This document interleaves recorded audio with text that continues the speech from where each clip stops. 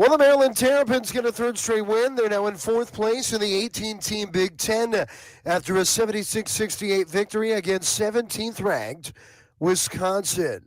Terrapins head coach Kevin Willard with Johnny Holiday postgame. And we were a little emotionally tired, Sure. The 5 days on the road and then coming back and getting ready to play this game. But the students were great. The crowd was great. And I think that that gave us an emotional lift in the second half. A victorious night in local college hoops. George Mason outlasts Loyola Chicago 58-53 in overtime. They now lead the Atlantic 10. GW's back to 500 in the league after a 75-66 win over Richmond. Virginia Tech holds FSU to 15 first-half points in a 76-66 Hokies win over Florida State. Virginia beats downtrodden Miami 82-71. American a sixth straight win, 75-68 at Lafayette. Navy routs Lehigh 79-54. The Wizards' losing streak swells to 15 in a 106-82 loss to the Toronto Raptors. Commanders quarterback coach Tavita Pritchard interviewed for the Jaguars offensive coordinator opening.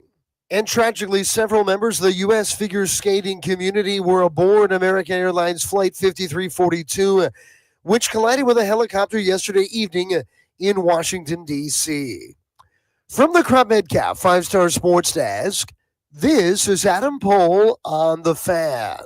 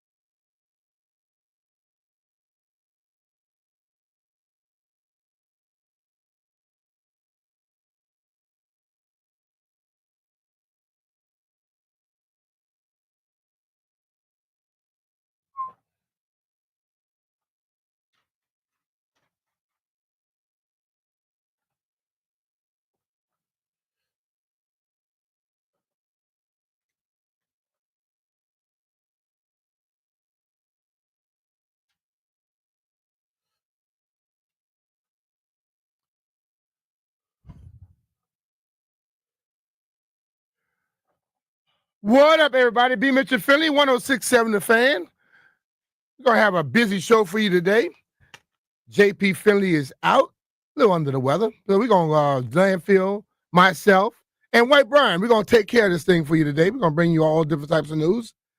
Today we have a busy show. Joe Beninati will be joining us at 11 o'clock. We're going to talk a little bit about the Caps and how well they've been playing, because Joe B will be able to tell us everything we need to know about the Caps. Barry Zaluga will be joining us and recap this Commanders football season, and also talk a little bit about what he expects coming from the off season. And I'm going to be asking you all, too, what you expect for the Commanders in this off season.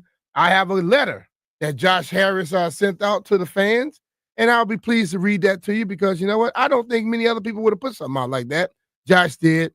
We have Bleep You Thursdays at 1 o'clock, and also our guy, Peter Rosenberg, will be joining us. Before we get started in the show today, I'm just going to address this, and we'll probably give you updates later on in the show as we get them ourselves. But we are a sports show, and we try our best to stick to sports on a regular basis, because that is what people come here for. But we are not inhuman, okay?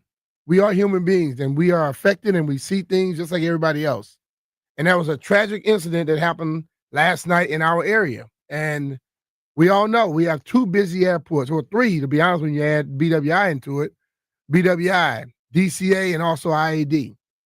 They're very, very busy international airports, and there are things coming in and out. And sometimes situations happen. If you start thinking about, I think it was 1982, the 14th Street Bridge, there was a major, major crash that was historical.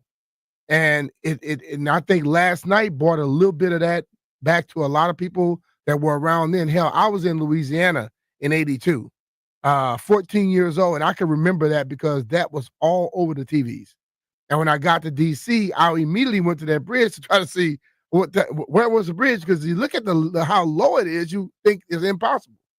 And then when you start talking about airlines and airplanes and helicopters and all of the the technical things that are in it, you think that something like this is basically impossible at this time. But last night we had a Black Hawk helicopter and CRJ. I can remember the exact number. A regional jet from American Airlines that was coming from Wichita, Kansas, and they collided, and no one is there. They don't expect any survivors. I think it was kind of a misnomer last night when they say, "Oh, they got 4 bodies and they're taking it by the airport." People thought there was someone that was living, but they are not expecting any survivors. I think they found 27 to 30 people at this point. There were 3 people in the helicopter and 64 people on the plane. And I just want to say, you know what? My condolences goes out to every family out there. And as I try to do on a regular basis, tell your people you love them, man. Make sure people understand that you have feelings for them, because look, this is tragic things happen in an instant. You don't know when something is going to go wrong. Just any little simple thing. So every day, make sure your people know that you love them, and get on your knees and pray that it wasn't one of your family members on the plane, but also ask God to help those people get through this tragic situation, because it was tough. It is tough. And I'm sure the people that were sitting in that airport waiting for their people to come, and then all of a sudden hear about a crash, that has to be one of the roughest days or things you can hear in your life. So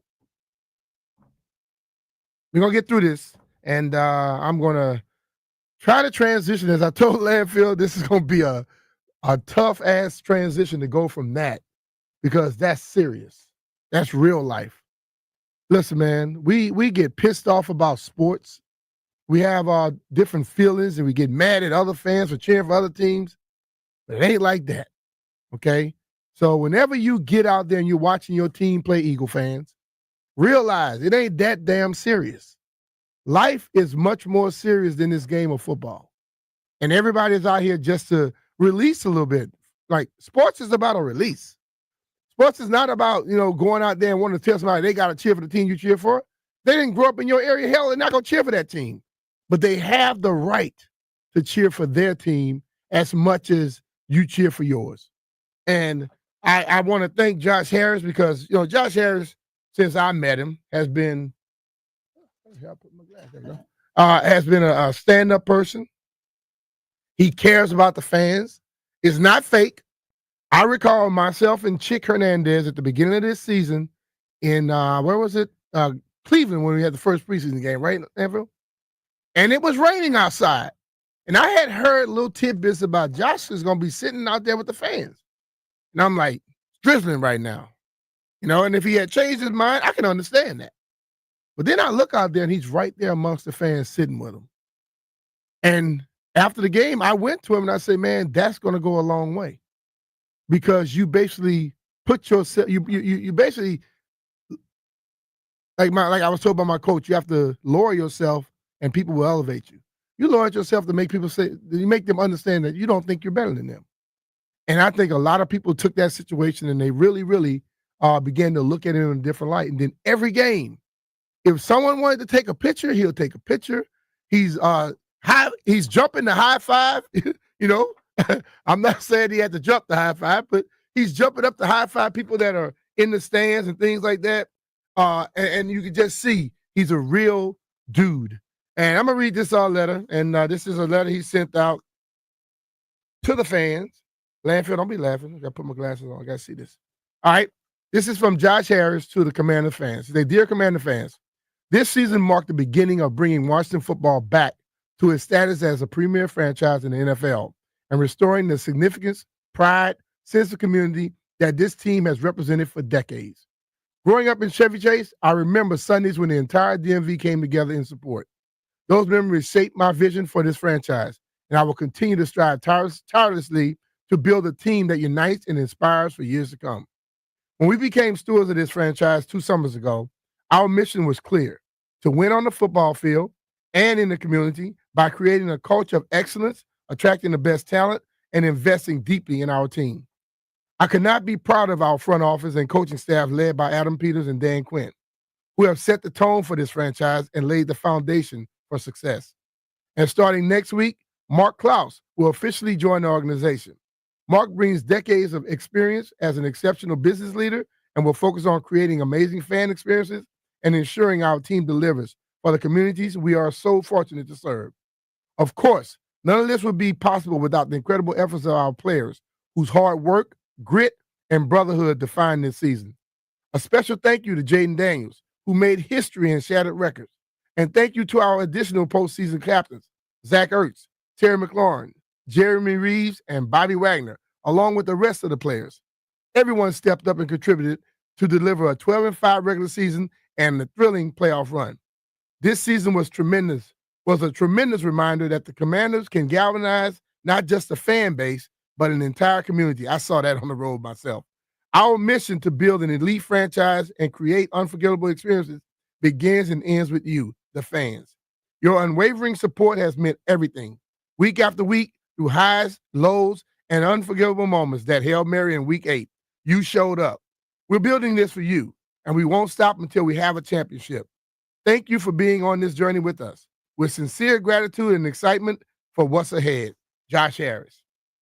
Listen, man, he probably didn't have to, but I think he felt obligated to, because when he talks about the support and how fans showed up, every week JP and I came back here, we talked about the fans on the road. I went to places this year where I did not expect to see a lot of fans, and I saw them. I have friends all over this country, and I began to hear people were starting to hit me from California, Vegas, all over this country where they have Commanders bars, okay? Like, we always see all these other bars in our location, in our locale, but as I began to talk to a lot of my friends, they're like, I'm going to go over here, because they wanted to see, because I was so excited about it, they wanted to find out, is there a place around this town we can go? And there was places, and two of them that they kept hitting me from, I have two people hit me from California and Vegas, huge following. And it woke up a lot of people around this country. And as I said many a time, there were a lot of people saying, well, I'm done, I'm not coming back. A lot of people have come back, don't want to admit it. But let's just remember, those players out there are fighting. And there are players on the team now that I see will bring a lot of people back, because Jaden Daniels' jersey is the #1 selling jersey out there. And to say that no fans are back and nobody is following the team, and hell, somebody's following it. Is it other team fans buying it? I doubt it. I believe this team and what Josh just stated, this is the beginning of what's to come. And I believe he have all the right people in place. You know, I've had conversation with Adam Peters. I've talked to Dan Quinn. I'm impressed. You know, I have been around a lot of coaches. I've been around a lot of GMs. I've been around a lot of players. And rarely do I talk to a front office person, coaches, and players from the same team that all of them think very much alike. It's not hard, but you got to put some time into it.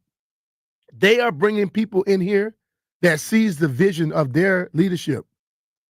Adam first, then Dan, and then all the veterans on this team, the leaders on this team. When you hear Terry McLaurin talk, and you hear Bobby Wagner talk, you hear Jaden, the young buck, talk, even Mikey Sarenstill, those guys are talking about you have to be a commander, you have to live the commander way. And we can say that, and I'm sure there are people in other cities that say it about their team, you know, the Eagles and the Chiefs and all that type of stuff. You know what it means? It means someone who comes in here who's going to work their ass off for the common goal of what this team is trying to get. It's going to mean the people that's going to sacrifice during the season to make sure they can get to where they can go. When the season started, I'm going to be honest, and I'm sure if everybody else is honest, probably 99.9% of the people will be saying what I'm saying. I didn't think that they could make it to the NFC Championship game. But as the season went on, they began to pull me that way, because I saw a togetherness, a brotherhood, and people willing to work and sacrifice to get where they had to go. And when you have everybody to a man doing that, that is possible. Because it doesn't come down to, like, people always talk about how talented a team is. If your team is talented, but they don't have a work ethic, if your team is talented and they don't have dedication, it ain't happening. So people try to knock Washington from the 87 Super Bowl, I think it was, when they made it to the Super Bowl. They won the championship and all that stuff. With they had a lot of scab players playing at first. They had a lot of teams. Dallas, they crossed the picket line. They had the majority of their damn team, all the talented guys. Washington had a bunch of scab players. But who they had leading them? Joe Gibbs. And I know that's a man that knows how to galvanize people. And he had all those guys believing in themselves, and they beat Dallas. And they positioned that team, and then when everybody came back across the picket line, they rolled in. What did they do? Won the championship. And people try to downplay that, but you know what? That may be one of the best jobs he's ever done. He went against guys that had their NFL players, and you had guys that were some of them, and this is no farce. Some guys came out of jail. Some guys had never made it to the NFL, but they got picked up when they had the scabs, and they beat the professional teams because they worked. They believed in themselves. They believed in each other, and they believed in the man that was leading them. I am a person where if you are going to be the person I'm going to follow, you have to make sure I know that you believe in me. So everything I do, I look at people ahead of me. I look at my dad. My dad was like, he was tough, but he also let you know how much he thought of you. And hell, whether he was blowing smoke or just talking, he got me to believe I could do any damn thing in the world. Told me at 10 years old, I'm a mentor, I could do anything. And I watched Dan Quinn when he talks about guys and how he go one-on-one with them and let them know that he believes in them. And then I watched the same person go the next week and ball the hell out. We need to have that type of thing. And I think what Dan has done, what Josh is doing now, what Adam has done, this is the beginning. And as he said, they do it for us. And we need to go out there and we need to help them out and cheer as much as we can and be as dedicated to the team as we can be. And it's going to work because I think we want a winner. And I believe we're going to get a winner. And I believe the guys on this football team, they are winners already. And then they're going to be even bigger winners because I understand you play. People think if you don't make the Super Bowl, you didn't have success. But when you start a season in Vegas, who's very good at their numbers, they say, we expect you to win 6.5 games. They blew past that in the first half of the season. Okay? And then they carried on and win 12. Then they win the playoffs and won 2 more. That is a successful season. And the way sports are set up is life, we always say if you're not winning, you're losing. No. Sometimes you can still, we always say you learn the most from failures than you do from success. Because when you're successful, you become complacent. You relax. When you fail, you're looking to learn a little bit more. You want to prove people wrong, so you start working a little harder. So I believe this football team were winners last year. They didn't get where they wanted to go, but they got a lot farther than everybody else thought they can get. Because when I talked to guys in that locker room, they felt they could do some things. And that's how it starts. But like Adam Peters stated, everybody at the end of the season go back to 0. We got one more game. We got a week and about 3 days left in this season. And then the Kansas City Chiefs, although they'll be Kansas City Chiefs or the Eagles, whoever wins it, they will go back to 0 because what they did prior is not going to dictate nothing about what's going to come up the next year or so. So we will figure it out. We'll see how things are going. But we're going to take a break here.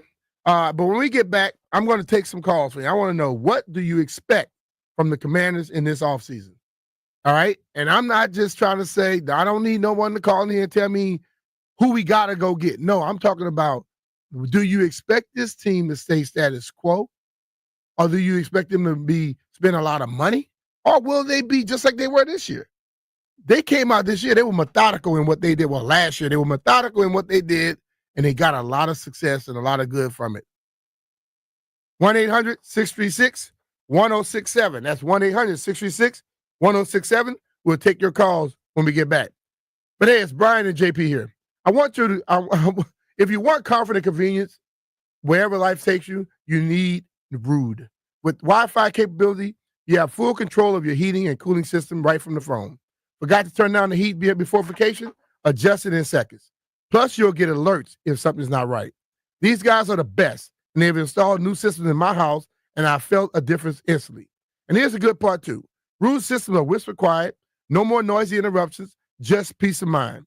Rude's variable speed compressor ensures precise temperature and humidity control, operating efficiently even in extreme conditions. It's comfort and performance, perfectly balanced. Listen, I got a lot of savings from it last year with my taxes, and you can qualify for federal tax credits now up to $2,000 on heat pumps through 2030 /federal/incentives to learn more. Rude, the most reliable heating and air conditioning products in the DMV. And remember, if it ain't rude, it ain't right.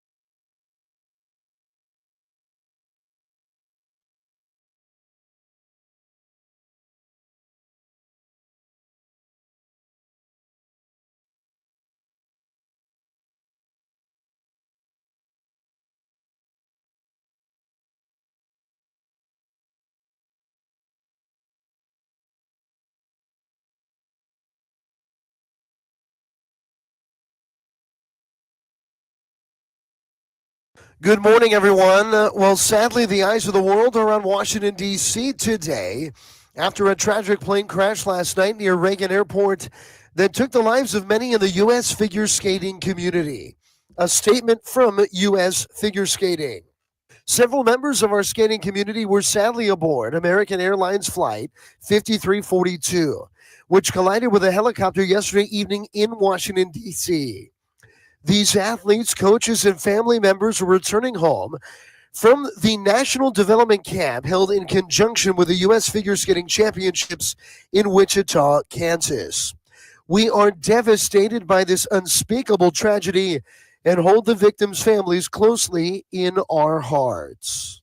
And sadly, on board were American coaches and former Russian world champions in 1994 in pairs figure skating, Evgenia Shishkova and Vadim Nomov. From the Crop Metcalf 5-Star Sports Desk, this is Adam Pohl on The Fan.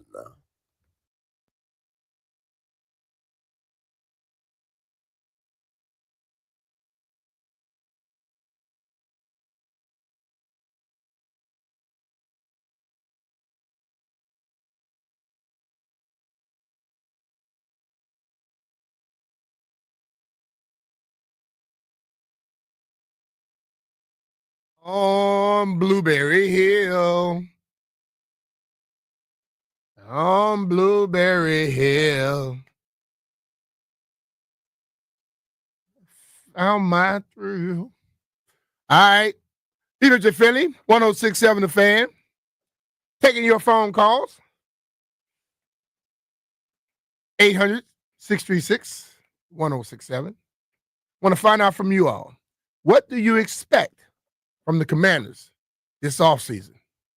All right. And I'm going to go all the way down to Texas and talk to my dude, who I know is a Commanders fan. Two-Pick. What's up, brother?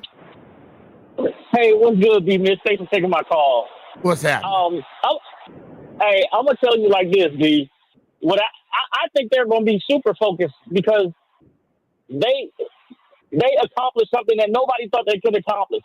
And I think that they're going to be focused next year. I expect them to bring veterans in that are team first, me second, but team first and everybody fighting in the same direction, rowing the boat the same way. No I before we.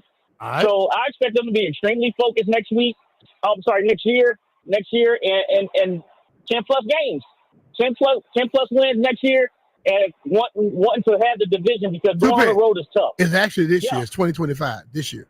Yeah, 2025. You know what I mean. All right, brother.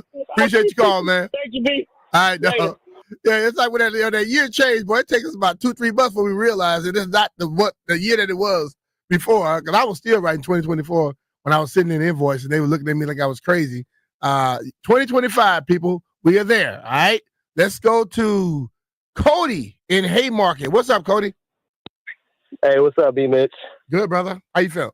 Hey, first time caller, so bear with me a little bit. The expectations for the Commanders, they set the bar higher than anybody really expected them to set. So I think what they got to do, they got to focus on winning the games that they can. They're going to have a tougher schedule this year, being second in the division. So it's going to be some tougher games on the regular season schedule, but the goal has got to be the same. It's got to be make the playoffs and then come back with some playoff wins. As far as the offseason moves, I think I trust Adam Peters. I trust the decisions that he's going to make. I think he's going to work the draft pretty good, bring in a few veteran guys, maybe a defensive edge, someone that can set the edge. But Philly really punched us in the mouth in the playoffs, and I think we got to counter that with some bullies in the trenches. All right, man. Appreciate it. The coaches like they say to get better, and I think that's right. You gotta match wit for wit. Whatever they have out there, what they did well, we got to find something to be able to stop them. And hey, somebody beat you in a physical way, you need to get more physical. And I agree with them on that. Let's go to Graysonville. Check out Russell. Russell, what's happening, man? Hey, top of the morning to you, B. Mitch. Same to you, bro. First and foremost, with heavy hearts because of the tragedy, yes, I'd like to lift up prayers to the family members and the loved ones. As you said, man, love those that are close and near and dear to you because our tomorrows are never promised. Yep. But on a sports note, obviously, being a Redskin fan through and through, Commander fan now, it's Commander, the expectations were low this year with what we called the rebuild, and Dan Quinn called a recalibration. Uh-huh. And until you know what's the problem, you can't fix it. And I think we got a good vision going forward from ownership down of some key pieces that they will address. And I expect, nothing shorter than what we, accomplished this year.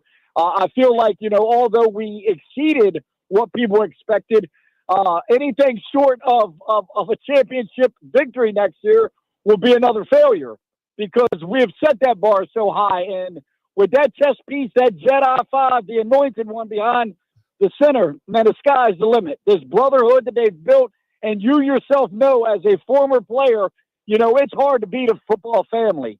And that's exactly what they've established in Washington, a family. You're going to play for the man next to you. You're going to bleed and die for the man next to you.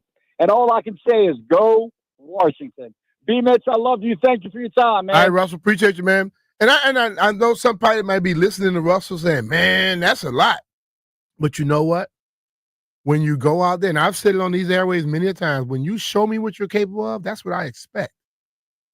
I guarantee you there are going to be a lot of people expecting NFC Championship to the least. And it may be something that's far-fetched because it's not, people don't do it that consistently, but I will say this. The Kansas City Chiefs got Pat Mahomes. Pat Mahomes has been in this league for 8 years. He's been a starter for 7. Now, how many AFC Championship games he's been in? How many, Lanfield, you know? Yes. Lanfield, in the radio medium, like JP would say, you need to talk through the mic. But he's been to 7 of them. And I understand people go, but let's be real. He's been to 7. He went to 5 Super Bowls. What are their expectations in Kansas City? To go to the damn Super Bowl and to win it. Our expectation now that our team showed us with not all the pieces they got to the NFC Championship game. What is wrong with that being an expectation? We didn't say you got to do it. It's an expectation, which means you're going to be working that damn hard to go get it. So I know what they did was spectacular, but I said that the goal line is going to move next year. People are going to expect more, which makes it a little tougher, which means they got to get even closer together. Let's go to Montgomery Village. Check out Rudy. Rudy, what's going on, brother? Hey, good morning, B. Mitch. How you doing? I just want to. My expectations is it's not. I mean, they hit such a high standard this past season that my expectations for next season is just pick up, have the same mentality of what Dan Quinn said at the beginning of the season. We're gonna have that commander kind of player. We're gonna have that player that just can build a brotherhood together. So I mean, from what I've seen this season, man, it's been a brotherhood. It's been, you can feel it with the fans. You can feel it with the team. It's a great environment. So I just say, keep on building off that environment, that team building. And we have the pieces, and Jaden Daniels is him, bro. All right. I love that guy. Appreciate you, man. Thank you. And basically what he's saying is be consistent. The same way that you've worked and you presented and you expected your players to be, when new guys come in here, expect that. So I listen, I liken this, and we're going to be talking to Joe Beninati later on. I watch Ovi for years work as hard and be probably the most fierce guy on ice. And you know what? The other guys couldn't complain. Then you drafted Jaden this year. He came in, and this dude wants to work. Mikey, second round draft, wants to work. Bobby, future Hall of Fame, wants to work. If you're consistent in bringing the same like-minded people around, and they begin to fall into what they say is the commander way, if you're consistent, you can go out there and win. You can get to those expectations. But if you start changing your way and being inconsistent, you won't. That's why when Joe was here for 10 years, they were in 4 Super Bowls. Okay? 1-3. So consistency is what I'm looking for. And I believe it will happen because they still, even Terry has been a worker since he's gotten here. They gave him his check, and guess what? He's still working. So I like the guys. Like Charlie Cassidy had asked me one day, man, why do you work so hard after you get a contract? I said, because I don't care about the one I got. I'm looking for the next one. And if they could get people like that with that mindset, you're going to win. Pat Mahomes is not the only damn quarterback who could go out there and be as successful. Pat's great. Pat had teammates had to follow suit. They have gotten rid of great players and still went back to the Super Bowl. 8 years, started for 7 AFC championship games. If you want big things, you got to expect big things and ask for them. Let's go to Charlestown and check out my guy, Russ. What's up, Russ? How you doing, man? What's up? How you doing, B-Mitch? Good morning, my brother. I will tell you, that word you used earlier in the show, methodical mindset. Mm-hmm. I'm telling you, it's a winning formula. I think it is. And I think that they do that methodical pick as far as players and pay the coaches this year and then go back and look at where we got beat there on the outside running and that kind of thing and shore that up and just get better, man. That methodical mindset, man. You can't beat it, B-Mitch. You're so right on that, bro. And so I'm hoping good things and prayers to all the crash victims today. Sorry to hear that. Remind me of the 14th Street Bridge tragedy. So, yeah. But anyway, dog, great show. I always listen to you, and you have a good day, bro. Appreciate you. Appreciate you, Russ. Thanks, man. Appreciate you too, bro. Later now. Go to my guy, Drew. Drew, what's going on with you, brother? How you doing? Hey, Ben, Mitch. Good. Thanks for having me on. And we're on our way south, so we're going to miss the show tomorrow. But thank you and all the guys in the fishbowl for a great year. You don't have to miss the show. We got the Odyssey app, dog. What you talking about? All right. we'll be listening. And by the way, you make the road trip good. We're listening now. Appreciate it. I expect that from the Harris group on down, they're going to do the same thing.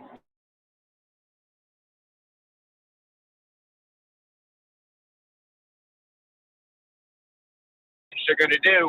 The thing I think that they're going to do next is a really solid postmortem on this year. I mean, they're going to be happy for what they did, but they're going to look and they're going to say, where do we need to improve?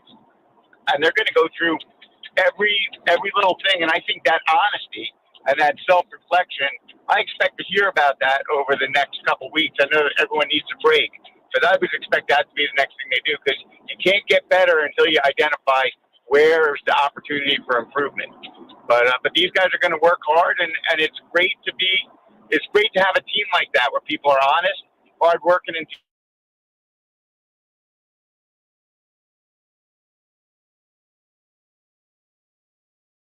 thank you guys for bringing it to us all year. All right, man. Appreciate you. Thank you, Drew. Okay, take care. I'm playing at the Super Bowl. Oh, I plan on it. I definitely plan on that. Well, let's take a break here. And but you don't think about it. Listen, what Drew is talking about, I think Dan Quinn calls it tell the truth Tuesday or Thursday, whatever it is. Tell the truth. And that is something you need to do.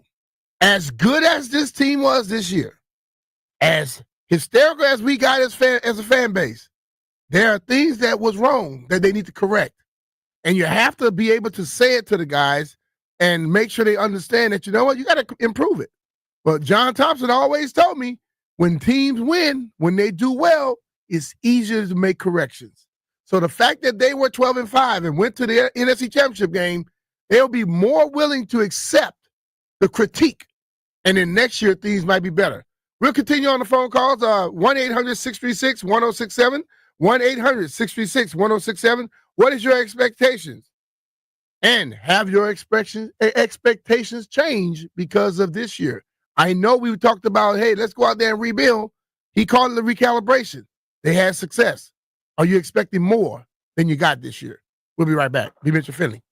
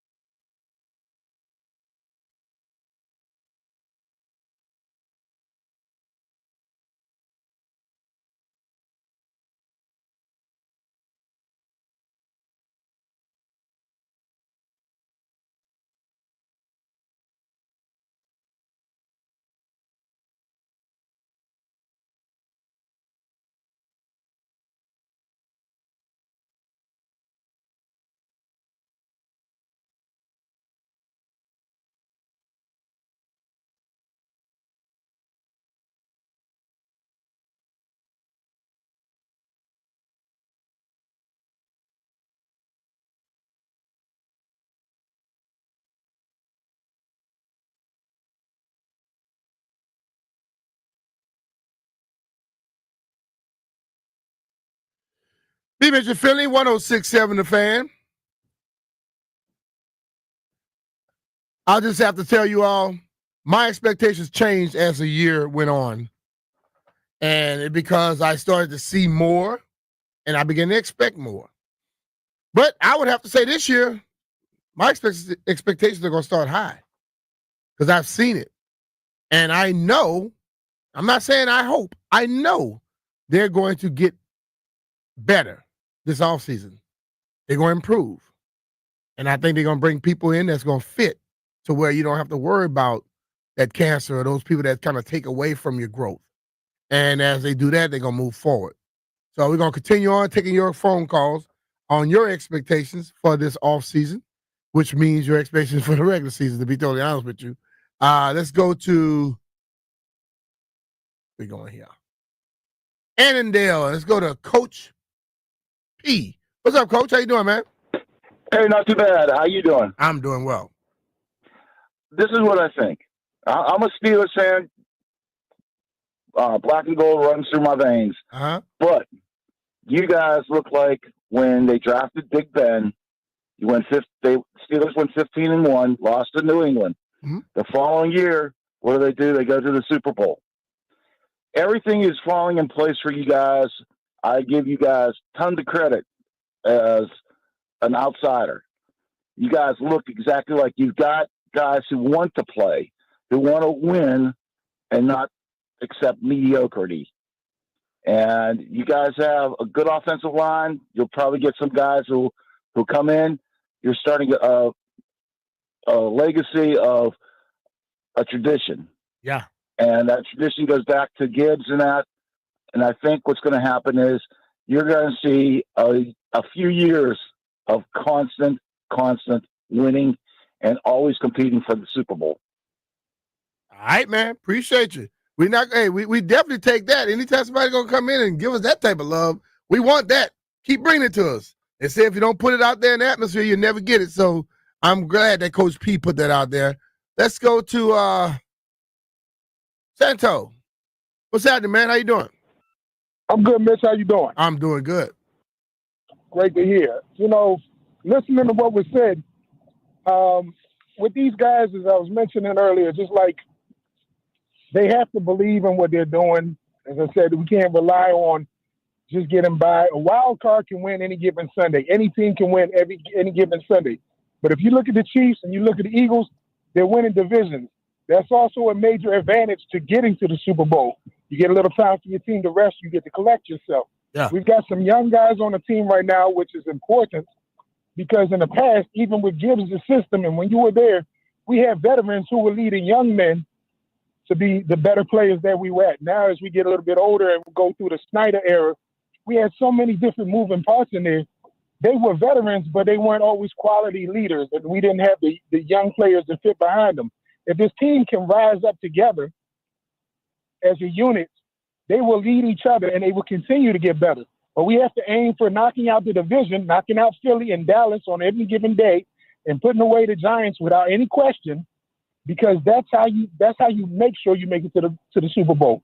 Not just the playoffs, not just the wild card, because anybody can make a wild card, and we had some luck this year, but we had a lot of skill, and I saw a lot of the development, the composure, and of course the one word that I've heard a lot with Jaden Daniels was poise. We were able to keep our poise and focus to drive. The team is hungry. They've got to come out firing all cylinders and know that we have to knock out our division, and I'm pretty sure we'll be able to take everybody else up. Detroit, they slept on us.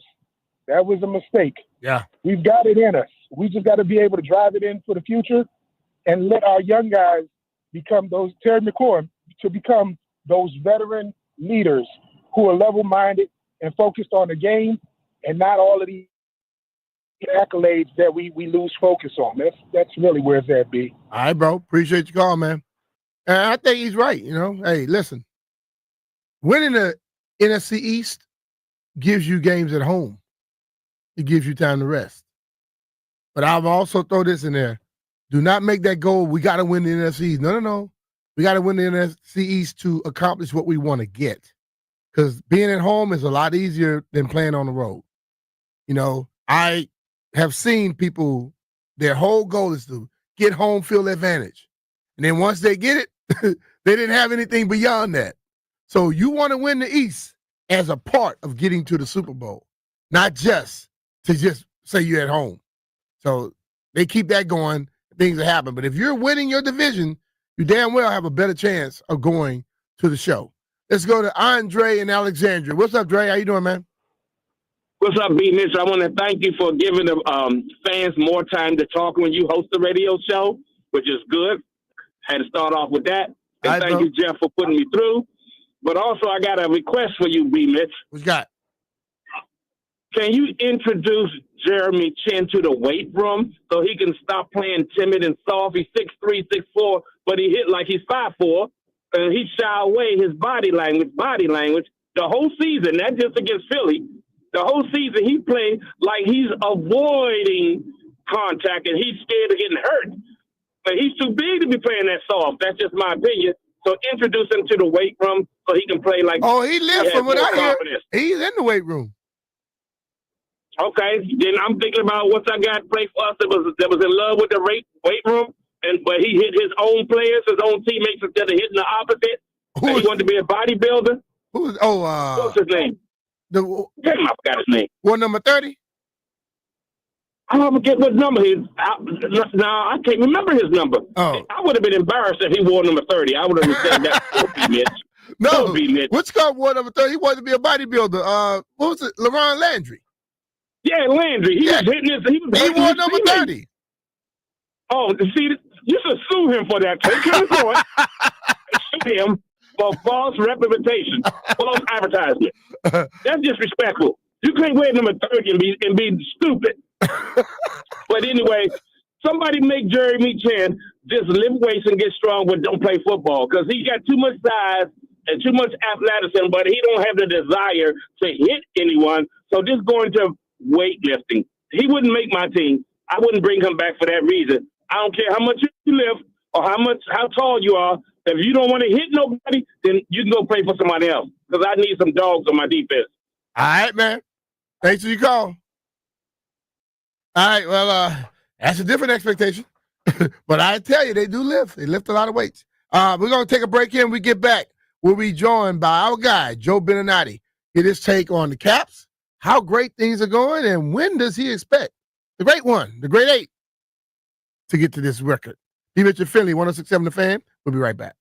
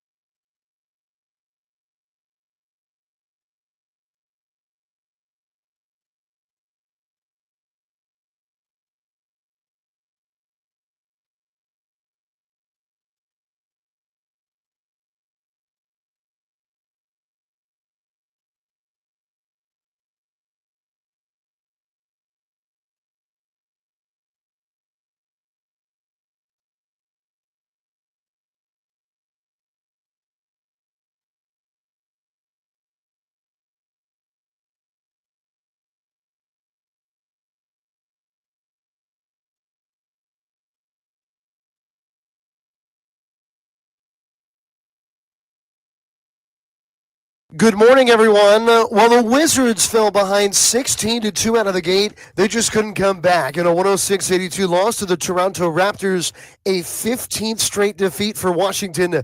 Wizards head coach Brian Keefe on the tough start. Starts we got to be better at for sure. That was the tail of this game. The start got us.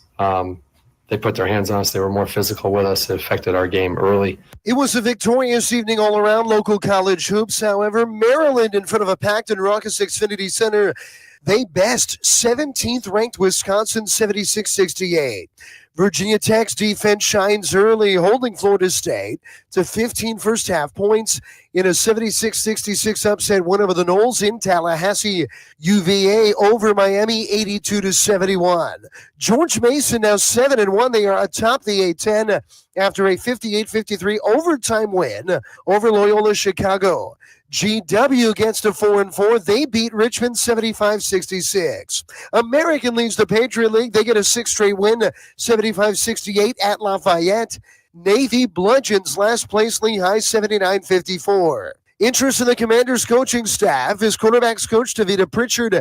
Interviews for the Jacksonville Jaguars offensive coordinator opening, and many members of the U.S. figure skating community were lost last night in the aviation disaster that occurred near Reagan National Airport here in Washington, D.C. From the Crop Metcalf 5-Star Sports Desk, this is Adam Pohl on The Fan.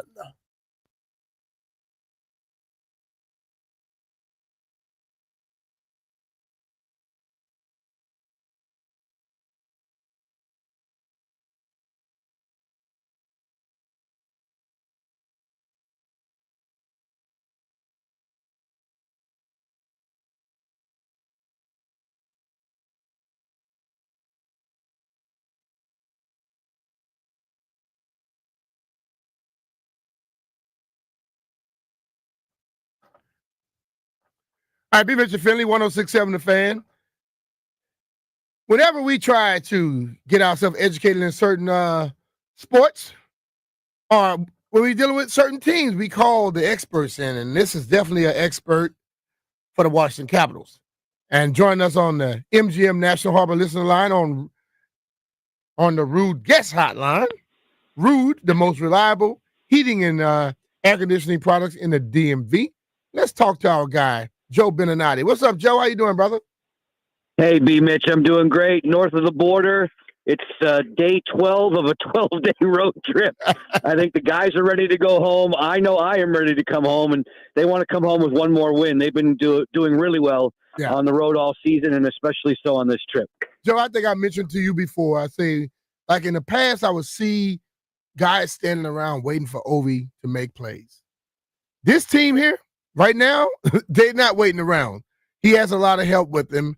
And when on nights when he's not getting his goals with it, people are trying to take him out of it, his guys are stepping up for him. How much is that making this team even better? No, it's absolutely the right point, Brian. The team has greater depth this season. They just do. Sure, they always know that they can count on number 8 when the chips are down to provide goals. But this team has a collective group of offensive players that in the first 2 months of the season, they were downright frightening, B. Mitch. They were scoring goals at an alarming rate. That goal scoring number has come down a bit in the last 6 weeks, but to their betterment, they've played the league's best defense. All of a sudden now they're on top of the league in terms of goals against average, and as a result, they're right there with Winnipeg for the number 1 record in all the NHL. The depth of talent on this team is really good, and every coach, every scout, we're in Ottawa today, the first thing they talk about is Washington's size across the board, big, physical, heavy team, and the depth at which they can produce points. And those are good things, good attributes to have. Joe, just like the Commanders, where they are farther ahead than people thought. And at one point, it looked like the Caps were like getting to a point where they had their nucleus, but a lot of those guys started to get hurt and they were out. And they were going to have to rebuild. Are they farther along now than what you expected? Yeah, the interesting thing is they've never really used that word. They've never said rebuild. I think recalibrate. Brian, sure, all the substitutes, right? Mitch? But yeah, Brian McClellan used an expression in the off season before he handed the reins off to Chris Patrick as general manager, that they were going to try and thread the needle, Brian. It was threading the needle between putting a new lineup together, retooling, what have you, but also remaining consistent and remaining competitive. They didn't want to see Alex Ovechkin chase Wayne Gretzky's all-time goal-scoring record on a team that was way down in the dumps on a rebuild. As a result, they brought in 7 people in the offseason. They got younger. Their tempo of play is faster. They have threaded the needle perfectly to the point where now you're approaching the month of February and you're very much in consideration for President's Trophy for the best record in the NHL. You've been leading the Metro almost cover to cover. It's been wonderful to watch them work, and I think deservedly so. The coaching staff gets a great deal of the credit. Spencer Carberry has been fantastic. He and his staff have done a brilliant job of molding this team, which seemed to click right from the jump. How often do you see something like that? Normally, when a team is at this point and they try to get younger, things don't work out as easy. So this is a rarity, right? You mentioned it, Brian, though. You used the word core. There is and still is a tremendous core of players here from the championship winning days of 2018. Yeah, those numbers are dwindling, but those guys, the players I'm talking about specifically, Ovechkin, Carlson, Wilson, those guys still are very, very impactful inside that dressing room. And TJ Oshie, Nick Backstrom, who are no longer playing with the team, who are on injured reserve, are also here. And on a day-to-day basis, they're just a phone call away or just a meeting room away from giving their impact and their input. And this team, I think, as it was constructed, was built to gel as fast as possible. And that's what they've done. There's been no mention of getting on the same page. They've been together as a unit from training camp and all throughout it. There's been no lull. That's the thing that scares me, is that they haven't had the 3 or 4 game lull. There's no team that's been better after a loss this season. They're scary after they don't let one loss beat them twice. That's what they've been doing throughout. And I hope that they can continue that over the remaining, 32 games of the season, 31 games of the season. Logan Thompson, they extended him? Deservedly so, B. Mitch, and handsomely so. And I think, if Logan got to the open market in the summertime, if he got to July 1 as a free agent, he probably would have brought in even more dollars than what he's coming in at. I believe it was 35.1 over 6 years. Obviously, this is an organization that meant a lot to Logan. It gave him an opportunity in a development camp a long, long time ago. He became an all-star out west with the Vegas Golden Knights.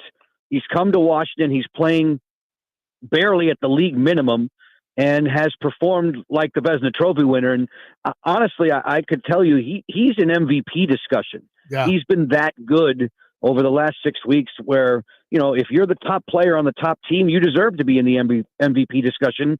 And I know players like McDavid and Draisaitl and McKinnon are always going to be in consideration for that award. They're the front runners, but Logan Thompson will deserve attention if he continues to play at this level. His win-loss record is freaky. I mean, he's 23-2-3. That just doesn't happen very often. Yeah, basically, when he's in net, you're winning for the most part. Pretty like 90%, something like that. So he's won his last 11 starts. He won't go tonight. Charlie Lindgren will play tonight, from what I understand. But Logan's won his last 11 starts, and that next start could be the big head-to-head matchup this Saturday with Winnipeg when the team gets home. As we look at the game tonight, they're playing against Ottawa Senators. What can we expect from this game? What are you looking for?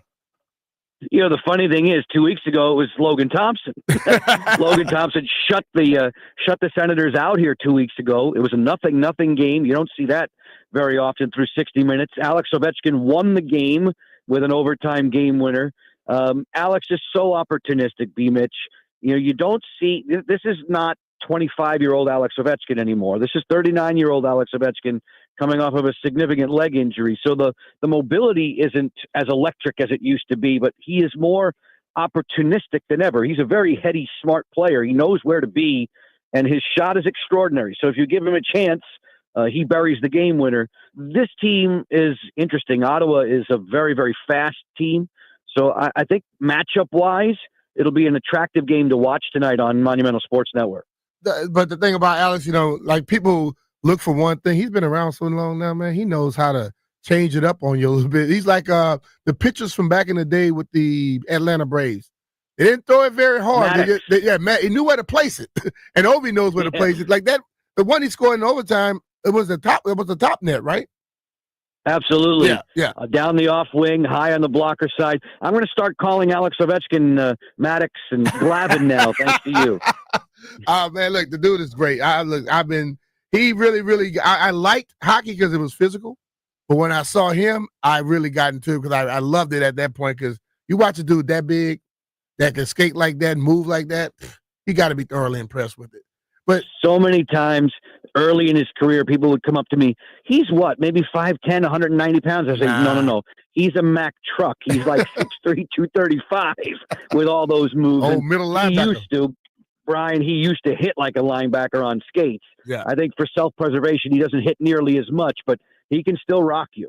Oh, yeah, he can definitely do that. So, Joe, we all expect Alex to break this record, and I'm thinking it's going to be this season, to be honest with you. As you look at it and you look at how he's been doing, and, he could go on these spurts now, and I think another spurt or two are coming. When do you have like the expectation or a time when you think this could possibly happen? Because I know those tickets going to be high as hell. Yeah, I don't want to go.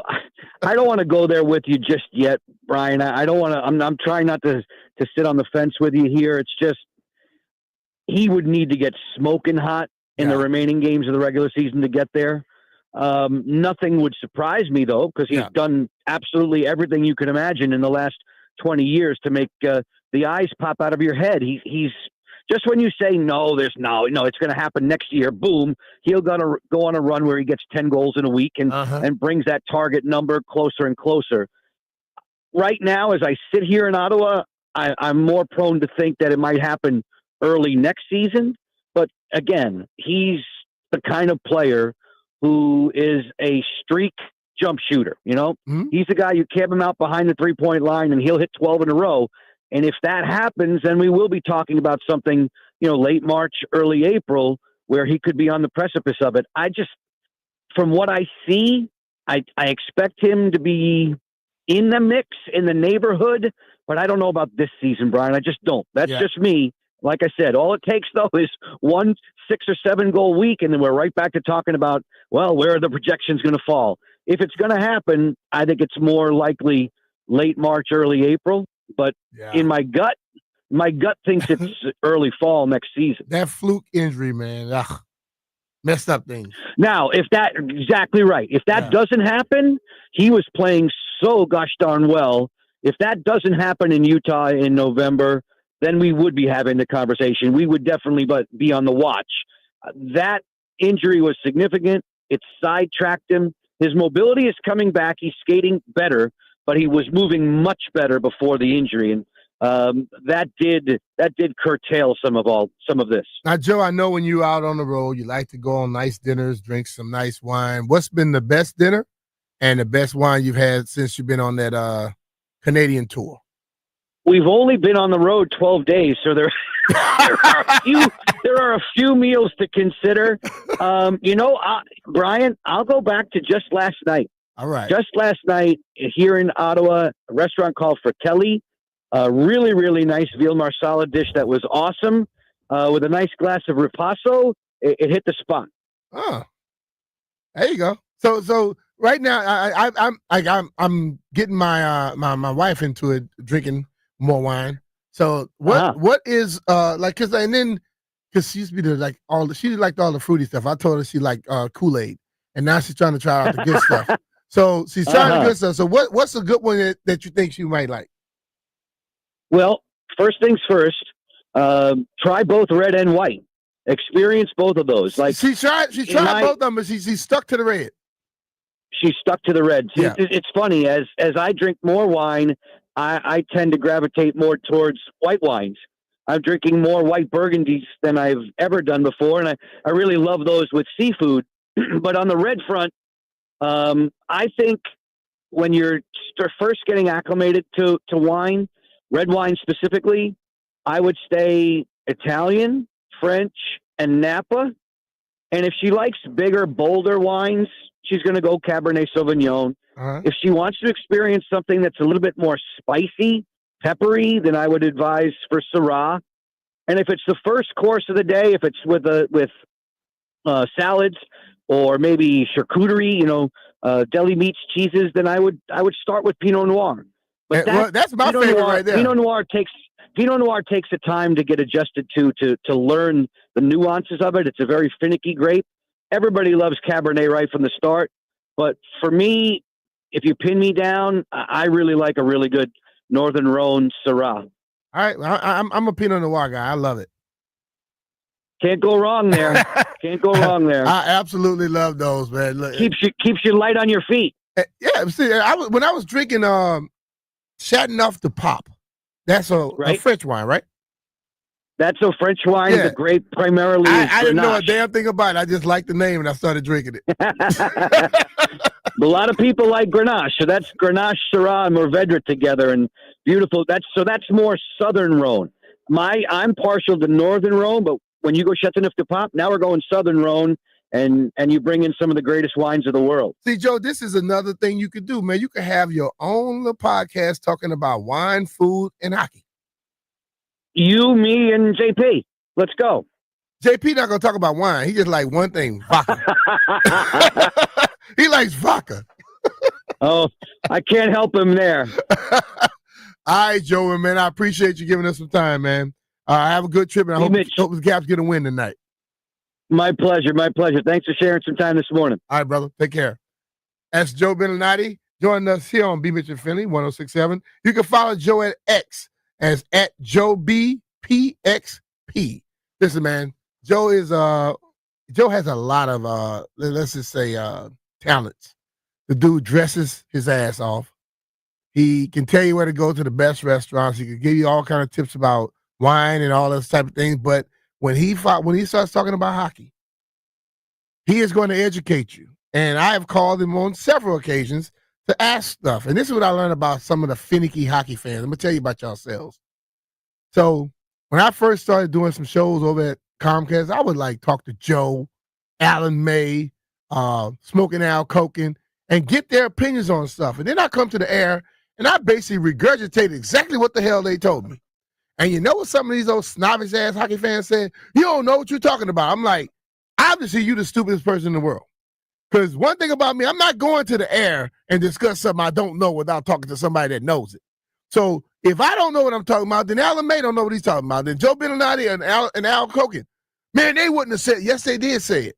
And then all of a sudden now they have to back off because what it is, hockey fans, like, they want to tell you what you can like. I like physicality. I've always loved it. And then as I began to learn hockey, I learned that it's not just about the physicality. It's about the grace, how smooth people can be. And I pick it up and I like it.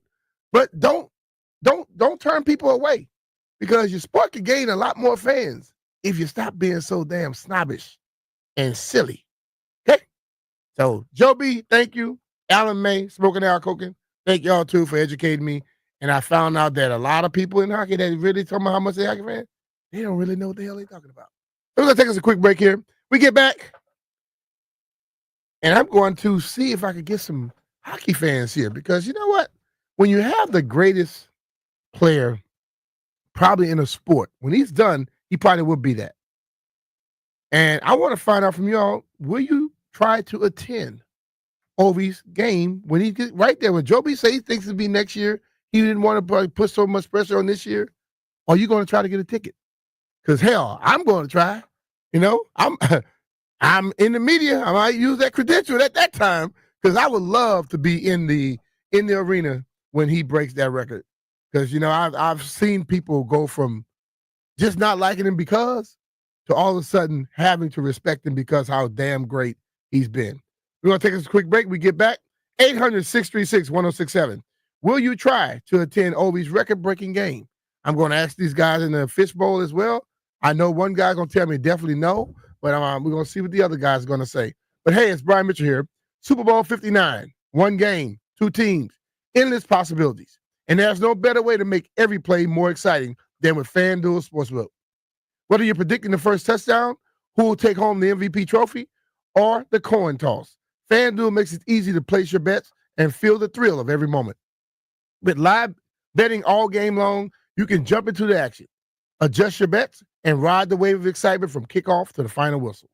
Plus, to make the Super Bowl even sweeter, new customers can score $200 when you make your first bet. Just place a $5 bet, and if you win, you'll get $200 in bonus bets. Download the app or head to fanduel.com/Brian and bet with FanDuel, official partner of Super Bowl 59. FanDuel Sportsbook is the official partner of 106.7 The Fan. You have to be 21 years old and present in Virginia. First online real money wager only. $5 first deposit required. Bonus issued as a non-withdrawable bonus bet, which expires 7 days after receipt. Restrictions apply. See terms at sportsbook.fanduel.com. Gambling problem? Call 1-800-GAMBLER.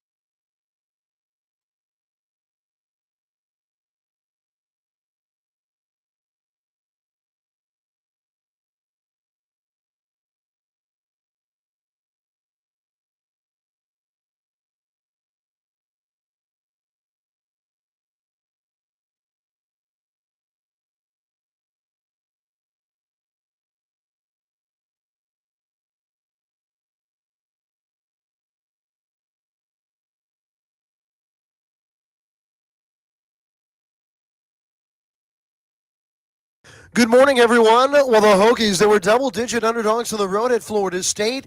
Virginia Tech, though, stifles the Noles, holding FSU to 15 first-half points in a 76-66 road win.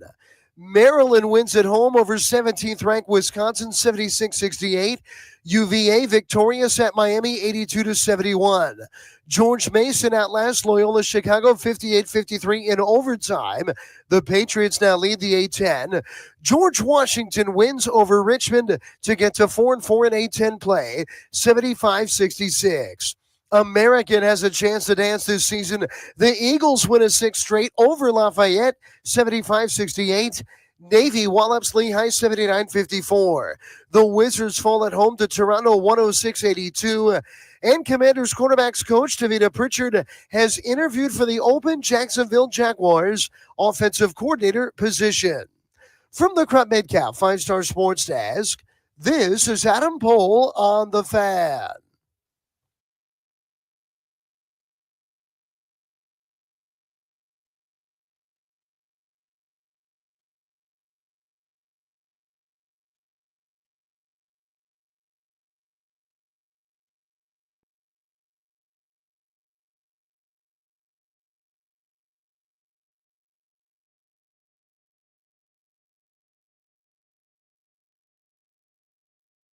That's going to be sublime. All right, welcome back. Be Mr. Philly, 106.7 The Fan. Take your phone calls at the MGM National Harbor listener line, 800-636-1067. And we're taking your calls. Find out, are you going to try to attend Ovi's record-breaking game? A lot of people hope it can happen this year. Since the team is so damn good this year, I hope it can happen this year and they can go win the championship. I think it'd be the best of both worlds right there. Joe B thinks it may go into next year because of that injury. It kind of set him back just a little bit, but we can see it. But let's go to the phone lines and find out, are people going to try to go? Start off in Savannah Park with my guy, Carlos. What's up, Carlos? How you doing, brother? Hey, what's up, man? Good. Listen, I put everything on credit, man. I am credit, Afterpay apps, Affirm, because I know damn well those tickets are going to be so expensive. And what was crazy is you really have to calculate it, because if you go to the game, you spend all that money, he might not even score that game. But I'm a big Ovi fan, man. I'm talking to my girlfriend about it too. It's like we really have to calculate it. I have all these Ovi jerseys, and it's just like growing up knowing that the DMV had a GOAT. Like say what you want about it. Like Ovechkin is considered and will go down as one of the all-time greats. And before I end this phone call, are you doing Bleep You Thursday today? Yeah. Bet. Well, guess what? Starting early, a big bleep you to all the Canadians who are mad at Ovechkin for being on a hot streak. So what if it's an empty netter? So what if it's a goal that looks easy? Guess what? He's scoring goals. He's going to break your great Canadian leaders record, and you're going to like it. And a Russian-born player is going to be on the top of the charts. Just leave it at that. Thanks for taking my call, B. I appreciate you. You know, it's kind of like I felt like when we would go play Philadelphia back in the day, and guys would complain about, oh, man, we got to play on that rough turf. And as a young dude, I always had a mindset, are they playing on the turf? They're like, yeah. Well, what the hell are you complaining about? So for me, Gretzky had open netters, did he not? It was easier to score back in the day, too, than it is today, because the nets are, like, smaller, and the people wear, the damn goalies wear so much damn gear, it's ridiculous. So it's harder to do it today. So why complain about something that your guy benefited from, too? It makes no sense to me whatsoever. But let's go to Alex in Atlanta. What's up, Alex? How you doing, man? Hey, B-Mitch. How you doing, man? Cool, bro. Hey, so I moved down here during COVID, but before that, I was a 20-plus year season ticket holder for the Caps, and I'm going to do whatever it takes to go see. When he gets close, I'm going to try to buy tickets to go see it. Like the last caller said, they're going to be expensive, but it's a lifetime experience. Let me give you a question, though. Yeah. How much do you expect the ticket to be? I expect them to probably be $1,000. $1,000? I don't. Yeah, $1,000 probably. That's gonna be where is that? Where you gonna be sitting with that? You pay for that $1,000 ticket though. I mean, $1,000 are probably. I mean, if it's in Columbus, $1,000 probably gets you a good seat because that's where they're saying he might break it. But if they're if it's in Madison Square Garden, I bet you it's double that, and I bet you it's up high.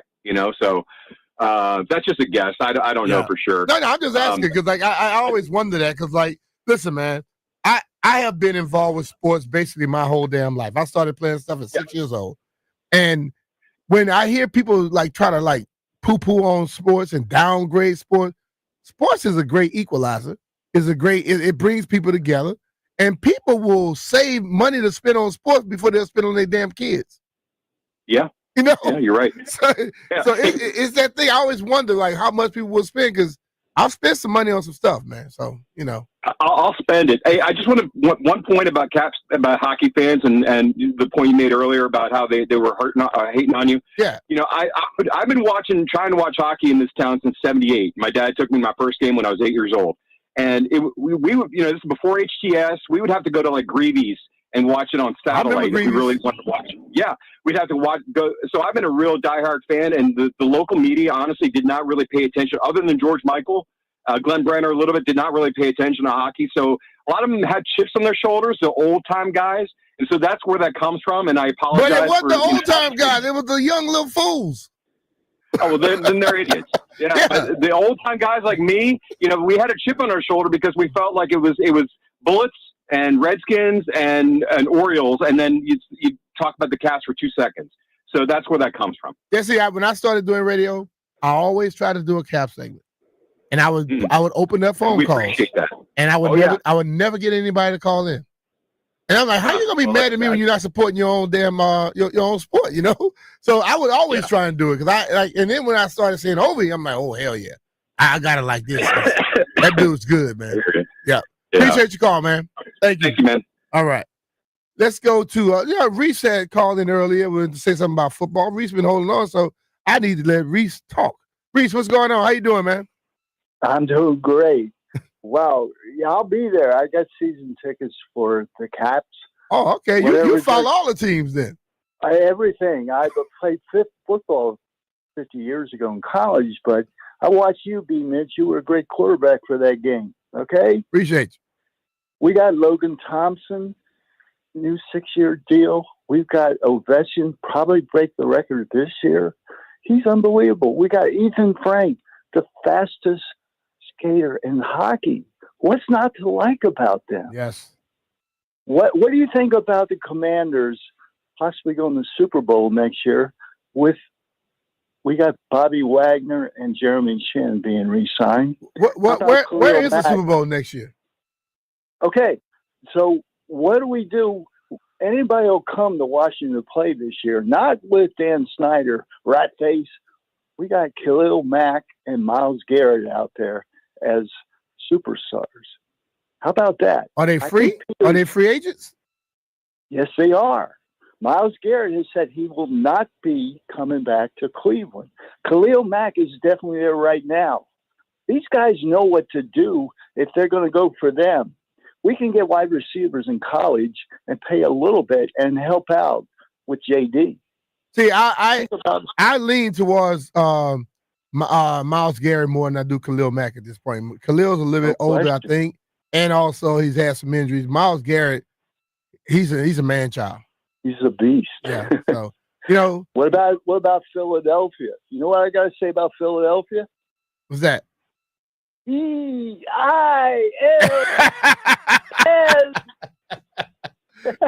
Yeah, she spelled that thing wrong though, man. Appreciate your call. Thank you.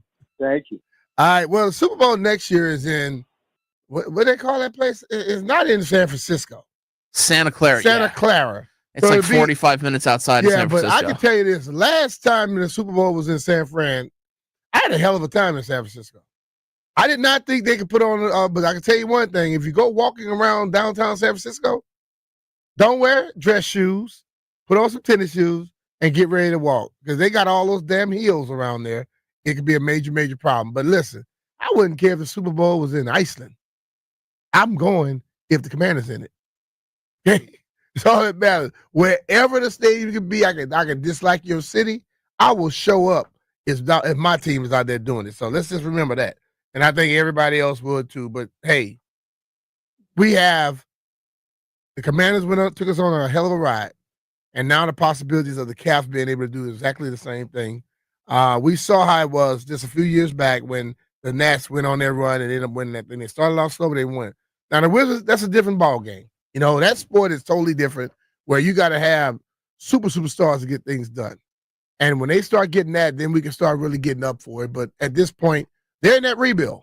And when basketball rebuilds, they rebuild because our team would go out there and score 120. And I'll be happy. Then I look and I see the other team score 150.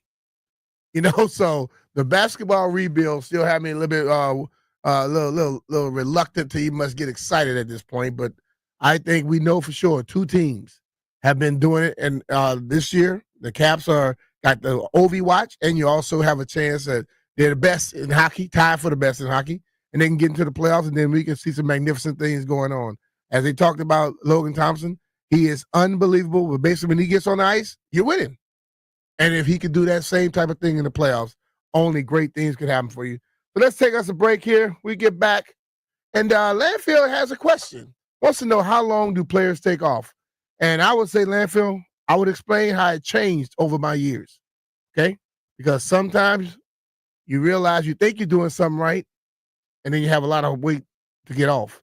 And then the other time you figure out, you start watching the older dudes, and they do a little different thing, and they help you out. You try to maintain. So, be Mitchell Finley, 106.7 The Fan. When we get back, we'll discuss how long do players take off.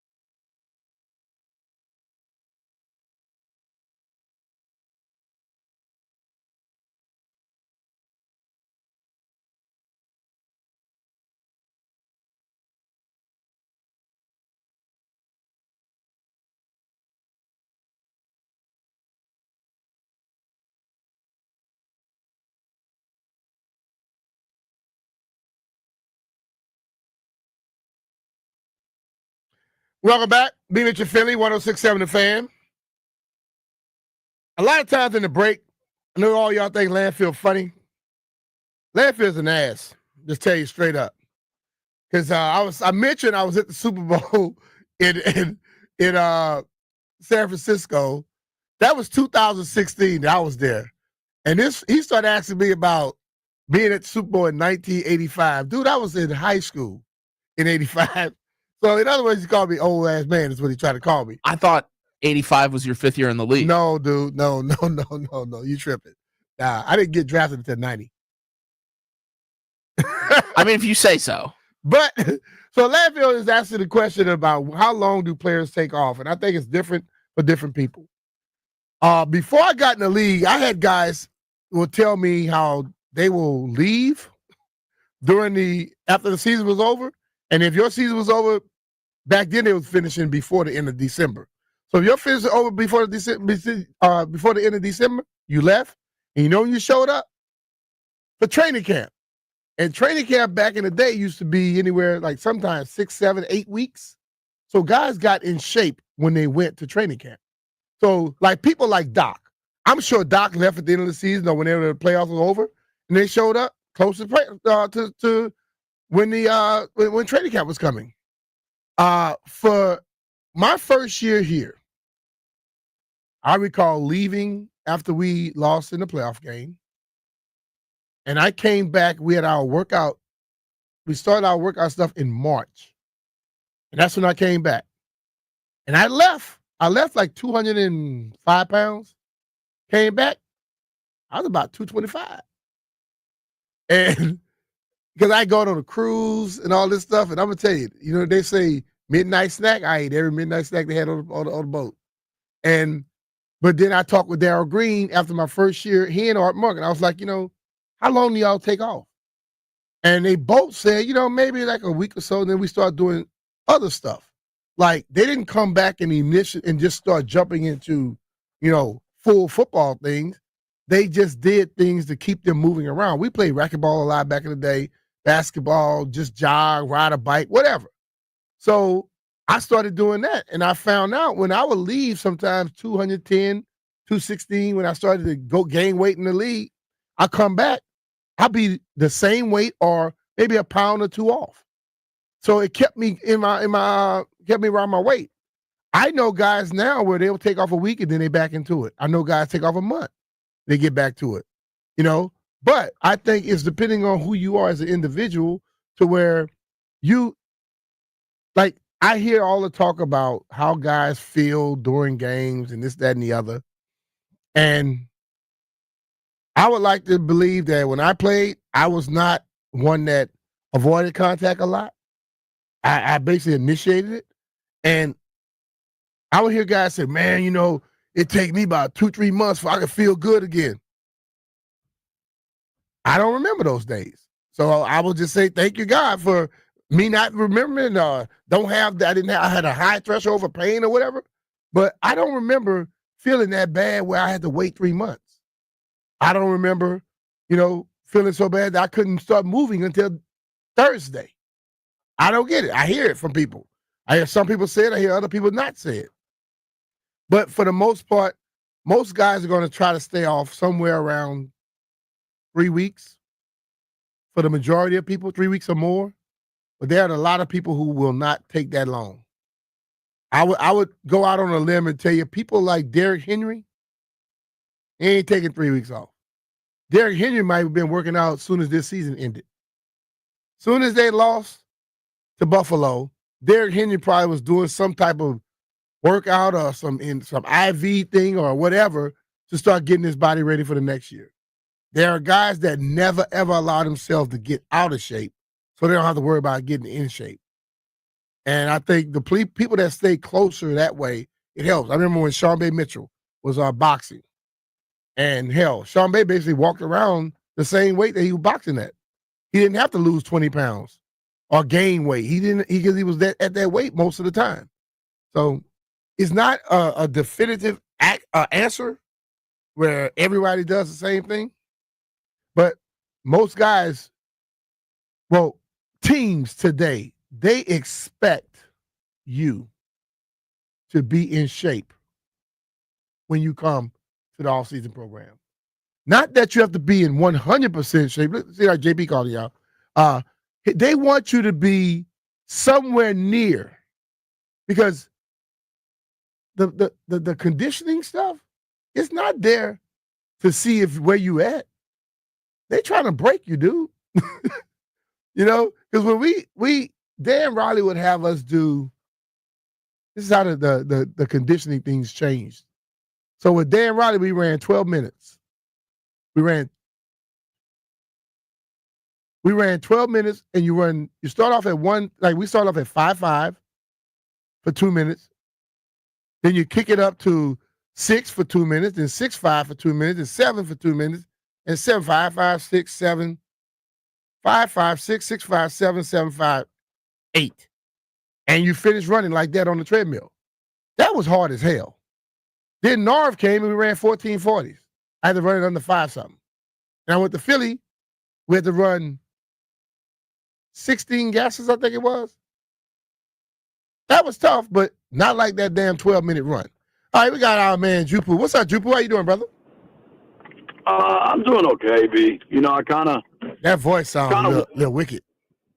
Yeah, I was wondering about being a wimp, and then I figured I need to go to the doc before we go to New Orleans, because I can't, you can't go to New Orleans unless you're 100%.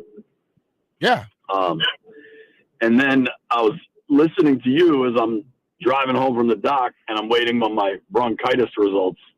And you're saying that you could play football all year and then not really need any time off, and you were ready to play again.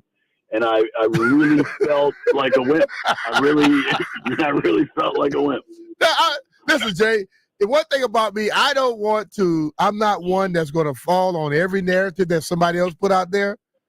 I'm being honest with you. I don't remember those days. And my friends will tell you, when we had we had certain things, even in high school, in college, we had to go do conditioning on Sunday. And they made it, basically what they made us do was aerobics. And men not very good at aerobics. And I'll be running around, they're like, dog, what the hell is wrong with you? I don't know. I just kept moving. And I just, now, we go out, we come in, wake up the next morning, I'm out, I'm gone. Yeah. I don't remember those days. And hey, either I'm crazy or something. I don't get it. Yeah, I think you're definitely crazy. But I would add, was it Derek Thomas at Bama that was the hardest hit you ever took? Yeah. I think. And that next day, I was in aerobics. Your Derek Thomas is my bronchitis, so we'll see what happens tomorrow. Hey, man. Hey, you just take care of yourself. Get right. We don't want everybody in the building sick because of you. That's why. So you stay home. We respect what you did. We respect it. Yeah. I feel like you said something to me yesterday that I was like, damn, maybe I am not. Like, I was coughing a little, but I was kind of able to hold it to the breaks. Uh-huh. And you were like, Jay, you better not be sick going to New Orleans. And that just kind of stuck with me. And then I had just like a miserable night and woke up feeling awful. And I was like, all right, B's right. Like, I better not go to New Orleans feeling sick. Yeah, because that'd be a problem, dog. But let's help you out a little bit, okay? All right, man. Get you some any bourbon, probably. Get you a Woodford, a shot. Oh, get 2 shots. Get you a cup of water, 8 ounces, 2 peppermints. Take a lemon, squeeze half of the juice in, and drop the pills in as well. 2 tablespoons of honey. Boil that and drink it warm. Put on a sweatsuit. Like a sweatshirt or whatever. Go lay down. You're gonna get a lot of the stuff out of you. Believe me. I might do that this afternoon. I got to pick up these meds, and that might be. What do you? Is that a hot toddy? What do you call that? It's a B Mitch hot toddy. We going 2 shots. We're not doing 1. It's a hot B Mitch. Yeah, I like it. It'll get it out of you though, dog. Seriously. That's what I'm hoping. I will. I'll text you how it goes. All right, man. Take care of yourself, brother. All right. See you guys. That's our guy, JP. See, look, trying to even work injured, trying to call in. But you know what? We're going to take a break here, and we're going to talk to our guy, Barry Zvaluga. You can follow Barry on X at Barry Zvaluga. That's SVRLUGA. Be Mitchell Philly, 106.7 The Fan. We'll be right back.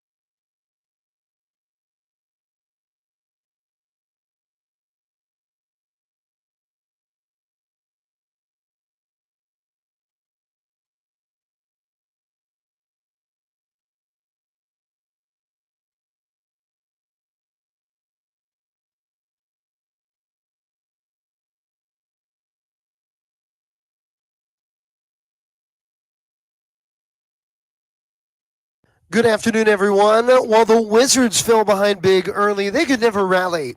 In a 106-82 home loss to the Toronto Raptors last night, Washington's losing streak swelling to 15. And tonight, it's LeBron James and the LA Lakers who are coming to town.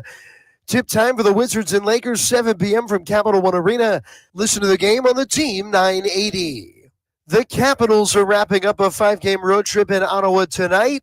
Washington is currently 3-1 on this trip. They are in the Canadian capital this evening at 7 and then return home for a meeting of the two top teams in the NHL when the Winnipeg Jets visit D.C. Now, that game is Saturday at 7. You can listen to both games right here on The Fan. Commanders quarterbacks coach Tavita Pritchard is being interviewed for the Jacksonville Jaguars offensive coordinator opening. Now, tonight in local college hoops, UMBC welcomes Bryant at 7. JMU will host Coastal Carolina, also a 7 o'clock tip. And tragically, members of the U.S. figure skating community were lost in the plane crash that occurred last night around 9 p.m. in Washington, D.C., near Reagan National Airport. From the Crump Metcalf 5-Star Sports Desk, this is Adam Pohl on The Fan.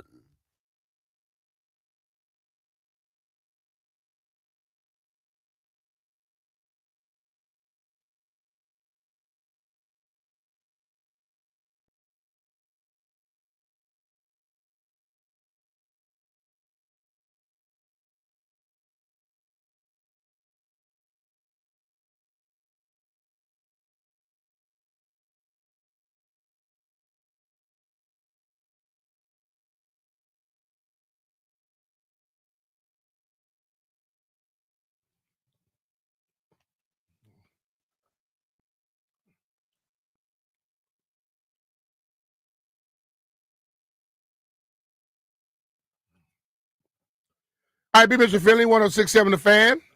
And join us now on the Rude Guest Hotline. Rude, the most reliable heating and air conditioning products in the DMV, is our friend Barry Zaluga. Barry, you can follow him on X at Barry Zaluga, SVRLUGA.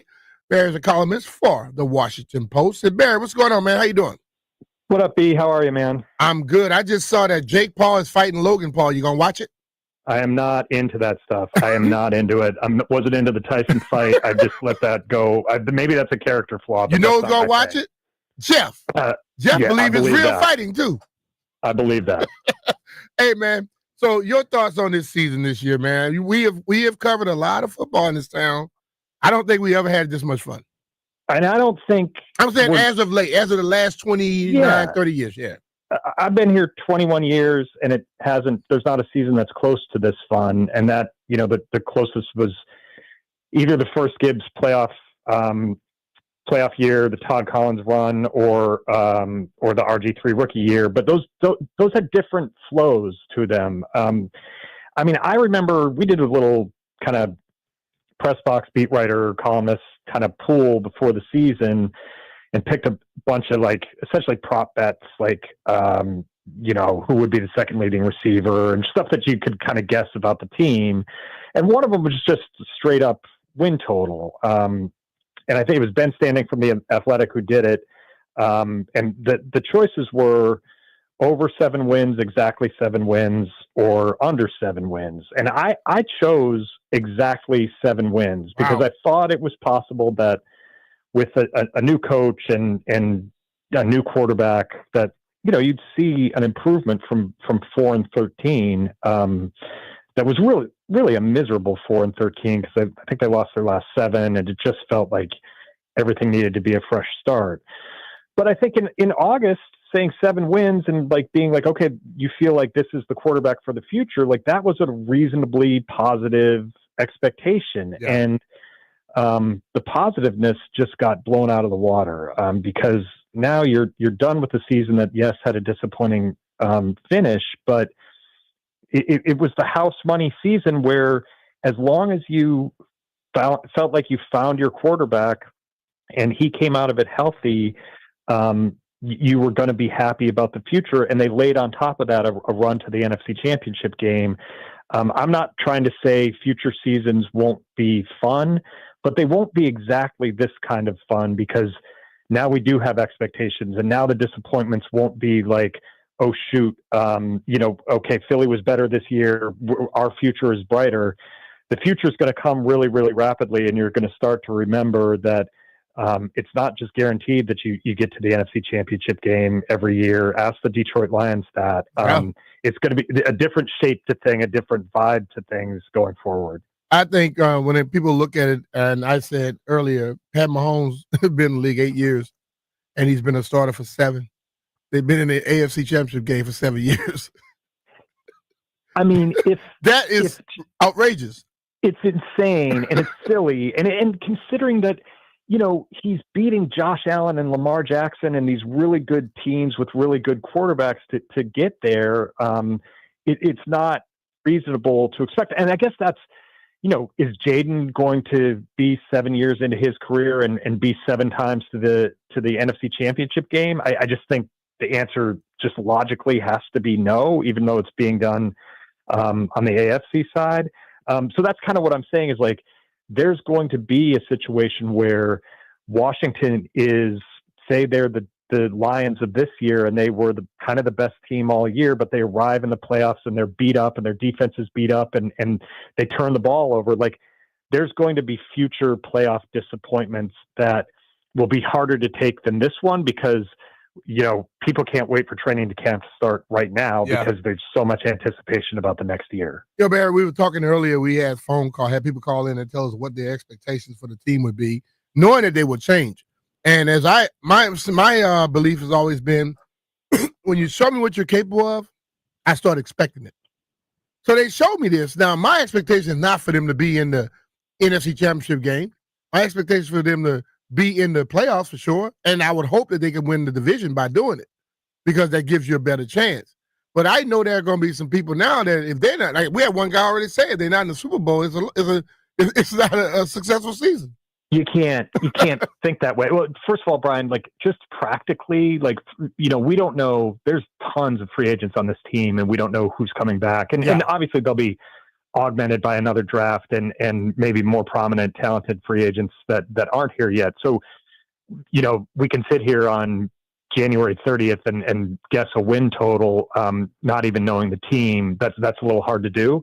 But one thing I would say is right now on January 30th that the schedule from 2024 isn't the schedule from 2025. They had a last place schedule.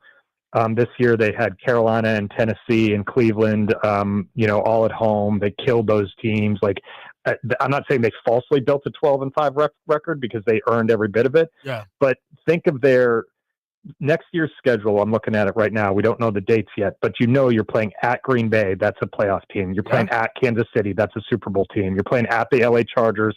That's a playoff team. You're playing at the Vikings. That's a playoff team. You're hosting the Lions. That was the best team in the league during the regular season. You're hosting the Broncos.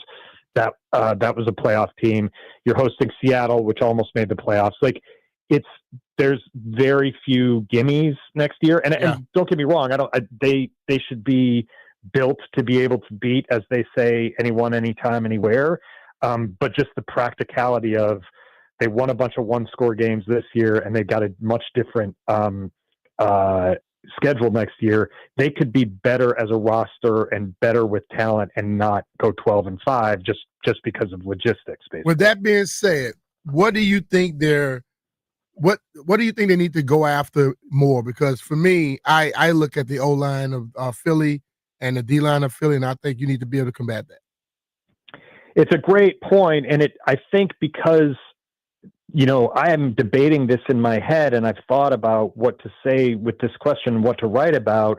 Like the fact that I'm debating it shows that despite the unbelievable success of the season, that the team really has multiple needs that are very, very important. I mean, you're not wrong.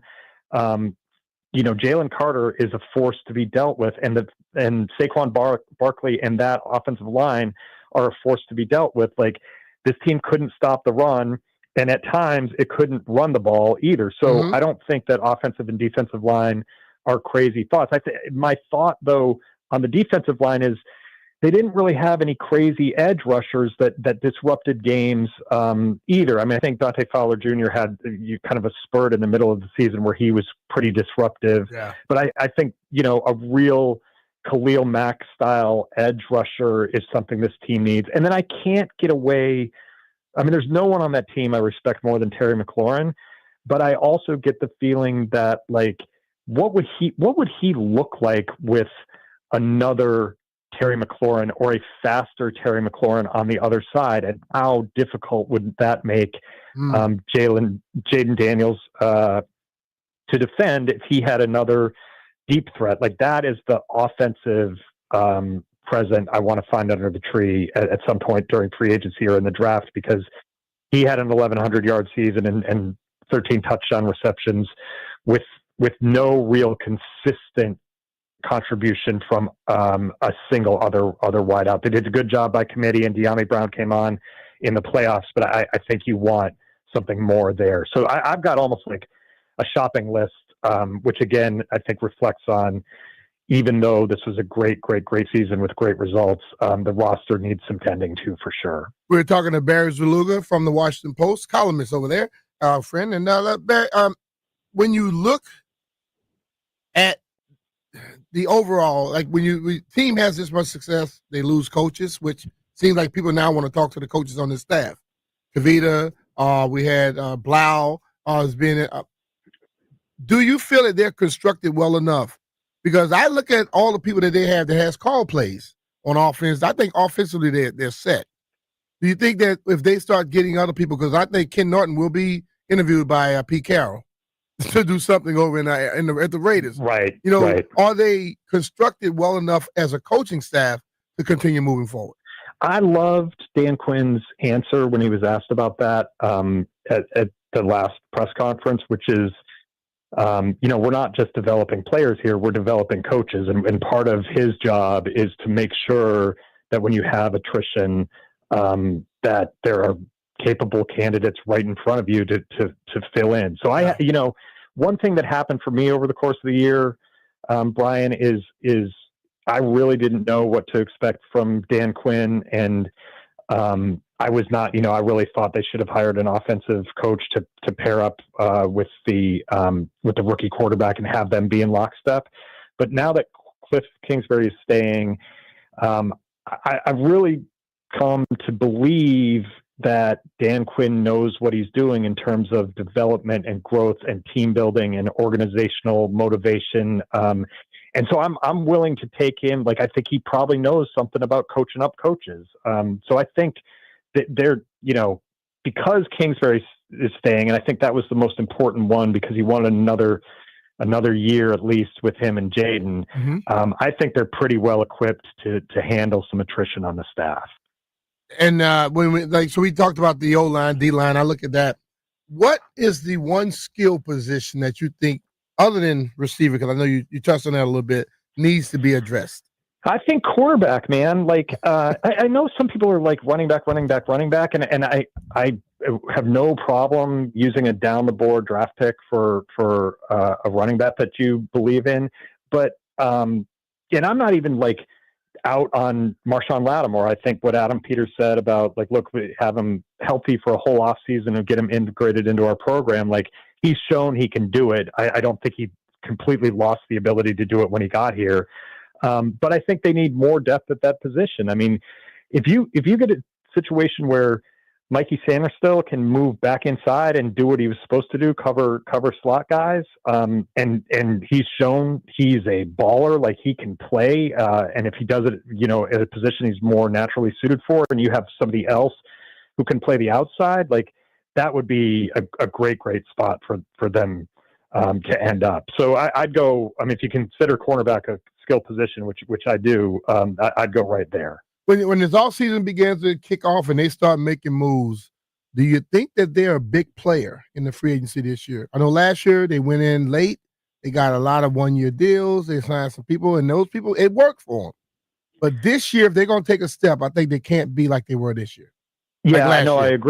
I agree. And I think, you feel good that Frankie Louvu wasn't a 1-year deal. It was a 3-year deal. Like a couple of the ones that were a little bigger, you've got those guys around instead of trying to evaluate Jeremy Chin and Bobby Wagner.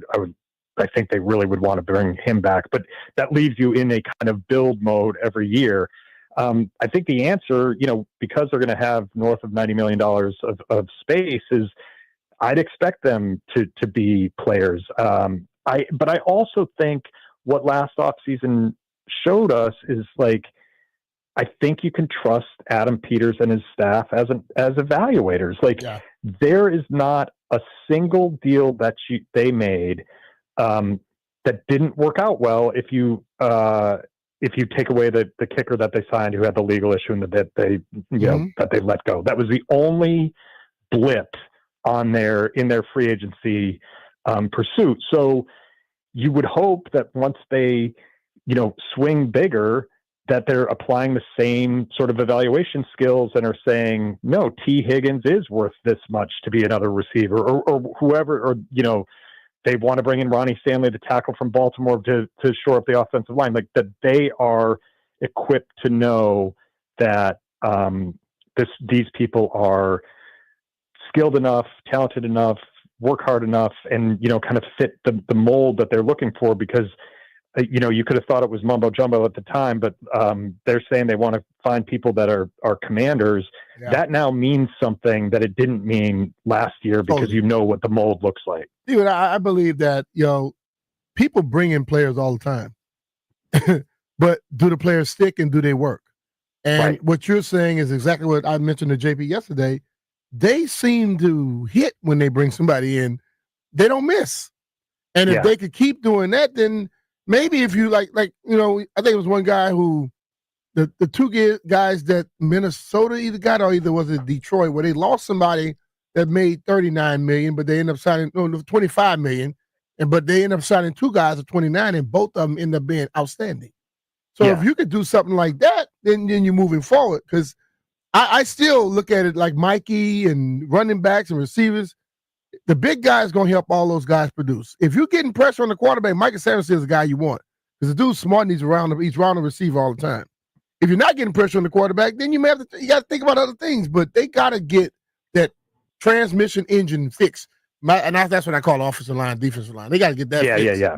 And they play great at certain points, but you got to be more consistent at those positions if you want to be where you want to go.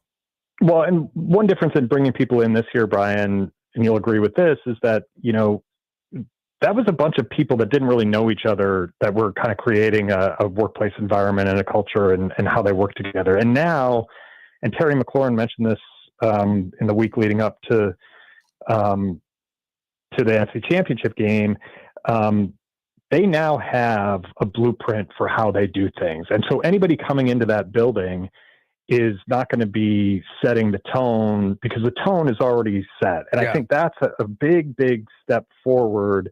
And that's, when do we show up? How do we work? What do our practices look like? No one's guessing about that anymore. And the leaders in that building are going to lead any newcomers. You got to feel like, I just feel like the vibe around the franchise, like the work ethic and the structure is so much better than it had been under several different coaches over years and years and years, when it just felt like haphazard and kind of thrown together. Like, this is really, really, there's a foundation here, and the new pieces will be adding to that, not be expected to set some sort of new tone. There we had the first full year of the Harris Group being in full control, and you've seen the other years prior to that. What was the major difference you saw, just overall, not necessarily for any one particular person, like it could be for the media, whatever, but overall, what was the one major difference you saw? To me, Brian, it is that they hired an adult to run the football operation, and he hired other adults who were good at their jobs, and they collectively evaluated everything and put together an operation that looks like it's sustainable. I mean, when you can criticize the the Latimore trade, and it didn't work out for this half of the season, both because of health and performance. Mm-hmm. But when Peters addressed us that day, it's very, very, it's not like they spent a month being like, we're going to trade for Marshawn Latimore. They were kicking tires and turning over stones on all sorts of players at all sorts of positions across the league. And it results in, hey, we got a veteran player at a position of need at the end, but there's so much work that goes into that you don't see. I just feel like that's the biggest development, that you have a bunch of experienced, talented people running the football operation led by Adam Peters, that gives you the feeling that they're going to make good football choices going forward. And he's empowered by the owner to do just that. All right, Barry, man, we appreciate you giving us some time, man. Thank you. Thanks, B. Good luck with the solo show. Cool. I got you. That's Barry Zaluga joining us on the Rude Guest Hotline. We're going to take us a break here when we get back. That's that question. He mentioned Latimore at the end. I want to know, what are your thoughts on a Latimore trade? I believe that if he's 100% healthy, I will be willing to see him again. Okay?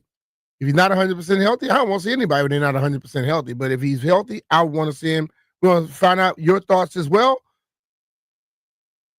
1-800-636-1067. Be Mitchell Finley, 1067 The Fan.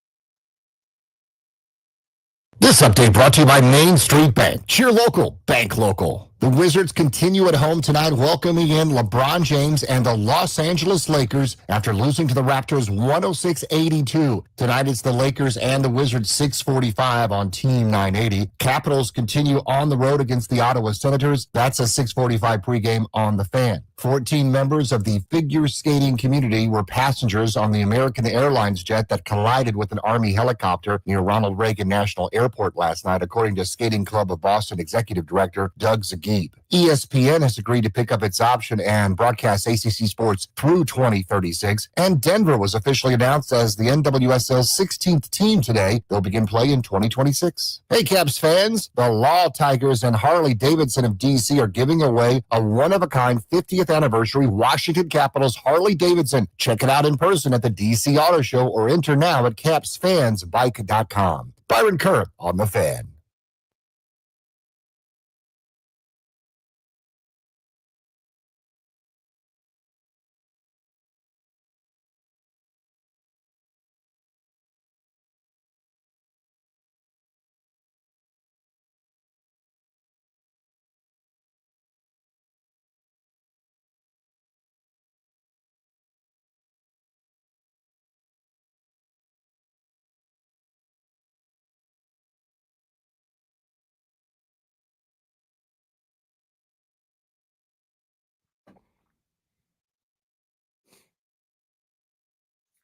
I did it, your friendly 1067 The Fan. We saw a lot of moves made by Adam Peters, Dan Quinn. And one of them that kind of gets people discussing things a lot was Marshawn Latimore, who I think is a very good corner. I don't know if he was 100% healthy. And then when you are trying to come back and you're trying to be what you were when you're not completely there, you don't only play as well as you possibly can. I still believe that they can salvage this and get something out of it moving forward. But the question is to you all, what do you think? I know I could get a lot of information from Landfill at all times. I get information from Jeff. I put out the phone number, 800-636-1067. I want to find out from you all too. Do you think this is a good trade? Should they continue or should they stop? And I'm going to start off with my man, Landfill. Landfill, what are your thoughts on the Marshawn Latimore trade? How was it for you? You know, I was definitely more excited than I probably should have been when the trade happened. Him missing all that time with injury, and when he played, it was kind of up and down. Mm-hmm. But I feel that the secondary on this team is just in such a bad spot that you gotta keep him around going into next year. You have to. All right. Jeffrey? I think it's too early to say if it was a success or a fail, because we knew he was coming off an injury. I didn't really expect much when he went down again from the hamstring, because I was like, that's a soft tissue injury. He's dealing with that. Okay, we'll probably see the best of him next season.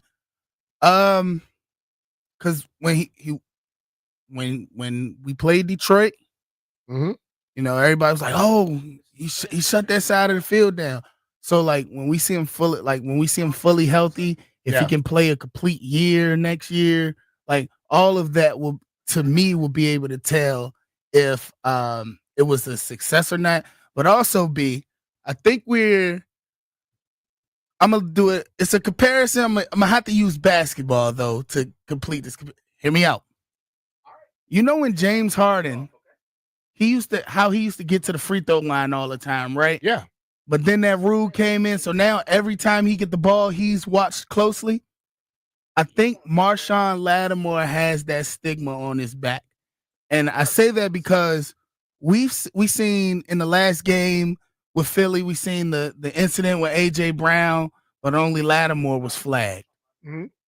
On the fourth down pass, it's a video of AJ yanking Marshawn's face mask down. Yeah. Then in Philly the last time, AJ Brown hand is in Marshawn's pads. Uh-huh. But it was called on the foul was called on him. The thing is, B, he's going to have to play a way tighter game in this season because I think it's a target on his back with these refs with him against these receivers. Well, it could be, and I think the thing about it, all these receivers claim that they're physical. You can't be physical, then you cry every time somebody touch you. And I think what happens is their coaches probably ran and talked to him, and I believe that these coaches are going to have to say the same thing. No, you got to let my guy play if their guy's going to play. I believe Marshawn Latimore, as Adam Peters said, needs to have a whole year here in their program with their players, and then we'll see where it goes. But I don't think he's going anywhere. I don't, because I would ask the question, who's on the team that's better than him? No one. The position he was playing, I don't think anybody out there better than him, so you got to keep moving forward. All right, let's go out to the phone lines and check out Andre and Alexandria. What's up, Andre? How you doing, man? What's up, B? It's just my second time today getting you, so I feel lucky. But I want to use you as an example to describe Latimore, if I have your permission. All right, cool. If you don't play golf for a long time, will you be sharp or will you be rusty? I'll be rusty as hell. And there you go with Latimore. He missed too much time. He's just rusty. People don't play ball, don't know that. He's still good. He's just rusty. He's going to have a comeback year. You watch. All the rest going to be off. That's my opinion. All right, man. Appreciate it. All right. He's right. I always talk about when you leave something for a certain amount of time, what happens.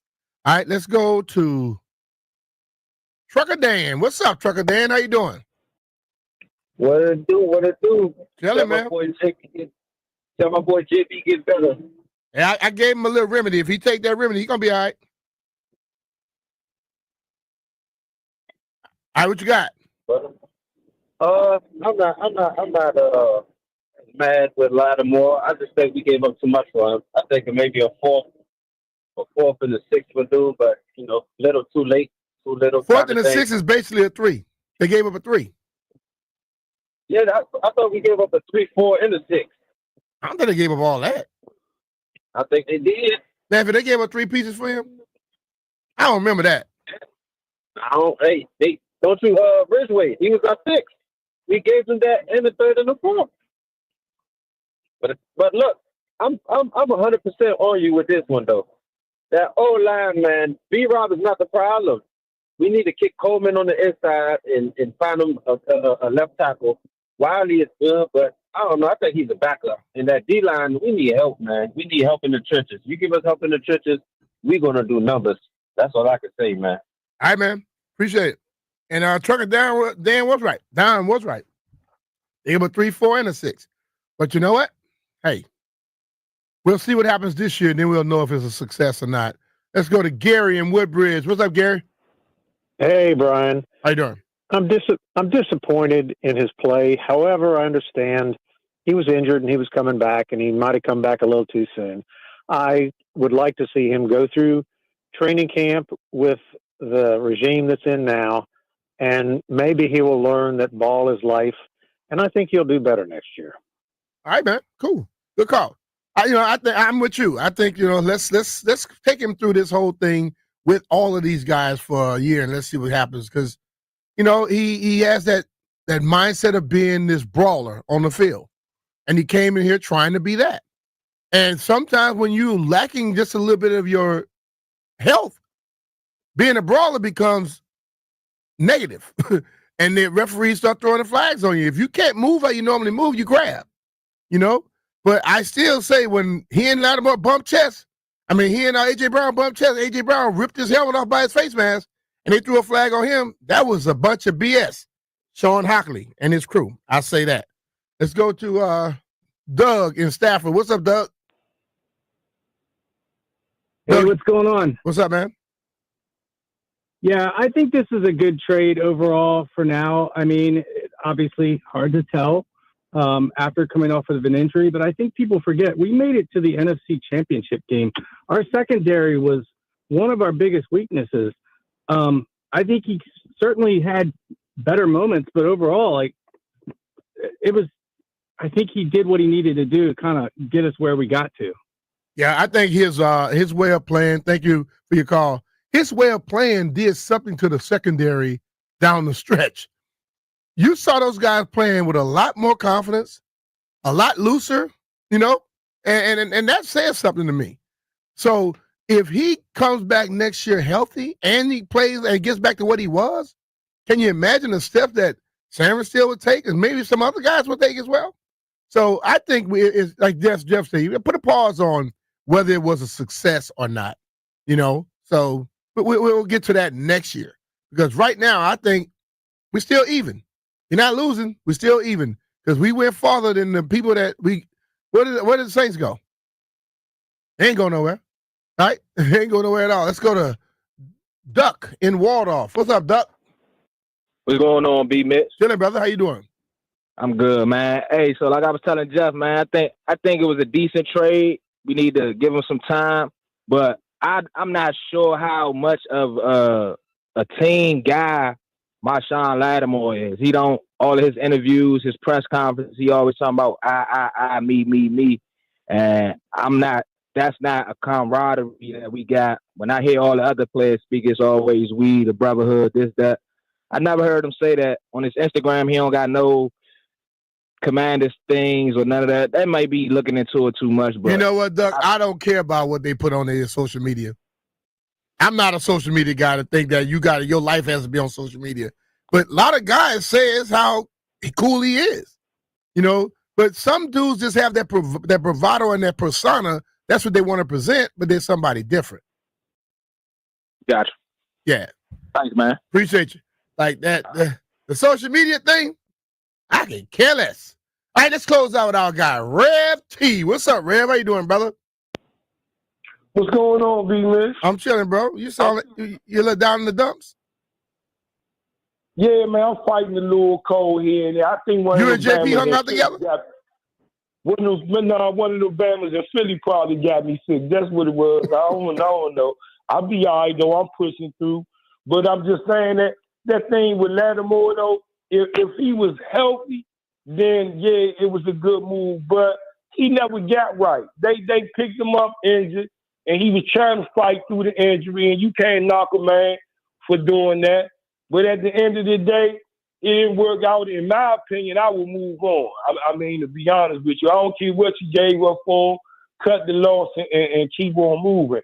But other than that, though, AB, man, this was a good season, man. Yep. And what we won, like 12 games or something, and a lot of people, hell, they didn't even count us to win 4 or 7 games, Yep. So at the end of the day, I just want to, man, tell all my people, man, I love y'all, man. And I'm glad to be beside y'all in this journey. I ain't no bigger. I ain't no better than y'all. We all are fans. And guess what my new slogan is, B-Mitch, going into the new season? What's that? We are one. There you go. We are one. We are one. Black, white, yellow, brown. I don't give a damn how you get down. We are one. We are one. We are one, B-Mitch. That's a new slogan going out. We are one. And that's attributed to the late Frankie Beverly. You know what I'm saying? In the Rays. We are one. Landfill, you got to find that for me, baby. Hey, and then a big shout out to them people, man, that be coming up to me down at that road, zapping me up, man. I didn't know that many people knew me like that, but big shouts out to all my people down there in Dumfries and Woodbridge and Dale City. I love y'all so much. But let me go ahead, knock down a couple of these nice 1738 and try to get this cold about me. And I'll holler at y'all later. All right, bro. Yeah, Take care, man. All right, love y'all, man. All right, brother. All right, let's take us a break here. I'm doing a JP. I'm at 1243. Man, guess when I sit in this seat, I begin to act like him, huh? All right, be Mr. Finley, 106.7 The Fan. We'll be right back.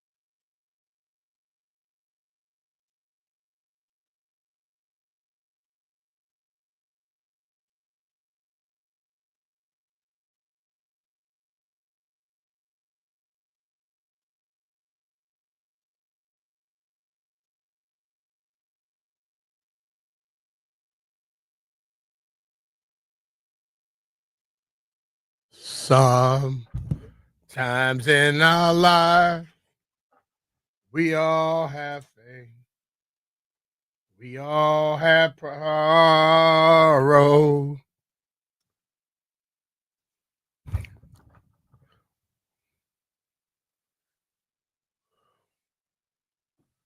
Always tomorrow.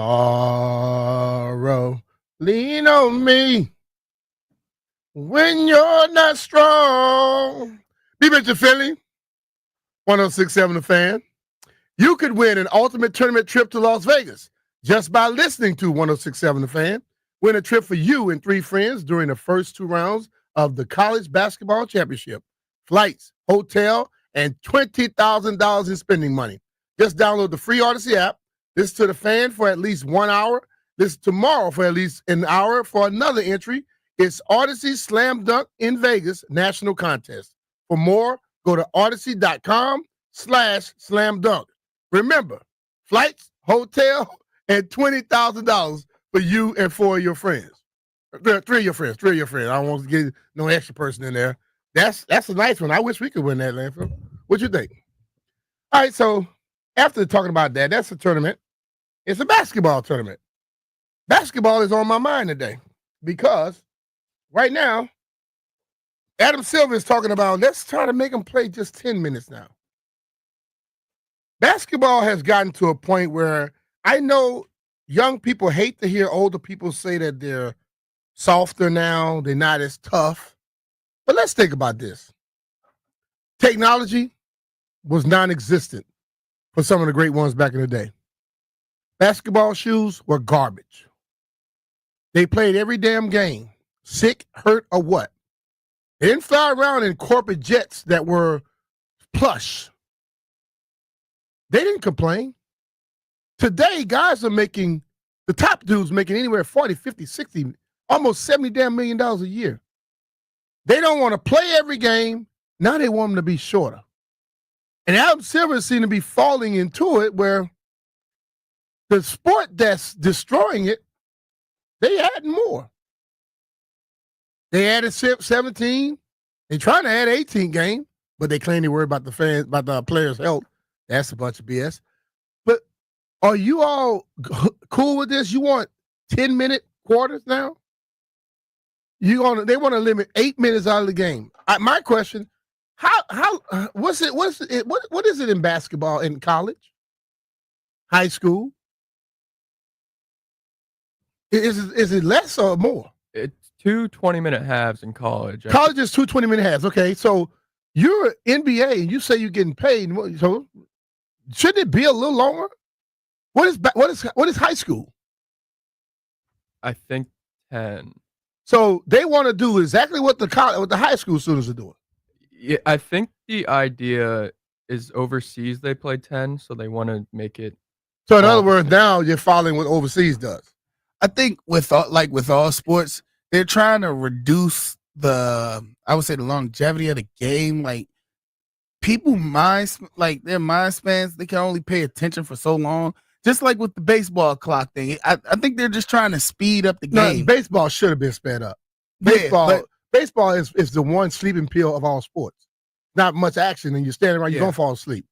Basketball has enough excitement to where you can stay attentive for a whole game. I think it depends on what you count as excitement.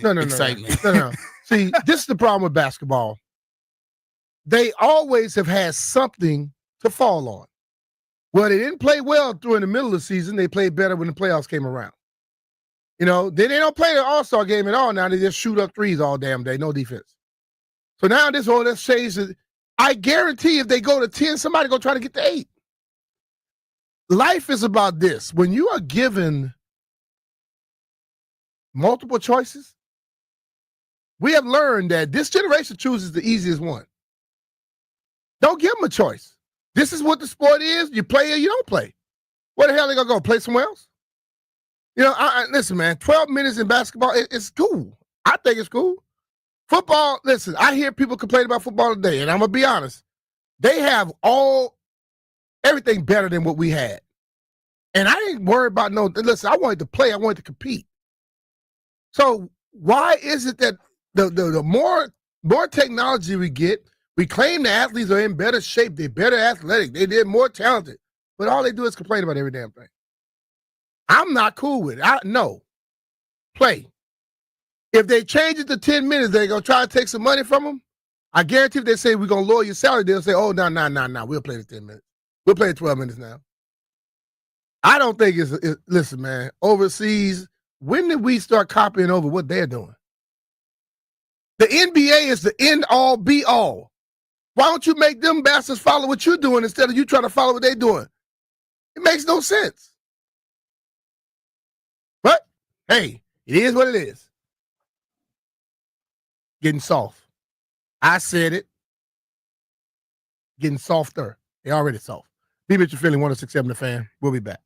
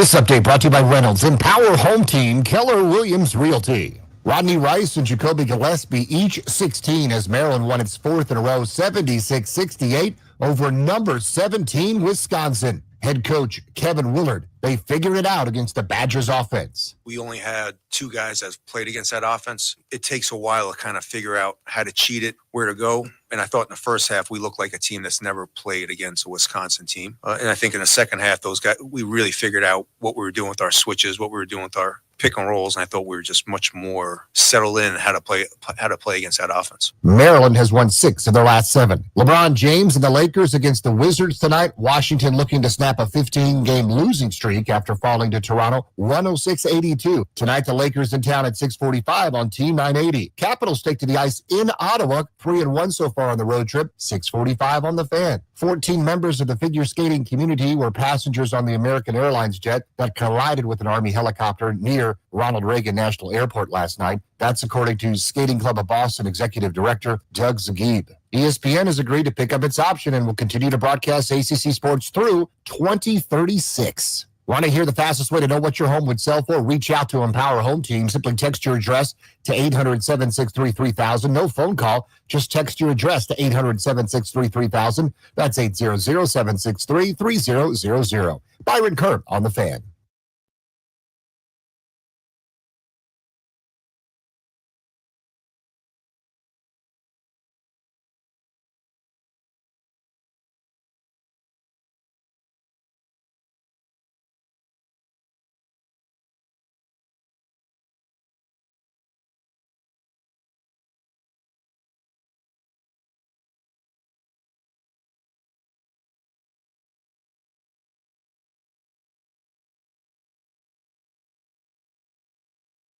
Ain't that something? I've been Mr. Philly, 106.7 The Fan. It is Thursday, 1 o'clock, and this is our normal spot, Bleep You Thursdays. And it's time for get anything off your chest that you need to get off. 1-800-636-1067. Give us a call right now. And I know there's some people out there you're upset with. And Jeff is hitting his shoulders like he got something to say. Yes, I Jeff, do. you're first. What you got? I actually have a couple bleep yous. My first bleep yous goes to, I want to bleep all dog owners who are not competent enough to secure their dog inside either their yard. Oh, that's because or their house. Chihuahua. Yeah, no, it wasn't a Chihuahua. It was a reasonable sized dog. Your dog at 8 o'clock in the morning should not be by the trash, ready to chase whoever's taking the trash That's out. probably not nobody's dog, dog. That's probably just It had a stray. collar. It had a collar on it. You should have got to him, Jeff. Nope, I didn't have time. I had on slippers. My toes wasn't protected. I had to get out of there. My next one goes to B. Mitch. You my bruh. I love you. But this bleep you is going to you. For how you gonna say we in Aquarius? I mean, we here today in DC. Me, Jeff, White Brian, and Landfill gonna hold it down. All right, well, and we talked right before the show came on. I understand, Jeff, but you know what? When you wake up in the morning and you think you're going in, and then all of a sudden you start getting text, well, you're doing this show by yourself. Hey, man, I'm gonna miss something, and I just missed your bald head ass. I'm just sorry. All right, cool. And then my last one, just bleep Landfill because that's my boy, and bleep Brian because he's a Giants fan. That's it. I thought he said he had 2, then he had 4. No, I had a whole list. They actually heard me speak my list down earlier. Well, it turns out in addition to being mad at a lot of us, he's bad at counting. Yeah, 2. Him and JP. All right, let's go to Nick, man. Nick, what's up, man? What's your bleep you? Hey, what's up, Brian? How you doing, How man? you doing, man? Doing well. Good. Hey, yeah, so I got a major bleep you that I'm sure a lot of people can relate to, and it's bleep you Sean Hockley. You bum. Yes. Big You time. are constantly screwing over everybody. I don't know if you got your life savings bet on Philly this year or they got you with some, with some blackmail or something, man. But you done killed my whole vibe, my whole season just because, you want to be a fanboy. So bleep you, Sean Hockley. I hate you. All right, man. I'm with that one. I'm damn sure cool with that because it wasn't his fault that they lost that game, the last one. But when you look at the Saints game, they stopped the clock. Why would they, when they had no reason to stop the clock, why do you must have a whistle in your mouth? And whenever he referees the game that the Eagles are doing, they're 7-0. So I'm just saying, it's a little strange. And he calls strange calls. So if I run up to Landfill right now and he and I bump chests, and Landfill grab my face mask and throw my helmet, and then I push him, and they throw a flag on me and not on Landfill, that's somebody that's being one-sided. You know, I believe that. Then when I'm in a position after a 2-minute warning, when you have no more timeouts, and one of my people in my crew run out there, beep, beep, beep, blowing a whistle, when there is no reason for us to be blowing the damn whistle to stop the clock. Okay? Didn't get out of bounds. He's in it. What the hell is happening? So, and then you're going to say, well, we couldn't do anything about it. Well, you know what? NFL, I want you all to do one thing for me. Replay assists. Y'all keep hearing that little thing? That should be able to be used, since it's you all, someone in your office that uses it, and it's not the actual refs on the field. It should be able to be used for replay situations and penalties that do not happen. Like if somebody grab a dude on the shoulder pad and they call face mask, you cannot let that go through. So if you got the technology, replay assist, use it, please. Let's go to Pete from Landover. What's up, Pete? How you doing, man? Hey, guys. Thanks for taking my call. How you doing? My bleep you. My bleep you is to the officials that called that game with the championship. When Frankie Louvu did the jump in the air twice in a row. Yeah. And then the officials are going to sit there when they're trying to draw us offside and say, hey, Commanders, if y'all jump one more time, we're going to give them the score. You know what? Bleep them. Where's Frankie Louvu rocks? You know, Adam Peters. She reminds me of you. That man's got so much drive. I love to see that in the players. So bleep them guys. Yeah, man. Listen, that there is a rule that stipulates something like that, but that rule is for like if, let's say, a guy breaks a kickoff and he's running down the sideline, and I run off the sideline and tackle him. Or let's say a guy's about to score and the fan did something to him. That is for that type of situation. It's not for being drawn offside in a situation where people are trying to draw you offside. If you go back to that game previously, Frankie Louvu hit the line of scrimmage twice. Right on the snap, he tackled Saquon for a loss and moved him out of field goal position. And another time he got to Jalen Hurts. So Sean Hockley was trying to be funny. And he got a big laugh out of it. But the NFL needs to realize that fool should not be refereeing for a Commanders game moving forward ever again. Just like David Boston's dad wasn't being able to be refereeing again for him whenever he was on a team against any team in the NFC. Conflict of interest, homie. And if Sean seems to love Philly so much, let him just be around, but don't let him referee their games. Make sure you send him out to Seattle some damn where. Don't let him referee games over here. Yeah, I know that the Eagles have been pretty good the last few years, but what, they're 7-0 or 8-0 in 7-0. games? That's a little suspicious. Yeah, very, very. Come on, man. Hey, I believe people are humans, and I think some humans do some sick stuff, and Sean is not forgiven. So let's go to Matt in Ashburn. What's up, Matt? How you doing, brother? What's going on, B-Miz? How you doing today, man? Doing a great job on the solo show today. Appreciate you, man. Hey, my bleep you is all those big groups of trashy Philly fans that want to sit there and attack the small groups of Commanders fans, ripping their hats off and trying to bully them for I don't know what reason, but that's just uncalled for. So bleep them trashy groups of Philly fans. I'll just say they aren't all trashy. If you are such that bad of a person, how about they just go one-on-one with somebody? Exactly. And then you'll find out this ball game. A big group of Commanders fans. Yeah, it's crazy. All right, brother. Appreciate you, man. All right, man. Take it easy. All right. I saw some of that stuff happening, man. Like, I mean, I saw it on TV, but come on, man. You got to back off of that crap. Go to Adam in Leesburg. What's up, Adam? What's happening, y'all? Major bleep you to the roadside workers that want to do side work on the side. When I'm trying to get home to my brand new 1-month-old baby, I don't know why they can't do this stuff at midnight like they normally do. But y'all keep holding it down. Appreciate it. All right, bro. Appreciate you. Hey, I've always wondered about that. Why the hell you do stuff at 1-something in the day where, this is where people start to get off and move around. Do that stuff at night. And I've also been coming home late at night when I'm trying to get home. I'm like, why the hell they got to do this at 3:30 in the morning? It's some traffic, and they shut down completely when it's after 12. They love trimming the trees on the GW Parkway at like 8 o'clock in the morning. I'll never understand. That's the dumbest thing in the world. I'll never understand it. Yeah. They need to figure out that one because that's been going on a little too long. That road should have been built 5 times. Eugene, what's happening in Waldorf? How you doing, man? What's going on, man? Hold on, Eugene. With that hard count. Go ahead. That hard count stat. Say it again. I said I just want to say bleep you to Jalen Hurts and that whole offensive line and that hard count snap and that push tush, man. Just go ahead and ban it. Get it out of here. All right, bro. Appreciate you.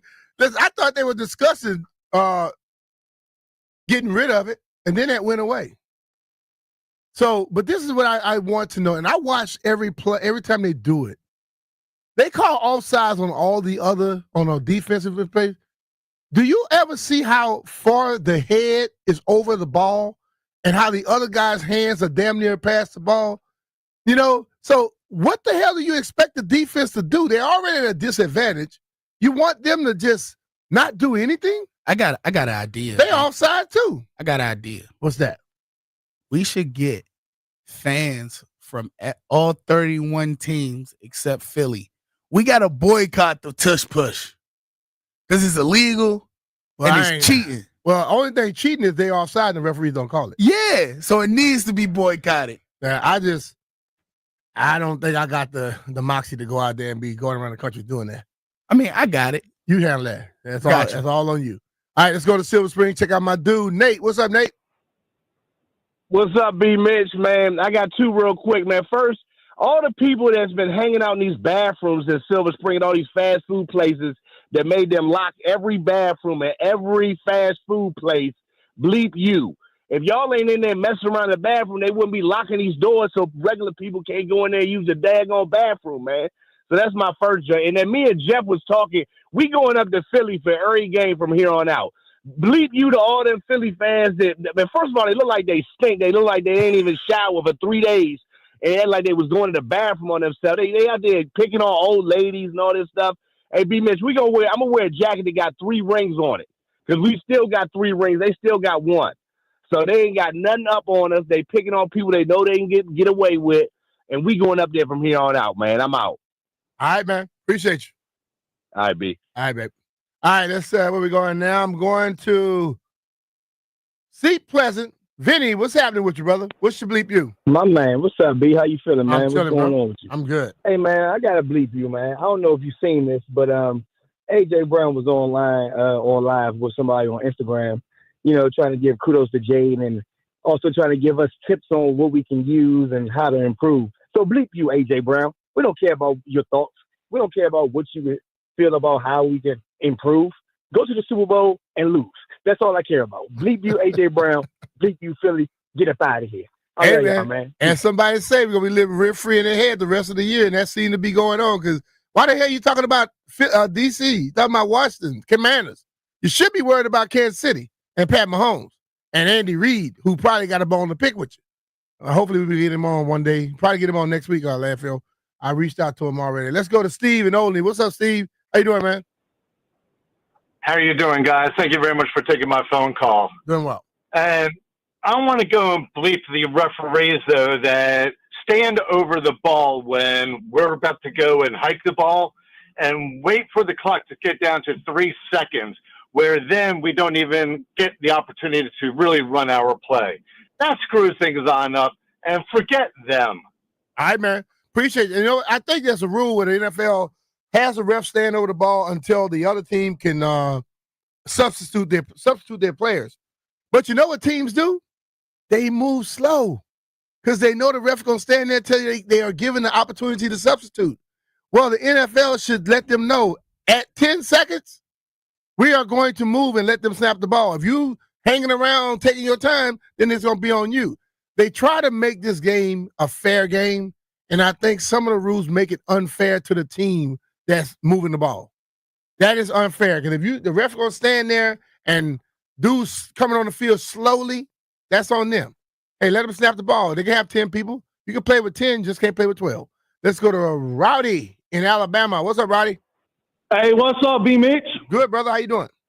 I'm doing good, man. Hey, so my first beef, the entire city of Philadelphia. What a bunch of Bamas. You know what I'm saying? A bunch of haters.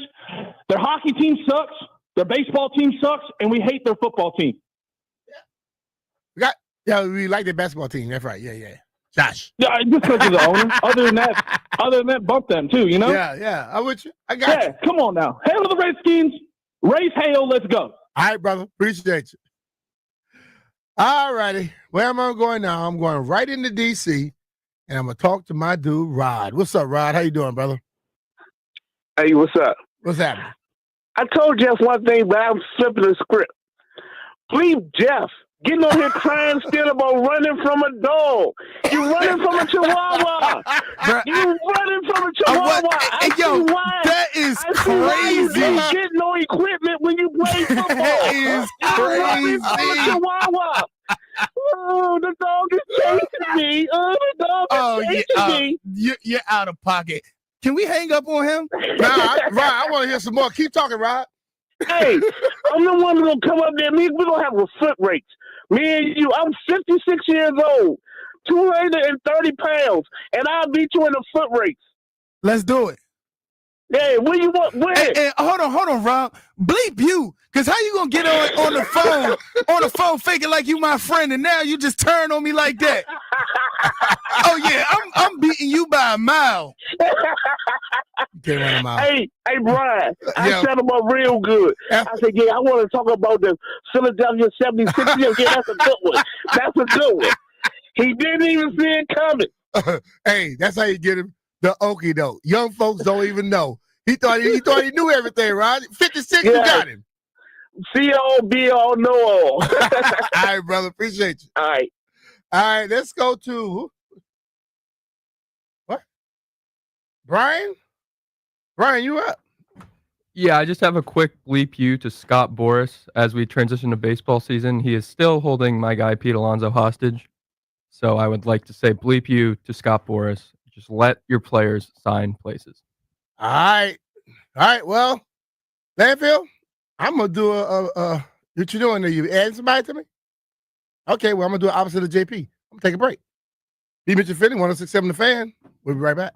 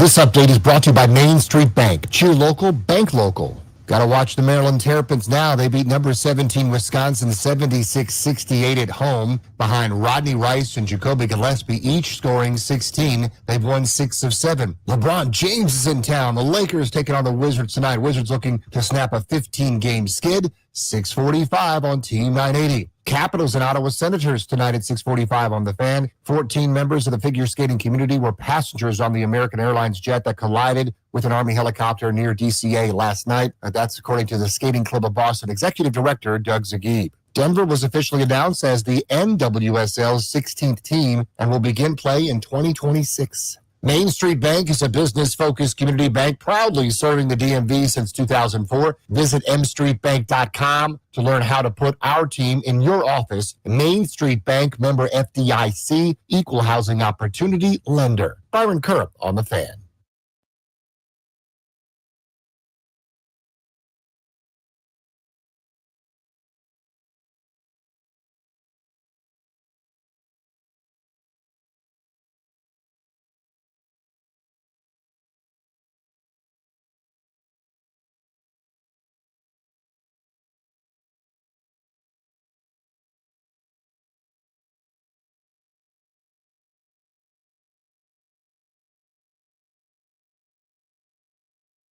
Hey, the price.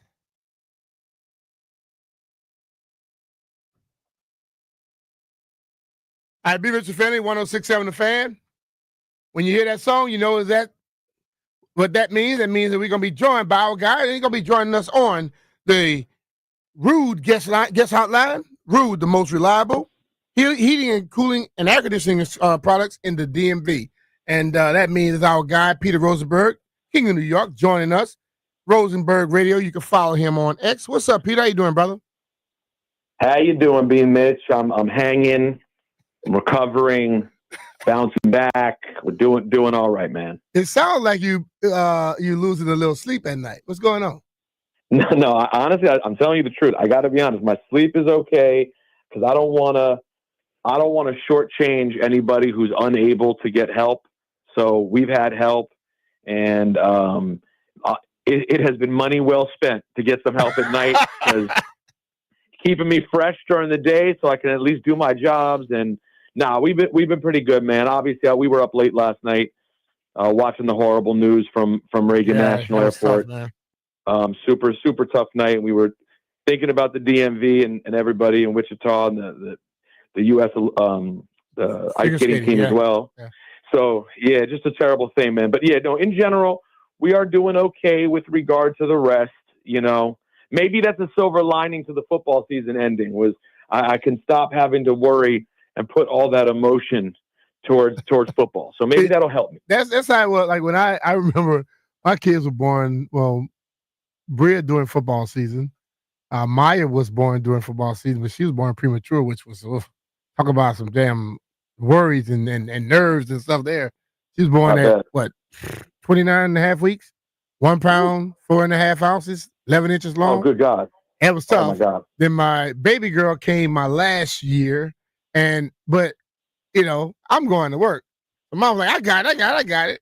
So I was cool. But I hear some dudes like, yo, man, I was up every 2 hours. I'm like, I don't know nothing about that. Man, I was taken care of. You are very blessed. Well, listen, you were making yourself a very nice NFL salary, and your wife said, you know what, let me make sure I handle things so he can go and get that bag every week. Exactly.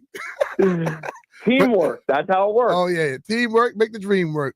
But, Peter, the season ended not like how we wanted to, but you know what? They gave us a great run along the way. Your thoughts on the whole season?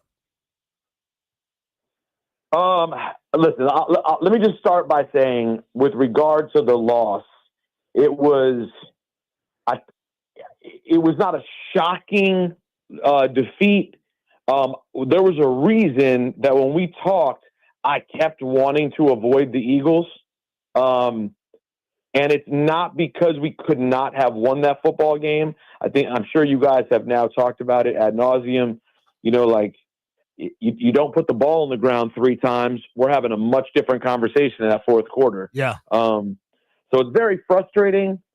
to have all these fans. Like, so I've been talking trash for 2 years because when the Giants played the Eagles, if you guys remember, the Giants played the Eagles in the divisional round in 2022 and got the hinges knocked off. You remember that? Uh-huh.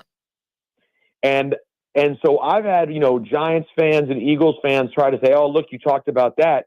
And then your team got blown out. But that we all know that's not the real story of this game. This is a game that the Commanders absolutely could have been competing to win at the end. But you just got to hold the football. So listen, frustrating. I would have probably rather gone to LA. But it is what it is. It was an amazing run, man. And, I firmly believe in the idea of building off of momentum, and there's no reason for me to think that this team will not be able to be very good, and I would imagine better next season. I think we have the 5th best quarterback in all of football. That's what I think. I think the Commanders have the 5th best quarterback. I think you take the 4 monsters out of the AFC, and then you would take Jaden Daniels. And if you have a guy, and then now we got Cliff coming back, who has I'm sure has a chip on his shoulder, wants to prove people even more what he's capable of. So I'm grateful. It was an amazing run, and obviously it'll be very exciting to look forward to a season this way. Peter, as we talked about this earlier on, I think Monday. We were asking people their favorite moment of the season. What's that favorite moment for you? That's a good one. I came up with that. Nah, Landfill came up with that. So I guess the obvious answer for a lot of people would probably be the Bears game, just on the strength of how fun the moment was. Yeah.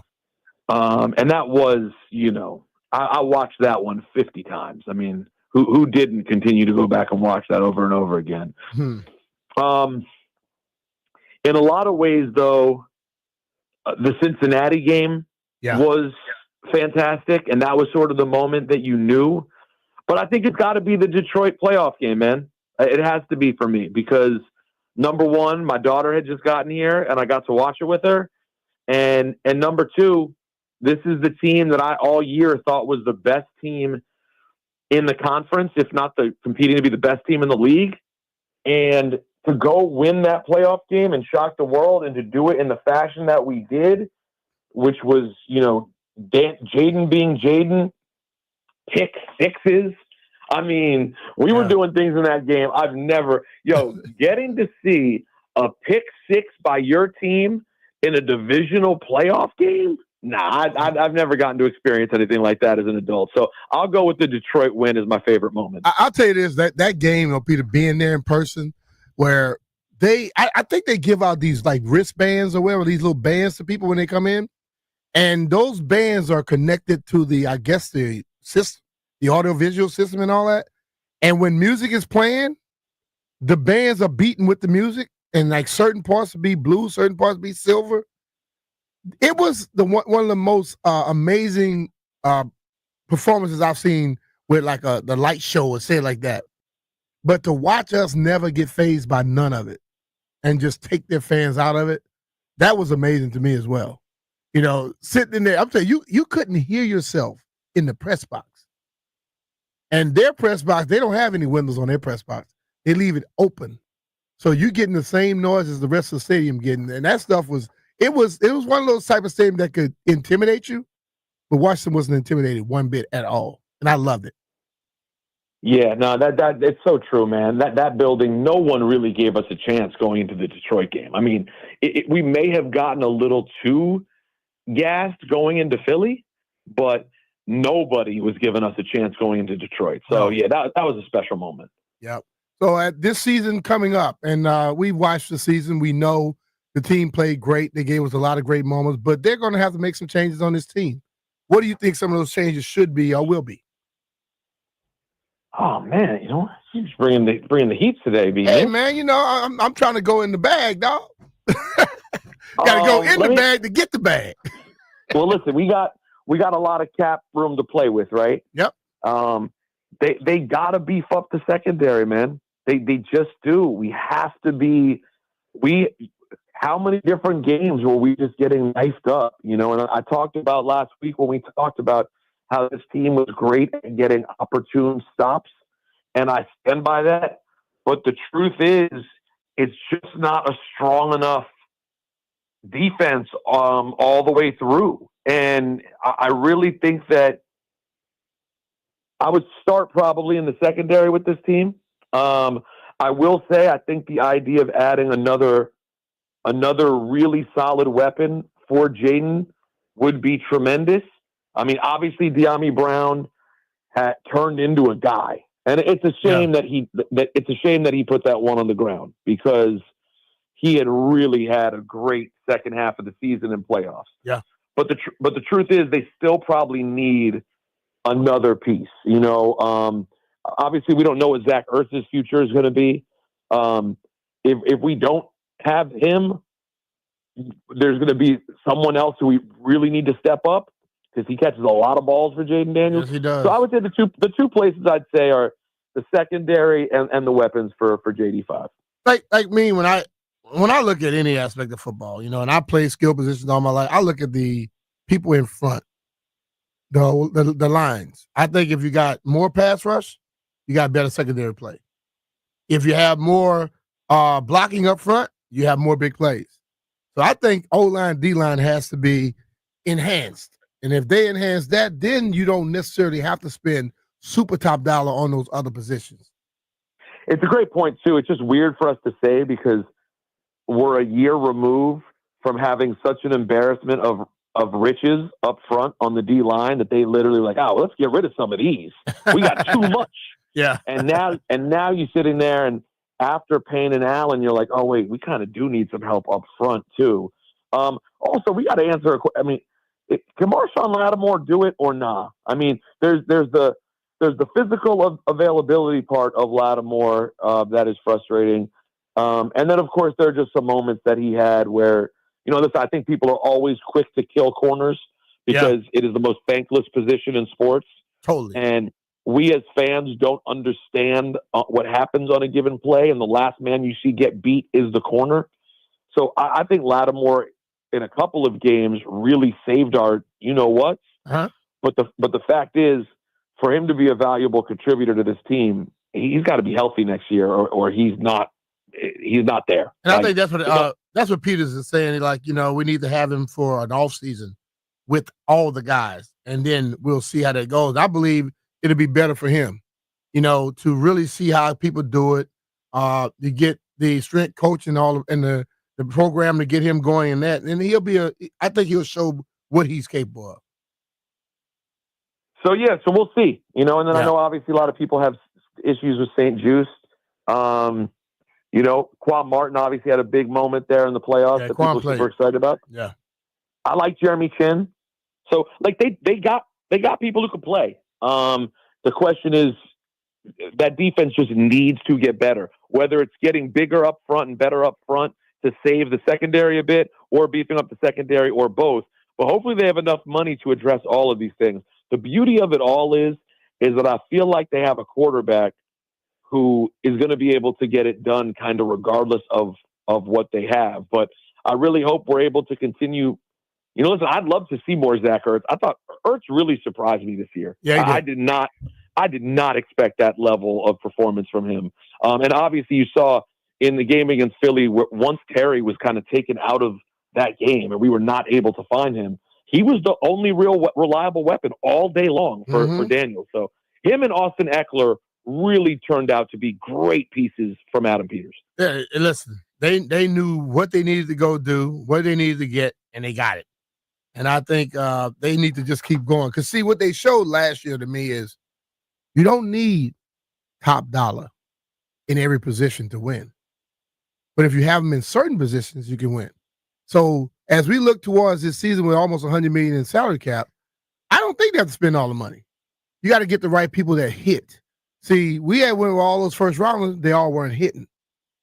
If they get a second or third round that hits, that's better. That's even better than the first round that hit because they ain't making all that money.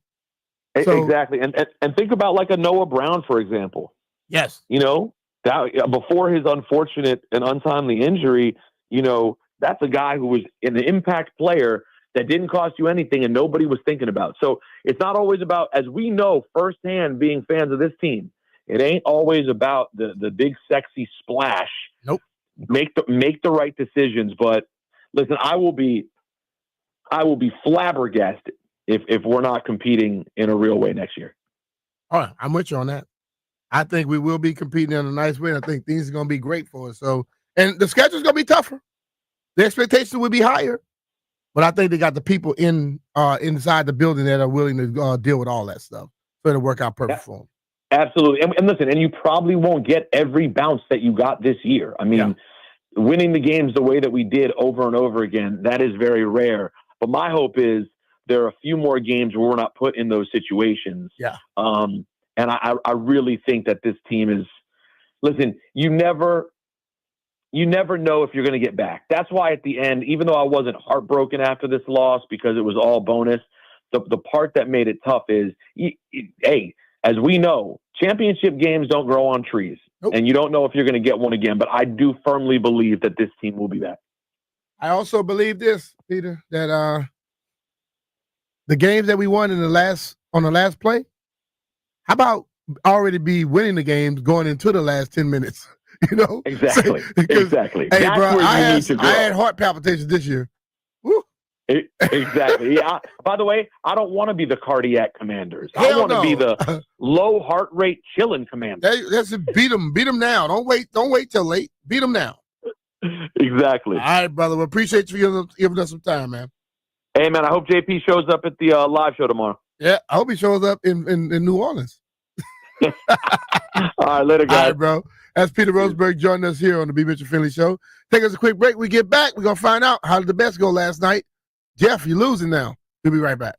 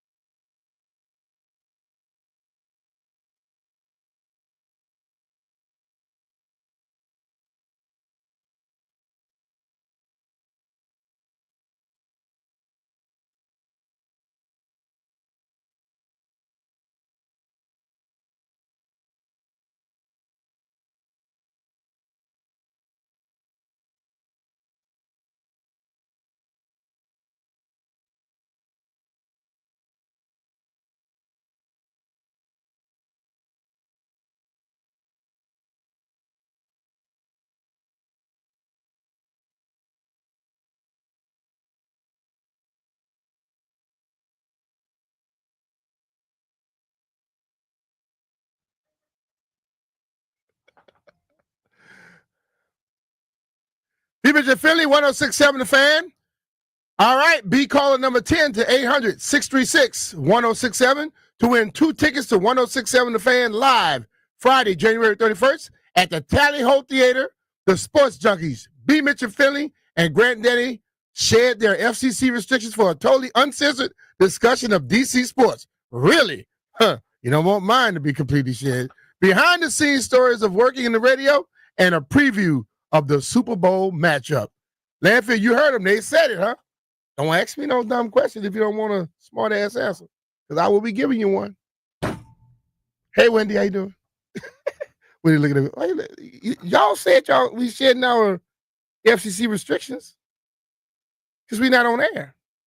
So I could drop a little PK Trois and all that type of stuff on there. You know what I mean? Theoretically. All right, well, you know what? We had a good show today, man. Thank you, Landfill. Thank you, Brian. Oh, and Jeff, thank you, too. Did you hear me? You didn't hear me? Nah. All right, but you know what? Landfill, let's get right into the best, because we don't have to worry about all that today. We did a good show. I broke almost every time in a proper moment, and then I went over sometimes. You were even early once. Yeah, I was early. I just get it done, man. You know what? Play hurt, bro.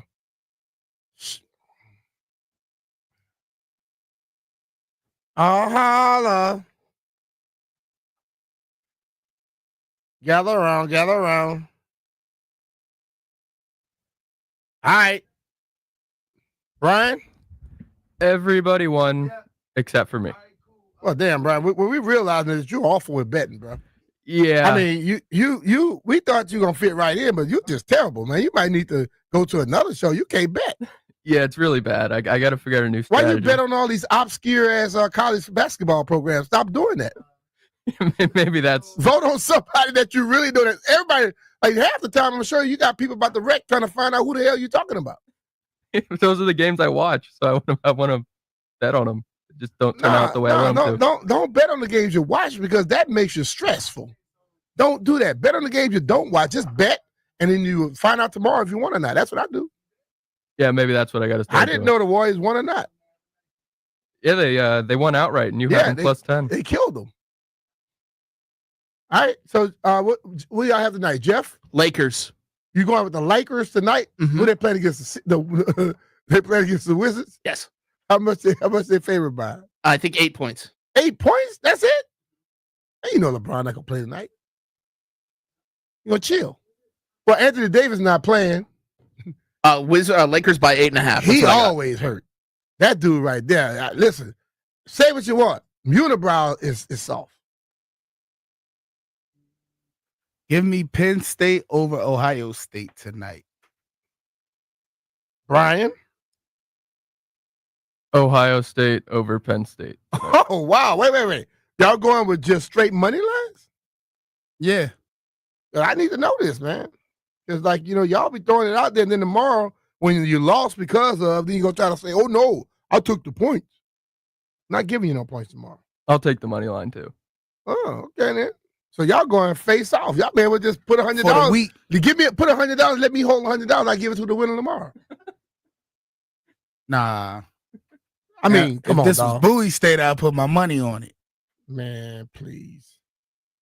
All right, I'm going to take Cleveland Cavaliers minus 9.5. And, of course, I haven't been doing it lately, so don't say of course. Well, I mean, can't teach an old dog new tricks, B. All right, I'm going to leave it at that. Nah. No, you're not. Brian, give me one of them obscure colleges that you choose. Oh, no, I don't want any of those. Hell no. And he got it waiting, too. Oakland minus 14 against Green Bay. Oakland, that's California. San Francisco, Oakland. They are always good. No, I think it's a Midwest Oakland. Nah, Oakland is normally, that's the Oakland in San Francisco that wins a lot, dude. Check it out. Pull it up. What color are they? Brown. They're the Grizzlies. Nah, I'm not going to worry about that. You probably have me losing. All right, we want to thank you all for joining us today. I think we had a good show. Had a lot of fan participation, which I love all the time. Joe Beninati, I want to thank him.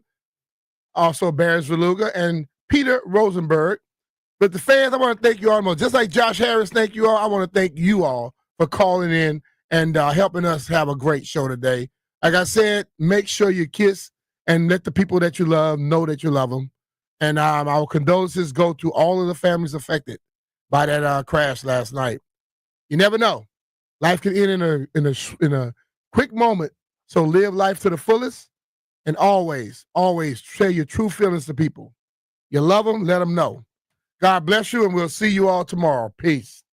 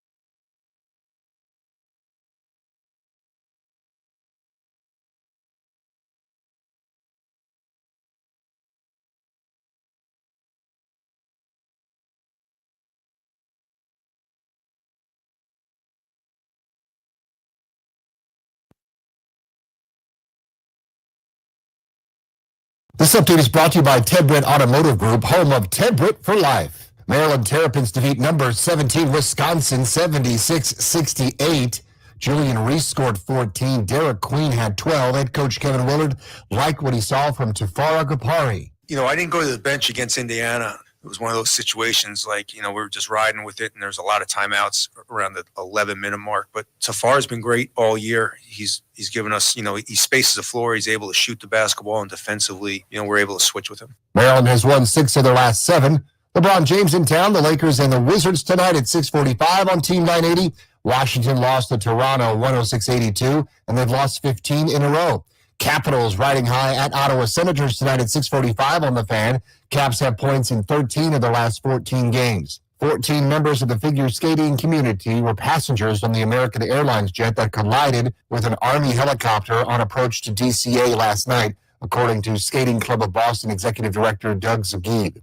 Patrick Graham is going to remain the Las Vegas Raiders defensive coordinator. For over 65 years now, Ted Britt has set the bar for the best car buying experience in the D.C. area, hands down. Ted Britt Ford Fairfax, Ted Britt Ford Lincoln Chantilly, and Ted Britt Chevrolet Sterling, all home of Ted Britt for Life, lifetime vehicle coverage. All just a click away at tedbritt.com. Byron Kerr on the Fan.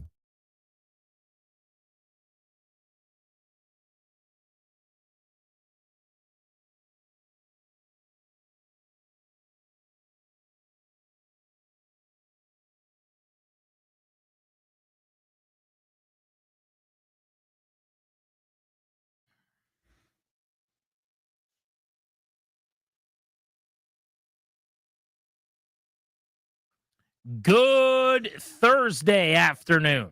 Welcome into Grant and Danny. You are listening live to 106.7 The Fan. We are in D.C. at the Navy Yard in our Half Street studios for the final time this week, in fact, because tomorrow we'll be broadcasting live from Leesburg. You can come see us out at the Green Tree Tavern. Going to be a great show in Leesburg ahead of our 106.7 The Fan live event. It's going to be a fun one tomorrow, man. It's a nice way to kind of wrap up a season. These Friday field trips kind of turned into, almost, defunct, or not defunct. De facto is the word I'm looking for. Pep rallies. Dysfunctional, for sure. Yeah, there's some dysfunctional, too. These sort of de facto pep rallies and just fun to celebrate fans of the team and people that tolerate us and all these different places. And everybody that hosted us was so nice and really, really cool. And then, you kind of walk over from there to the Fan Live event, which will be a blast, too. We got a lot to cover today on the show, including looking back at the Commanders season with some highlights. Not that many lowlights as the year went on, but best and worst of their season. We'll talk Jaden Daniels and when you knew he was going to be a superstar. Also want to start looking ahead to the offseason. But one of the big stories in town today, tragically, is the plane crash that took place in an area that so many of us traverse so regularly. Most people listening to my voice right now have probably flown out of Reagan National. And many of you guys routinely are driving in the area where this took place, which makes this kind of a ubiquitous story in town. Everybody looks and says, I was on that bridge yesterday. I was driving in over the 14th Street Bridge over the Potomac River to get to work today, looking up and saw 2 or 3 planes going right over my head over the river into the runways at Reagan National while I was on my way into work. And like everyone else last night, was following all of the stories and the details coming out on the tragic midair collision between an American Airlines regional jet and a U.S. Army Black Hawk helicopter. Danny, the most lives lost in a aviation crash in this country since September 11th last night, right here in our backyard. And many of the folks, because they were coming back to D.C., probably members of our community. Just so sad. It defies words. It's sort of beyond that. You just kind of can't believe it, and just so heartbreaking and horrible, and there's nothing good about it, obviously. On a number of fronts, the idea that this sort of puts so much fear in a lot of people's minds, where you mentioned statistically, it's still by far and away the simple, safest thing to do is to get on a plane and have it go somewhere and have it land. And the hundreds of thousands of flights that go on, and they all sort of, are begin, middle, end so routinely. And this one's so close to its ending. to have it end that way. And just, I can't imagine the folks on the planes in those kind of last few moments, what they must have been feeling. Can't imagine loved ones searching and waiting for answers. And, every bit of news that comes back is worse than the last. It's just heartbreaking, man. Yeah, I think about all the time how busy these airways are, above us in this area. And this is as restricted, and I'm sure as, tightly run an area as you can fly in America, right here in D.C., around all these important buildings. But the amount of planes that you see coming in, again, a lot of times when I'm on the 14th Street Bridge, if I'm in traffic sitting there, just looking down the river to my left, I could see 3 or 4 planes. Yeah, you can see them single file, and everybody's kind of just coming in. Mm-hmm. And how many times do you see helicopters whipping around all over D.C.? I live out by Fort Belvoir, not far from there. I can't remember a half hour being outside tossing the ball to my kids or something, where a chopper or something isn't coming by in that area. It's just part of everyday life. Those sounds, it's what we do living in this part of the globe. There's so many important buildings and important people going from one meeting to the next, and that's how they travel. It's somewhat staggering that nothing like this has ever happened before, but there are obviously so many barriers put up, precautions in technology so that this doesn't happen. But there's just so many things in the air right there. Yeah, it's always been something I've been, it sounds flippant to say, but I'd say irrationally afraid of, and I guess maybe not so irrationally. Who knows? Again, I don't know. I don't have the right word, so apologies in advance for that. But seeing if you're able to get up into a high building in Alexandria or Arlington or even parts of DC, I know not that there's no skyscraper because of the height rule, but if you get high enough, to your point, and you sort of do that, okay, I'm not looking at one thing, but now I'm looking at a whole landscape. You could see the line of planes that have to maneuver and bank in such a way to get into National Airport, depending which way the wind's blowing. Have you ever gone to Gravelly Point? Yeah, and sat absolutely. there for a few minutes? We did that a lot of times when our kids were young, because they love the coolest. They get super excited about the planes landing and everything. And then you can also see, as you mentioned, commuting home, just the slew of the low airspace helicopters, whether they're doing maneuvers, whether they're practicing something, whether they're shuttling a dignitary or who knows what the each function is. But I'm always kind of like, it makes me nervous and always has. And again, it's not about me. It doesn't change anything about how tragic last evening was. But it's always something I've kind of in the back of my mind going, this is such a delicate thing where if there's one screw up, somebody doesn't, notice something, or someone's instrument isn't working, or someone, doesn't hit the right switch, you could have something horrible happen. And it's always been something I've been paranoid about. And, to have it come to life yesterday was, man, just awful. Yeah, horrendous. Athletes were on board. I'm sure you guys have seen, but a bunch of members of the figure skating community were on the jet. They were coming back from a development camp in Wichita. Many of them train at, I guess, or stay somewhere locally because they skate a lot over at Kettler, where the Capitals train, it sounds like.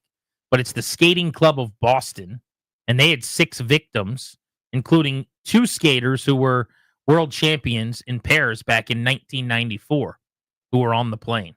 But this is the second time I was reading today that the figure skating community has been affected by something like this. There was a crash, I want to say 80s or 90s, where they lost members as well. So just you add that to the pile of just tragedies that took place in this.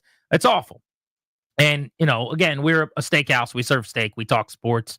We're your way to not have to think about some of the bad things that are going on. But I think we'd be remiss as we're driving, past areas where there's emergency vehicles today, and living so close to this, and all the coverage on every local TV station is still wall to wall with what's going on in the Potomac River. This is our backyard. People are affected by this. Yeah. Some people listening, maybe even very personally affected by this, and we are cognizant of that for sure. And you mentioned 14th Street Bridge. It's how I come in most days as well. And of course, folks are old enough to remember the plane that crashed into the 14th Street Bridge in the early 80s. If I had $1 for every time my dad told me about that plane. Yep. And now I get it as a grown-up. There are certain things that happen. Maybe it's based on what's going on in your life at that time. It's hard to explain why, but certain things that just hit you in a way that you'll never forget where you were, or some of the stories are huge. Obviously, every person listening knows where they were on September 11th and can recount very specific details of that day. I remember getting home from school, going to Ben Galyer's house. I remember what snack his parents gave us from his pantry. And I remember going out and throwing the football in the front yard with him in early September. But then there are these things that maybe aren't on that same scale where you always remember exactly where you were. My dad would tell me the story of a guy named Lenny Skutnik. Skutnik? Yeah. Lenny Skutnik. His son was my college teammate. No way. Yeah. So he jumped into the water for this Air Florida flight that went into the bridge and then into the Potomac, by the way, on a January freezing night, just like last night. Exactly. Freezing cold waters. And this guy just said, okay, here I go. And this is very different. There was not a collision in the middle of the air that tragically probably led to a lot of people perishing in the moment. This was the plane goes down in the water and there are now people fighting for their lives. And so he basically jumps off the banks of Virginia, wherever he was, off the bridge, I don't know, and he jumps into the water. My dad has told me about that story so many times over the years. It's all I could think about last night. I'm like, that was in the early 80s, maybe January of 82. That's right. Exactly right. Yep. This is like our era version of that. And no one should ever see any of these, but this is now twice over the span of 40-some-year-old person's lifetime where this is happening in essentially the same location. Well, I couldn't, so just, again, being of that age, it's similar. I was too young to remember it. Obviously, I was just a little kid, but I heard that story a million times over. And then I think it was 2 years behind me. But then I meet Glenn Skutnik, his son. This is Glenn, freshman pitcher. Hey, you have the same last name? He's like, yeah, that's my dad. Oh, holy crap. Like kind of that story of legend. Like it's grown and Paul Bunyan style of how many people have saved it. It was absolutely heroic. But it's almost impossible not to think of some of those kind of parallels, right? Where it's hundreds of yards away from that spot. And I'm driving over the 14th Street Bridge, just like all those years ago, just like everyone else that was picking up their lives, commuting to work and watching the planes roll in again because business at National Airport opened up again at 11. Just, man, you don't want to, you want to be able to continue, want to be able to persevere and go on, but then you also don't want to lose sight of what happened and how horrible it was and how everyone's lives that are connected to that, even by great distance are forever affected. Man. Yeah, but we're thinking about all the people that had loved ones on those planes, and have to now pick up the pieces of their lives moving forward. Just awful. Maybe the worst part about it too is you got to sit here and hopefully you're not on the internet, but watch everyone pontificate and give their crazy stories as to what happened. I mean, ideally, right now there's investigations going on. I don't care who you are. You say a quick prayer and a thought for the people that are affected, and let the grown-ups do what they got to do. Yeah, not the time for your agenda, your pontificating. One thing I will say, just as a quick side, I was horrified last night, like everybody else watching. But whoever the reporter was, that as there's a because it's a unique situation where you can't just go to the normal scene of the incident, right? Because it's an airport and there's extra security, because it's it's not something that's easily accessible. It's not like you go to the house and you're like, hey, my family's in there or whatever, right? The reporter going, what are you thinking right now? To the guy whose relative may or may not have been on the plane. I was like, let's not do that again. Wait, what is this? So I don't know how to describe it, but there was either at the airport. Yeah, at the airport, they're sticking a camera and a mic in the guy's face going, what are you thinking right now? You can ask the guy what he's thinking. Let's not put that on TV. That I was horrified by that. I don't know if anybody else felt that way. Just I thought that was ghoulish. Well, I did not even see that. I think what happens, maybe, not to make an excuse because that's so unacceptable, but as crazy as it is as a reporter, I'd imagine your adrenaline kicks in now, because you don't really get to have that same luxury of just like last night, my depression sets in and I just sit back and feel awful and helpless. Mm-hmm. And your job now is to cover this and figure out what's going on. And there's an adrenaline. Now, what you can't lose is your humanity yeah. and your human decency in that moment. And especially, I mean, I don't know the details. Did they know that this person knew someone on the flight? It's the way it sounded to me. I could only get through a few seconds of the video. I've seen a bunch of people forward it and send it around and explain like, hey, this is so tragic. This is awful. And my only thought was, let's not do that. Let's not stick a camera and a mic in a guy's face where he's waiting to find out if his loved one is alive or not. I thought that was absurd. That seems like pretty easy teach tape there on what not to do. Time and a place. Yeah. To have some conversations with people and get to the bottom of what's going on. But I could probably answer the question for you if you want me to, as a stranger who's never met the person, as to how they're feeling. Right. As they're waiting to find out if their spouse is alive. Because the way that should go. I could answer that question. Yeah, the way that should go is I spoke to somebody who's waiting for information, and they're obviously crestfallen, heartbroken, anxious, and of course. like anybody else would be. Back to you in the studio. Just, I thought that was pretty bad, personally. Yeah, that's awful. Just generally speaking, I think, in moments like that, coverage is so important. And getting information out to the public, because what were we all doing? First thing we do, and for all the faults with social media at this point, before the TV stations can get up and running, they don't have the information yet. Mm-hmm. They don't have the details yet. They haven't broken into their live coverage yet. I always say this about radio. And one of the reasons I love what we do in this medium, in this entity, we don't need video. We don't need pictures. We don't need to rush a van out to the 14th Street Bridge to go live. Mm-hmm. If I'm here and I got a microphone, I can talk to hundreds of thousands of people pretty quickly, right? Yep.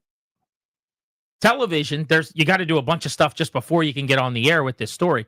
So I don't know about you guys, but when I originally saw everything, I saw the video from the Kennedy Center camera. Yep. But if you want to talk about things that are uncomfortable, the retweeting of that, I don't know how to feel about that either. I get it. Like, in some way, you're just putting this out like you don't know what's going on. There's an explosion in D.C. After the fact, knowing what happened in the explosion, even that's some gray area and strange for me. Like, there's been times where I've retweeted, this is way less a deal, but like a serious football injury, like Dak Prescott or whatever, and people are killing me. And they're like, dude, how dare you retweet this? Take this down. You can see his leg break or whatever. That's like a really small scale of I have to have this conversation with myself of like, should I have posted that? Is that something I needed to, get the word out on? And like, these are things that I think about all the time. Mm-hmm. But regardless, there's this video last night. I think the reason that a lot of people originally found out in the area. Yeah, I sent it to our group chat. Something had happened. Yeah, you did. Was the and everything's on camera in DC. So if anything ever happens in the city, we're probably going to get some kind of frame where you're in it. But the explosion. And at that moment, nobody knows that it's a plane crash. Now, FAA and those types of things, they do. But just people are like, this just happened in the city. This is not supposed to happen. And within a few minutes, we find out the speculation that a plane has crashed. But all you have is Twitter at that point. That's where social media is king to some extent. I'm not telling you it's all good. I don't even think most of it's good at this point. But in the initial moments of trying to figure something out, the immediacy of, I'm going 4, 5, 7, 9, I'm clicking through CNN, whatever else, like nobody's on yet. There was an explosion in DC. What the hell's going on? And now I'm scrolling and seeing, FAA is saying this. That's where the information was right away. To your point, the first that I'm reading about it after Ryan gave us the kind of the heads up, like, hey, I think something may have happened. There was a reporter. I'm not even sure what outlet he's with, and I'm not trying to be pro or besmirch. I have no idea. But he was driving home, and it happened kind of in his rearview mirror. So, like, he's on the GW Parkway, and it's behind him kind of at his 7 o'clock, and he immediately goes and posts a thread. Here's what I saw. Here's what it looked like. This looks bad. More to come. And that's kind of my first entry point into the information as to what it might have had. So the fastest thing in real time was that kind of, the Twitterverse there. Well, all you need is your phone and your thumbs, I was joking about how much more efficient radio is in moments like that than, say, television, where I'm rushing a van out there with a camera and a reporter to do a stand-up. But nothing's going to beat just being able to type something and hit send. And that's where a lot of the information came initially. But it is just a reminder to me, as much as I complain, and I think social media, if we really want to have a deep conversation, has probably been more harmful than helpful in the grand scheme of things. That's the one thing I would say is, if something major happens and information needs to be disseminated, I don't know that there's a better way for people to find out what's going on and what they're supposed to do than that. Because that's how I was finding out all the details last night for a while. Then, when more reputable places, because let's face it, you're not batting 1,000 on social media, but when the more reputable, trustworthy places who have standards and guidelines on how they're supposed to do things and are talking to professionals. It's not like there was some, what do they call it? Like the chat that you pops up on your feed where someone's talking on Twitter. They didn't have that with like aviation people and FAA people. Right. That was not part of the coverage on social media. But you start to get that on the networks or on the channels. There were a couple of people, I will say, for it sounds like every Boris reporter, the thing that you referenced. There was one dude, I wish I knew his name, who was blowing me away last night with his knowledge and information. And I was like, I don't know what this guy makes, but he should make more money. Just his insight on flying in the area. And, it was like the perfect reporter for the moment, where I was legitimately, as someone in the media, taken aback going, I wish I knew the guy's name. I think it was Peter something. But like, just incredible knowledge. And I was like, really impressive. Yeah. This dude is carrying the network in the most professional, like perfect tone being set and just providing actual information that is necessary right now for someone who doesn't live that far from this, that's wondering what in the hell just happened. Because I think that's the first thing is you want to know, what was that explosion in DC, and do I need to know anything beyond that? And then you find out what happened, and it's just stomach turning. Yeah, again, it's beyond you're gutted, beyond gut wrench. I mean, it's so unfathomable that every time I see the details, I kind of get it's like I start the cycle over again of emotion. It's just you can't believe it. Like it sounds surreal. It sounds like a bad action movie plot kind of a thing, More trivial matters to be discussed. Yeah, that's what on this show. But again, steakhouse serving steak, baby. We're going to be talking about sports. We are your reprieve today. There are lots of places where the cycle spins on now. I don't know how much new information there are. They'll regurgitate and continue to give you everything they learn as they do. But we've got a lot to discuss today, and hopefully we'll provide a bit of home base for you to feel a little better and get it off your mind, if nothing else. Grant and Danny with you. We'll get the show started the normal way on The Fan next.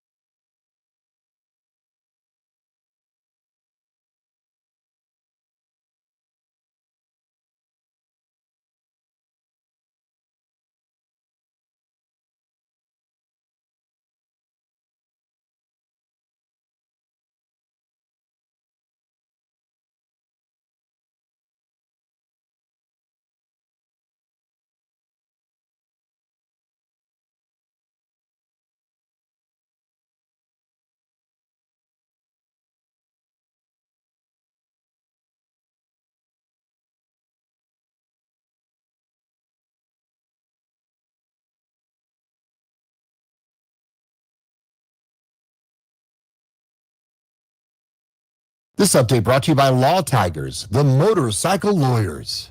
Ravens kicker Justin Tucker has been accused by 6 massage therapists of engaging in inappropriate behavior at 4 high-end spas and wellness centers in the Baltimore region. This from an investigation in the Baltimore Banter. LeBron James is in town tonight as the Lakers take on the Wizards. Wizards have lost 15 in a row. Live play-by-play at 6:45 tonight on Team 980. The best team in the NHL, the Washington Capitals, are at the Ottawa Senators.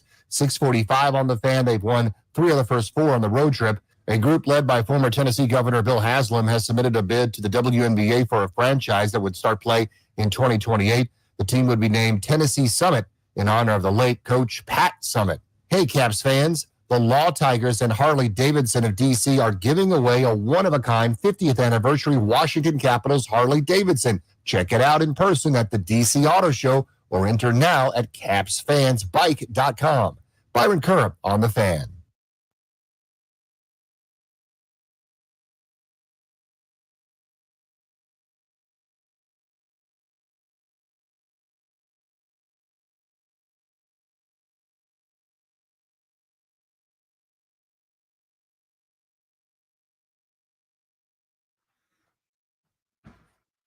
Grant and Danny on the Fan. Welcome back. We're with you until 6:30 today. Appreciate everybody making the show part of their afternoon. Coming up at 3 o'clock, at what point during Jaden Daniels' historic rookie season, at what point during a 17-game, 18-week regular year did you start to buy in that maybe he was special, that possibly he was unique, elite, a superstar? Was there a moment? Was there a game? Was there a play? We're going to go back through that in the 3 o'clock hour. But right now, as we look back at the Commanders' 2024 season, Danny, I want to know what your best and your worst thing that happened this year was. And it could be very specific. It could be a moment of play, a game. Could just be a trend, something, that went well, something that didn't. And we'll open up the MGM National Harbor listener lines on this as well at 800-636-1067. So the worst, I'll start there because it was mostly good, and the worst part's easy. Losing to the Cowboys. You drop a couple of games to really good teams on short rest, Philadelphia, Pittsburgh back and forth, the game you had the lead on that you probably should have won, to be honest with you, that you gave away, whatever. That happens. That's a really good team that was playing well at the time. I know what Pittsburgh ended, but you drop that game Thursday night, then to the Eagles, you're going, okay, we'll get back to normal here. The 7-2 team that just dropped 2. This is now a little bit extra rest. You got Dallas. You're going to go beat them, right? Right? Worst game of the year. And now you're going, oh no, Cliff. Oh no, what's happening here? Is this free fall? Are they now, headed to maybe the 9-8 team they probably should be? In your mind, you're wondering about a lot of different stuff as they'd lost 3 straight and the bloom was off the rose. That to me was the lowest moment. I agree that if we're looking for a game, that probably qualifies. I'm trying to think bigger picture to something that maybe was a bad process that didn't result a bad answer, and that maybe it kind of emboldens you to keep going that route, if that makes sense. Mm-hmm. So something like not going out and acquiring more weapons for Daniels, not really ever hurting them. The fact that they finished top 10 in total offense, which was a great thing and an amazing accomplishment, probably because this guy is, again, a unique, elite, game-changing presence at quarterback. But does that then empower you as a decision maker to go, well, last year, we really didn't miss not having a number 2. Why would we spend on T. Higgins? Why would we make a move for Garrett Wilson? Why would we go get an excellent running back and spend a bunch of money at that position when Robinson and Eckler and some Chris Rodriguez with a side of Jeremy McNichols sprinkled in got me to the NFC Championship game? Why do I want to go get a really good number 2 receiver opposite Terry McLaurin if Olamide Zaccheaus with a side of Luke McCaffrey and some De'Ami Brown at the end of the year is going to be plenty to get me to 12 wins? I can win 14 games with Noah Brown starting as my number 2 and De'Ami Brown finishing as my number 2. Does that then mean that this offseason they kind of go back to the well of last year? And if it works, then that's great. Mm-hmm. If sustainably every year Daniels is just that good that you don't really need a ton of talent around him. So they go with, a backup caliber interior offensive lineman to come in to start. See Allegretti. And their free agent moves at receiver are bringing in guys like J-Mo Crowder for a year or Noah Brown on the scrap heap. If they go back to that well this offseason, it will feel a little disappointing to me. But maybe just because of how well the year went, because you blew teams like Arizona out, because you went 7-2 out of the gate, because you finished on the heater that you did, maybe they feel like this is actually the best way to go here. Let's do it a little cheaper in free agency. We don't need a lot of talent. Let's focus on camaraderie, brotherhood, chemistry. And I don't know how much of that is replicable. I hope it is. I think Dan Quinn's going to go to the end of the earth trying to make it replicable. But I think in the end, talent's going to win. I think the Eagles are playing for the Super Bowl because they're the most talented team in the conference. Yeah, they had a little bit of discord. And you have a strong enough culture in a locker room to overcome some of those things, right? You can have a diva. You can have a guy read a book on the sideline and still beat people. You know what I mean? Like, you can deal with a little bit of it. You know what? I just thought of something when you said that, too. They made one really splashy move for like a star. And you can make the case that at least for this year, it backfired pretty extensively. Yeah. Right? Maybe that's the worst thing that happened, both in real time, because Marshawn Latimore came in for the picks that they gave up for him and played so poorly that they were worse off defensively a lot of the time when he was on the field. But also the figurative part of this, again, is what I'm saying, which is I like that you stick your neck out a little bit, that you try to get aggressive, that you throw money at a problem, so to speak, and that you brought in a real impact player who has a chance to be great. And an area of weakness, too, by the way. So that's what made it all, doubly exciting for everybody. So, I mean, to me, the expectation that he was going to solve everything and help really leads to our level of disappointment. But I think it's a smart point. So that'll be my worst thing that happened, that the one time they really got aggressive and rolled the dice on a major move, it backfired. And I hope it does not make them gun shy going into an offseason where I'd love for them to try to go bring in a real stud at wide receiver or edge rusher. I hope they don't feel like they touched a hot pot and burned them, and they're not going near. Yeah, we can get away with it. I don't want you to think you can get away with it. I think that's a smart one. Mine's a little smaller for best thing. Beating the Eagles. And you're going to go, well, okay, that was a fun game, but why? What was the narrative? Remember the stories? Yeah, but.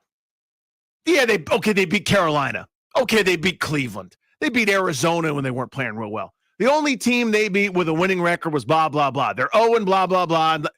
They beat the Eagles. And they didn't just, it was back and forth. It was unbelievable. They were left for dead in that first half. Jaden Daniels didn't play great for a huge part of that game, but then he did for another huge part of that game. Those 5 touchdowns, just backbreaker after backbreaker. 4th down and 11 converted. Finding Jamison Crowder over the middle, settling that narrative that he can't throw over the middle, wherever the hell that was, to bed as well. Everything that happened in that second half, basically, really that fourth quarter where they scored 22 points to win the damn game. Absolutely incredible. I'll take that over a Hail Mary that got tipped. I know that's going to be a lot of people's answer. Yeah, that was a great moment. That was fun. I screamed and jumped and whooped and hollered. And that's all well and good. I'm not belittling that. But to me, that's a lucky fluke thing. Jaden Daniels being excellent and Philly having no answer for it was a harbinger for future times where he's going to be a problem for them in this division. Beating that winning team, who's excellent, they're in the Super Bowl. I've got a pretty good case that Philly is the best, second best, third best, whatever team in the sport. You beat them and dispelled a bunch of narratives while doing it, on your way to winning a whole bunch in a row and going to the NFC title game. We didn't know that at the time. But that, to me, was the highest moment I got during the regular season. The best thing that happened in the regular season, pretty easily for me, is you found your quarterback. The whole year, and this one is low-hanging fruit, I'd say. This is the easiest answer I'll steal from people. But going into the year, you got to figure out, did you get it right? Is Jaden Daniels going to be the franchise QB here? The gift of the star quarterback on a rookie contract who then gets a second contract. Is he going to be a 10 or 12-year staple in this organization, which they have not drafted and developed that guy in 30-plus years of searching? And while I don't really write in Sharpie after 1 year, I'm writing in pen that they got him. How could they not after how he played this past year? I mean, what kind of regression, short of major injury, could possibly take place when he played as well as he did in his first year ever in the league, with the experience now and the growth that should come with him getting back to the drawing board physically with his mechanics and mentally on the board trying to now go back with all the things that he learned and improve himself. So the best thing that happened is easily just solving the riddle at quarterback. I would say a close second to me is they hit on enough moves that I think we no longer have to just go on reputation to suggest that Adam Peters is great as an evaluator and as a GM, and that he was the right hire and he could be a long-term solution here as well in the front office to the GM role, what Daniels is to the quarterback role, as an example. You look at some of the things that they did, the moves that they made that worked out so well, whether it's Frankie Louvu's contract or the one-year flyer on Dante Fowler or Jeremy Chin or Noah Igbenogany or the draft class with Mikey Sandra still, just getting Daniels right the way that they did. There's no way you don't feel really confident in Peters as the guy running this operation now. That came from not just the win count this year, but the individual successes in free agency in the draft, the batting average that he hit at, that frankly no decision maker has here probably post Casserly in a long time. That is maybe the best thing that happened non-Daniels division this season. I think that's a sharp point, because it's not just, as you said, the draft picks, because there's some ones that are TBD or that didn't have an immediate impact, and that's not the point. Nobody bats 1,000. It's you signed Dante Fowler Jr. for less money than Tress Way makes, and I love me some Tress Way, but he's a punter, and Dante Fowler turned in one of the best values in the sport this year. You had a Bobby Wagner, a transformational person. I got like Austin Eckler, maybe your second best offensive weapon over the course of much of this season, for nothing to turn around this giant oil tanker that's stuck in a ravine. Instead of a K-turn, you did it really quick and made the NFC title game. One more playoff games here in 2 years than you had combined the previous 30-some. What was the best thing that happened and the worst thing that happened for and to the Commanders this season? A lot of different ways you can go. MGM National Harbor listener lines are open. 800-636-1067 is the number on Grant and Danny.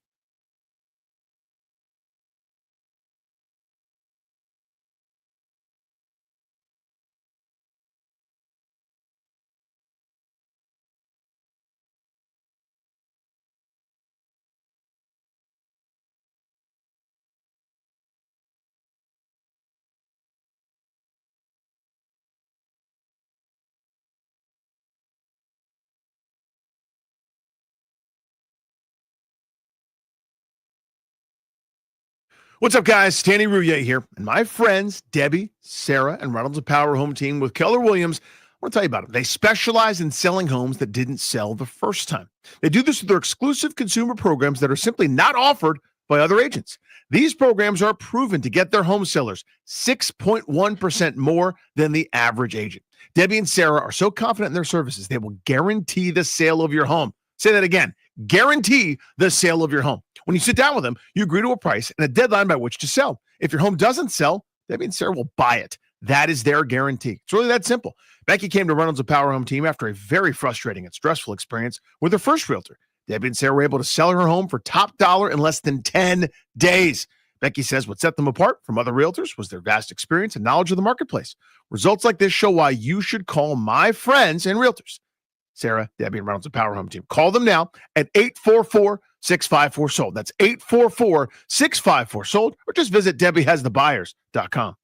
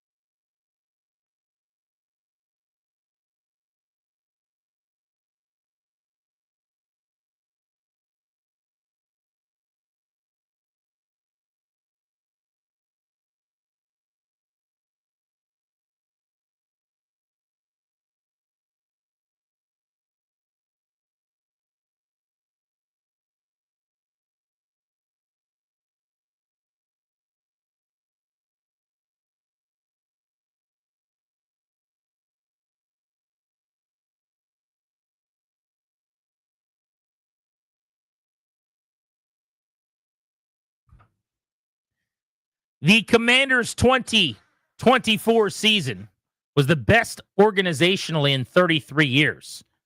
We are diving into the best and the worst thing that happened to the team over this last calendar year. 800-636-1067 is the number. Leo is in Gaithersburg on Grant and Danny. What's up, buddy? How are you? Hey, gentlemen, love the show. No need to say that. Love the show. Good afternoon, gentlemen. So, best moment for me, yeah, the wins, everything, the surprises, it was all great, right? Didn't have much expectations going into the season. So, for me... Oh, no. Right? I mean, your phone cut out. For you, what was the best? The best for me was this mentality. They had one voice, one attitude, and it came from the coach. You know, you would listen to these post-game interviews, and they would kind of reiterate the same talking points that Dane Quinn had mentioned in his post-game interview. You didn't hear any leaks coming from the front office or from I don't know who. It was just they all had the same mindset, following the same standards. I actually think that's a tremendous point. It is. Let me ask you this. What is that different than the Rivera era, really, when he was the only guy that ever spoke because he ran everything? The difference being, obviously, that this time what they were saying was smarter and made more sense. Well, I will say this, and I don't know, I can't pull every time someone did something that wasn't exactly, quote unquote, on message to what Rivera was saying at the podium. But this time it really did feel like, if you ask the 53rd guy, is he saying the same thing as the second guy or as the coach? I would say yes. I don't know that was always the case. Like, I mean, I'm not ripping Terry McLaurin, but just jump into mind when he goes like, yeah, I ran a lot of cardio today. That's not the same message and same branding that Ron Rivera's doing up top. Okay. You know what I mean? Like, and it's not to say that they were rebelling against him or whatever. You know, they were a bad team and they had just lost and he didn't get to catch passes. But if your point is that baking that into it, like, because they were winning, everyone was bought in and everyone was pulling the rope in the same direction, that's probably true. Yeah. I don't remember a lot of non-player post-game comments, I guess I'll say, when John Allen's popping off about being angry, losing, and whatever else. Very normal. I don't remember other executives that were on different pages than him. I think they were all on the same page. It was just a terrible page. It was a dumb page. And this page was a lot better. But his point is correct, and that's what their whole culture was. This idea that everyone is in this thing together. There was a uniformity and a familial, do you agree with that? Mm-hmm. Presentation to like their messaging. And there's no doubt that the collaboration being done between Peters and Quinn was textbook and perfect. Now, I don't know that it was bad before because Ron hired a bunch of dudes that he previously worked with and had jobs because of or vice versa. And they all kind of felt like yes men. So I don't know that the collaboration's any better this time around. I just think that the GM was better than the last version and the coach was better than the last version. It's a great answer. Let's go to Shane in D.C. Best and worst developments of this season for the Commanders. Commander, Grant, how y'all doing today? So, buddy. Doing well. It's got to be the sale of the football team. That's counting the calendar year, right? The sale of this getting rid of the Snyder, getting rid of that scumbag and getting some people in here, new management. It just goes to show you anything in sports to business, new management makes a big difference. Everybody, the new coaching staff. Look at this roster, how big of an overhaul it is. And by next year, nobody from Ron Rivera's organization will be on this team. Thank God, Eric the Enemy is gone. I saw he just got picked up by somebody. Good luck with that. But the worst has got to be the championship loss that hurt and how we got beat in it. Now we just got to know what we got to do. We got to get some dogs up front, and I'm glad to see we re-signed Wagner and Lynn back. I think they're difference makers, if not just for leadership. But this team's got a bright future, and for the first time, we can sit here as Commanders fans. God, that's got a thing they got to fix next is that name. But we got to get this. It's bright. Now you just got to win the division and draft. That's the next step. Yeah, get some home playoff. That's games. the next step. I have not heard Shane say Eric the Enemy. It's been a minute. In a year. In fact, it took like 30 of his calls and my wife saying, "Hey, does that one caller call him Eric the Enemy?" And I was like, "No, he calls him Eric the Enemy." And sure enough, we asked him, and he's like, "Yeah, I call him the Enemy. I've hated him since 1991." Eric the Enemy. Yeah, whatever his backstory was with his dad. And Something about Colorado. Yeah, Colorado beat Tennessee, probably, or something? Maybe. The bowl game? Eric, the enemy. There he is, the enemy. Go to Bobby in Woodbridge on G&D. Best and worst of the season for the Commanders. Hey, Bob. Hey, guys. How are you guys doing today? Good, man. For me, I'm sure it's probably been mentioned before, too, had to be the Hail Mary throw for the best part of the season, or a tie for me. That Hail Mary throw with the game against the Lions here to put us into the championship. I must have rewatched that Hail Mary throw like 200 times, man. I still am pulling it up, honestly, Bobby. Yeah, I wanted every fan cam of it. Every the one where the dope is trash talking the fans, and then he's the guy that ends up tipping it. I mean, I wanted every angle of that thing. I didn't bring this up because I thought somebody would pretty quickly, but I'll just hit it before we say goodbye in this segment and get ready to move along. Worst thing that happened this year was probably the unbelievable success and what it means for the name. The staying power potentially of Commanders. Now, I would not have traded the wins and the run and the wild ride and the NFC Championship game, probably, for a different name. But if I could have chosen, they make some kind of a name tweak this offseason and then this happens next year, and I'm guaranteed that. If I could choose that I option. might have been more interested in that. But the success happening in the infancy of this name, making it maybe harder to change the name Commanders, I would put that in the negative pile, oddly enough. Yeah. I got a tweet here from Travis said, best thing, finding your franchise quarterback. We talked about that. Worst thing, having to trade or cut 3 first-round picks. And that's true. Not their fault, but coming to the realization that Forbes can't cut it, can't play, can't do it. Same with Jamin Davis, and that list goes on and on. That's not a fun thing about the 2024 campaign. No. G&D on the Fan. Next, when did you realize Jaden Daniels was going to be a superstar? Got our double play coming up today at 3:45. You won't want to miss on the Fan.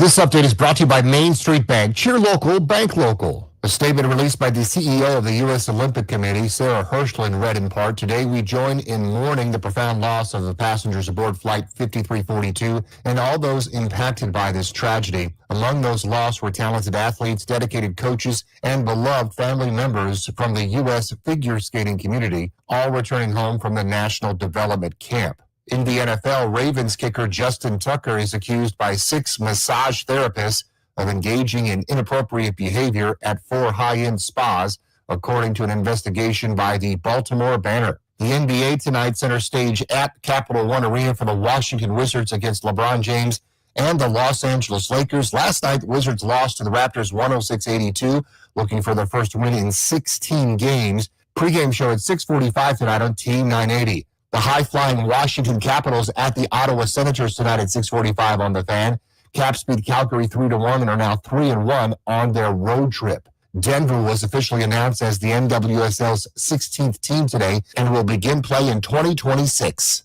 Main Street Bank is a business-focused community bank proudly serving the DMV since 2004. Visit mstreetbank.com to learn how to put our team in your office. Main Street Bank, member FDIC, equal housing opportunity lender. Byron Kerr on the Fan.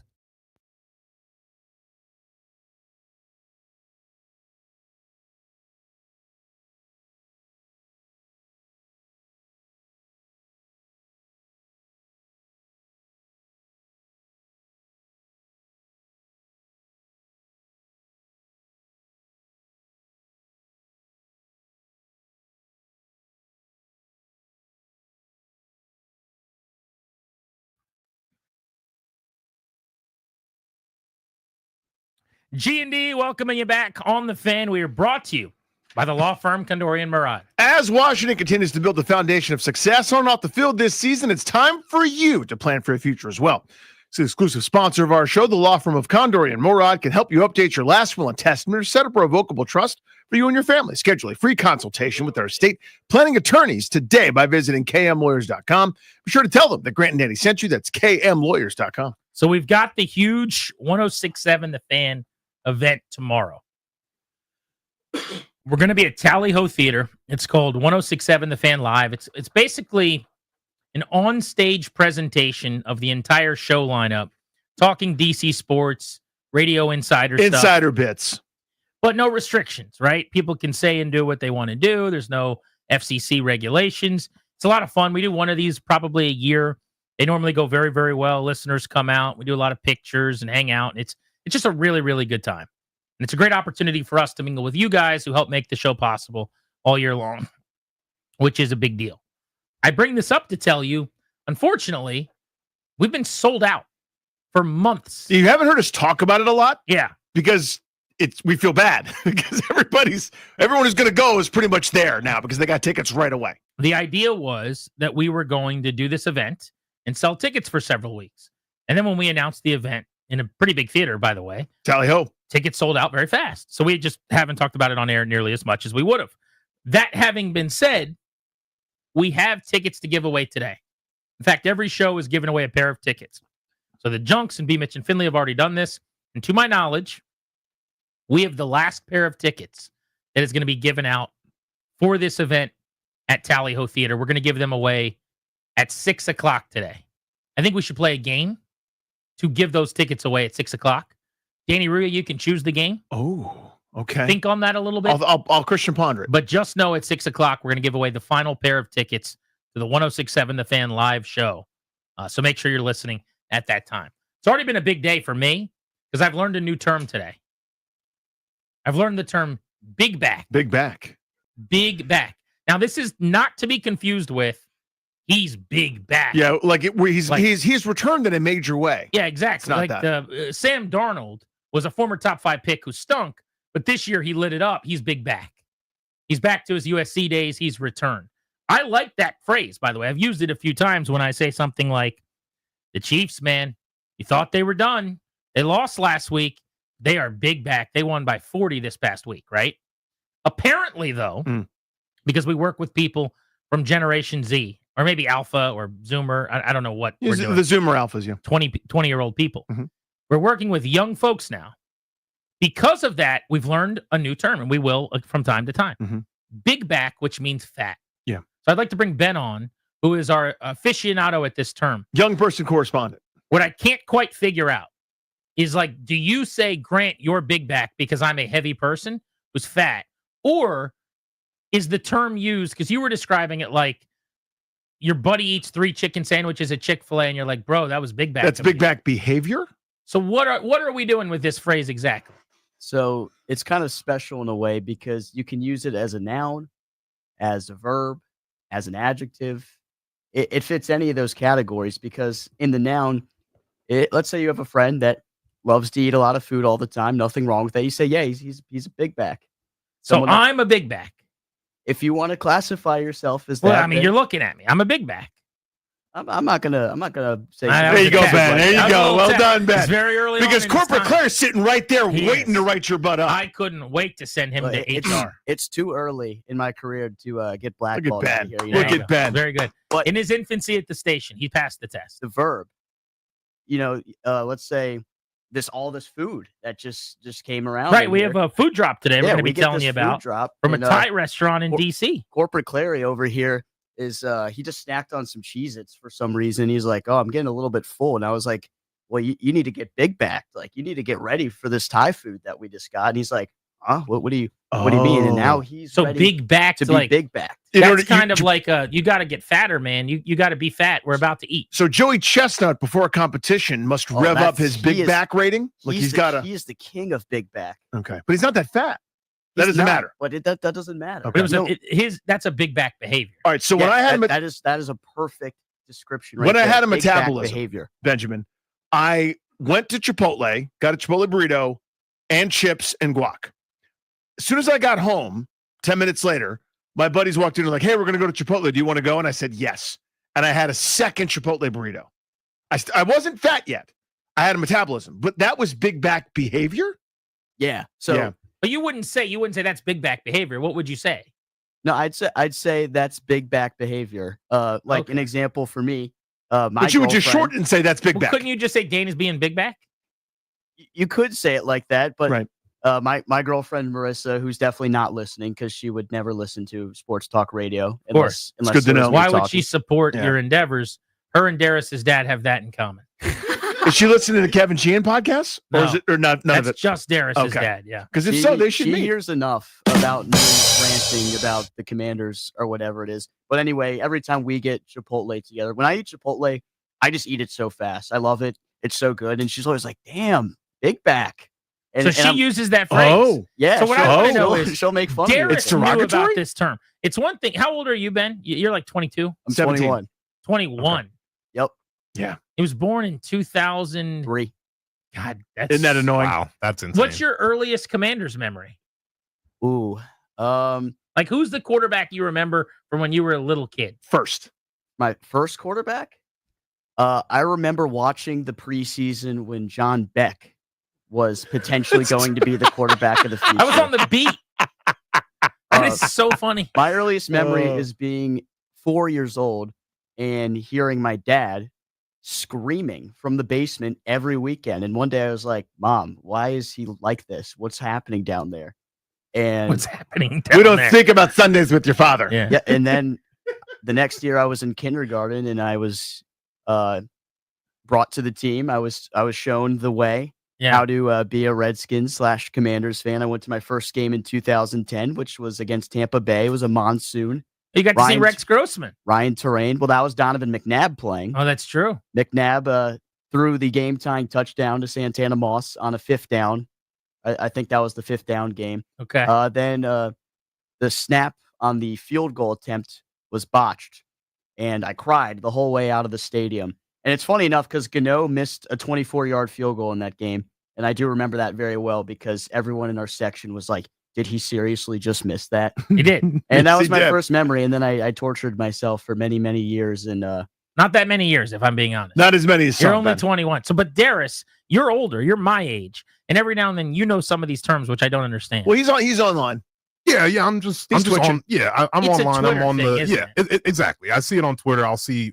I follow like a lot of food pages. I don't follow anybody on Twitter. No, why would you? Everybody's And so I mute miserable. even and more mean. people than that. Yeah, There's just so many mean people. Why would you follow anybody? Yeah. But I follow like a lot of food pages, and sometimes they'll reference, like a big back activity, and it's them like cooking, some fabulous. Oh, I meal. see. Right. I don't think this one's gonna make my repertoire. Like I don't think I'm ever gonna be dropping big back as fat, because I don't even use that. Like, I know that there are people that go, "What a fat thing you did." I don't really do that. Yeah, I do that one. Like, You do? like fatty behavior. To me, like, I think I even had a bit about this that I used to do. But to me, like, I don't know, people are heavy or not heavy, but people have fat souls. Like, your behavior is, even as a skinny guy with a metabolism, can be aggressively fat. You can act fat. You know what I mean? Like, So maybe big back will work for you. Yeah, as a phrase that you could work in. it just feels like I shouldn't be saying it. I don't know why. As soon as if it comes from the young people, I shouldn't be. I need to always sit on the sideline. When your kids start using it, it's just going to work its way into your lexicon. Well, my kids do use it. The way to get them to stop using something, by the way, is to use it yourself. Oh, If you don't like one of their terms, put that term in your rotation, and it goes away quick. They immediately just say, "Oh, they hate it. We can't be doing Yeah, this." it's like Dad's on MySpace. Let's close down MySpace." G&D on the Fan. All right, so when did you know Jaden Daniels was going to be a star, and that Washington was eventually going to have to give him a big back contract? Right? One of those big old fat juicy deals. Mm-hmm. Just a giant big back of a deal. At what point this season did you go from either being hopeful, or even if you were confident, if you loved the pick, if you were all in on Daniels from his LSU days, when did you go, they might have something special here? We want to zero in on that with you on the MGM National Harbor listener lines at 800-636-1067. So if you recall, this is not, I'm wrong all the time. I was right about this one. This is the guy that I wanted from the whole draft process. So I always believed, but still, you're waiting for confirmation. You're waiting for some of those moments. Week 1 against Tampa, wasn't it? Week 2 against the Giants, wasn't it? If you remember, it was some good, but it wasn't like what would end up coming to pass. That Cincinnati game that you and me were at was awesome, but there was okay, that was awesome against a defense that we now maybe think is the worst defense in the sport. They're terrible. I don't know if this is authentic or not. It's the following week. So you go from Cincinnati on Monday Night Football when the world saw this incredible performance, and it was incredible. Okay, that was one. That's 1 out of 3 games now where he's been transcendent and amazing and awesome. On the road against Arizona, he made NFL quarterbacking in that game look like the simplest little activity. Looked like this little casual thing. I'm gonna stop by Arizona and put him in the woodshed. It was this effortless, in control, no incompletion. Nothing they did surprised him or scared him or slowed him down. And then he followed up with more against Cleveland. There are a couple of plays I could point to. But to me, it was do we realize what's happening? I'm doing the Michael Scott thing when the fire alarm goes off in the office. I'm running around waving my arms going, yeah, Cincinnati, that was amazing. That was awesome. I was there. It was cool. We're now following it up with excellence. We now have the thing. That's how it felt. So respectfully to that Cardinals game, because he was really good. He was 26 of 30 in that game. That game was mostly, from what I remember, really schemed up well. Totally was. Like they just never had a doubt when he dropped back because there wasn't pressure, and he was throwing to wide open receivers. And there were 25 quarterbacks in the league that would have had a really good day that day against the Cardinals when they ran all over Arizona and scored 38 points. I'm going to the week before against the Bengals. You're allowed. When Danny Rouillet sitting next to me at that really loud, raucous stadium right before kickoff with a 1-1 Washington team that had only beaten the Giants because the Giants were god-awful. In a game that they almost lost, by the way. Yeah, Malik Neighbors makes the catch, they lose. They were down at halftime. They could have easily lost that game at the end. The Giants just outbatted them, basically. And by the way, Daniels did not play that well against the Bucs. He ran for 88 yards, which was cool. But as a passer, he showed almost nothing in week 1. And then in week 2, in the first half against the Giants, he was even worse. He took 5 sacks in the first half of that game and held the ball forever. The second half is when he finally connected the dots, had a couple of inbreakers to Noah Brown that were thrown perfectly. They moved down the field. They scored some points. They got a win. He had a game-winning drive, I believe, in that game. Week 3, you're at Cincy. You're 1-1. He's played 2 good quarters as a passer out of 8 at that point. But it's the last 2 quarters, and you're going, now you're on the road. Worst environment you're playing in early this season. Let's see what the kids got.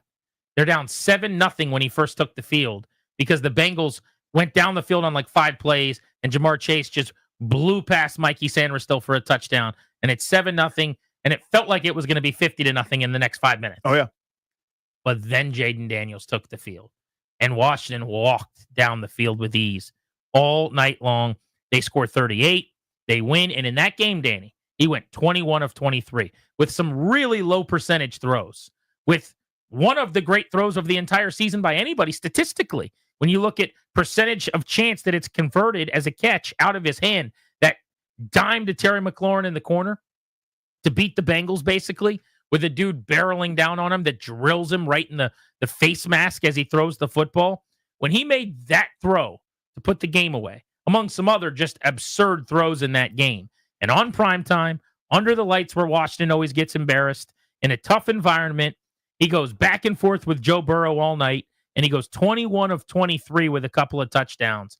And oh, by the way, mixed in 12 scrambles for 40 huge yards in that game. I thought, whoa, boy, we might have something here. This kid might actually be really, really good. And then to your point, he was great against the Cardinals. They win. They come back against the Browns. He had more downs in that game than he previously had, but his ups were so up, like that scramble play off schedule where he got away from two guys and threw the 60-yarder to McLaurin that almost okay, went. that's stupid. And the season was on at that point. But the moment that I, for the first time thought, maybe he's going to be a star, maybe he's special, was the Bengals game. That environment, and we now know more about the Cincinnati defense and how bad they were. Fair. Doesn't necessarily matter, though. It just because, again, you said it. You can have a bad defense that they still get punts. They still stop you sometimes. You know what I mean? Sometimes passes are incomplete. And it wasn't just checkdowns. It wasn't just, that Mark Brunell 20 straight completions game against Houston where it was screen passes and sideways things and, throwing the guys underneath. It was everything. The throws still have to get made. You know what I mean? Like that game was so incredible that you go, okay, maybe they're turning the corner here. So I don't hate that answer at all. In fact, I mentioned it in mine. The simple fact was that began a stretch where it was no longer, I hope, maybe. It began a stretch where it is, right? Because you mentioned those plays against Cleveland. They're a handful where you just go, there's three guys that do that. One's Lamar Jackson, who's going to run for 1,000 yards and be an MVP candidate. One's Josh Allen, who should be, is an MVP candidate. Maybe the other's Mahomes, might head fake a guy in the backfield and sling it sidearm on fourth down for 30-some yards. And now Jaden Daniels is in that group. I'm not putting him on that level with those guys yet. There's a lot more that has to be deposited. I'm talking about a couple individual plays and moments in that Cleveland game and then sort of going forward from there. And then against Baltimore, the best team they played to that point, he was not the reason they lost. You know what I mean? Like you level up in difficulty, and he held his own from the pocket. They were determined to keep him there, and he actually played pretty decent. Again, not just for a neophyte, not for a kid, but for him. I mean, for an NFL quarterback. And then, the race was on at that point. Then it was his Rookie of the Year award, and everyone was competing for second place. I'll give you another one.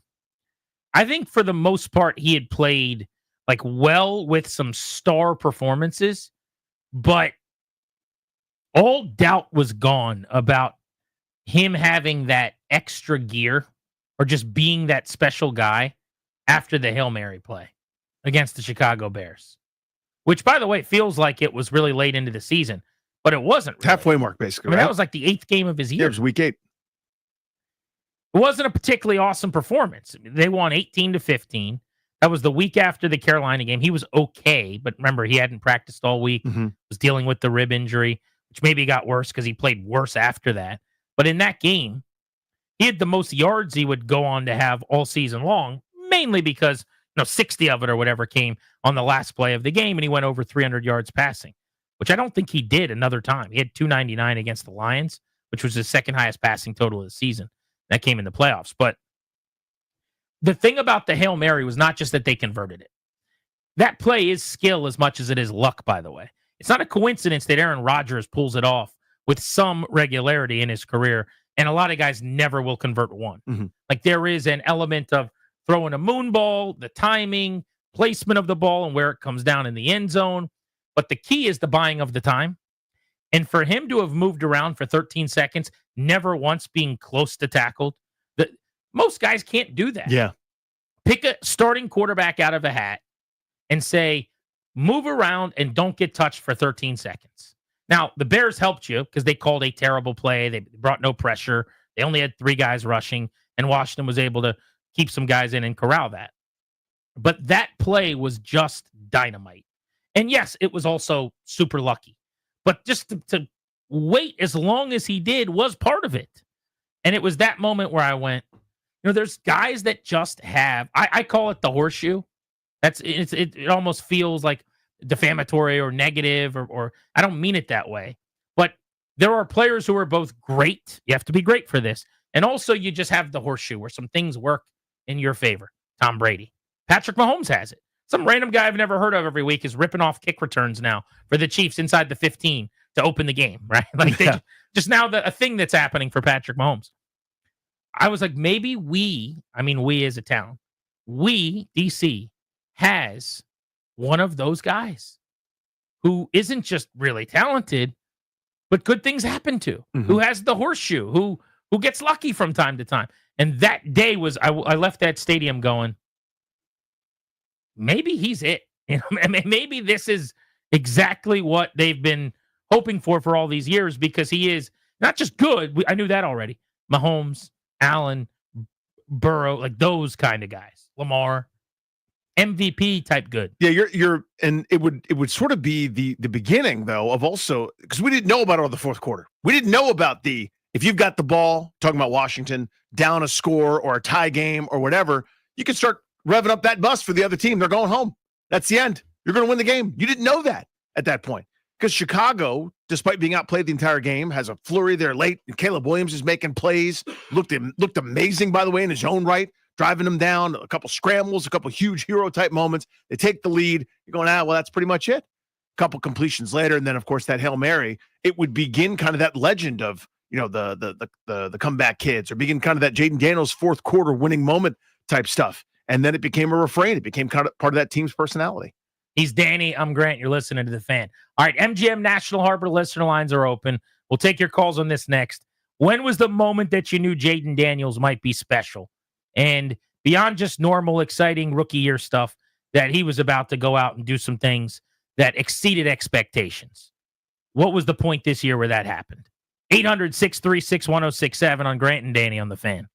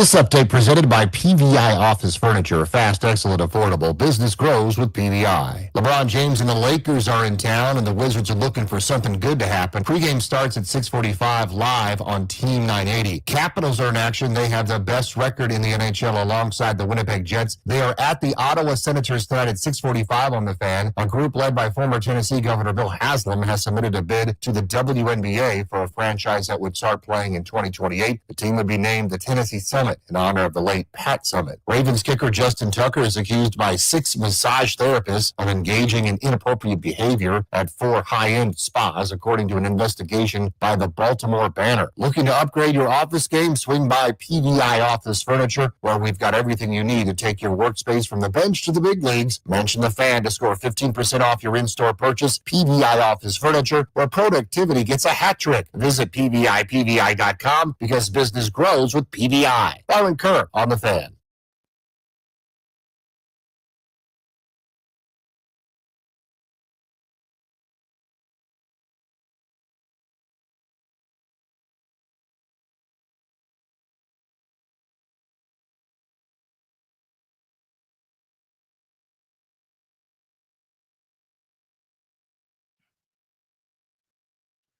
Taking you up to 6:30.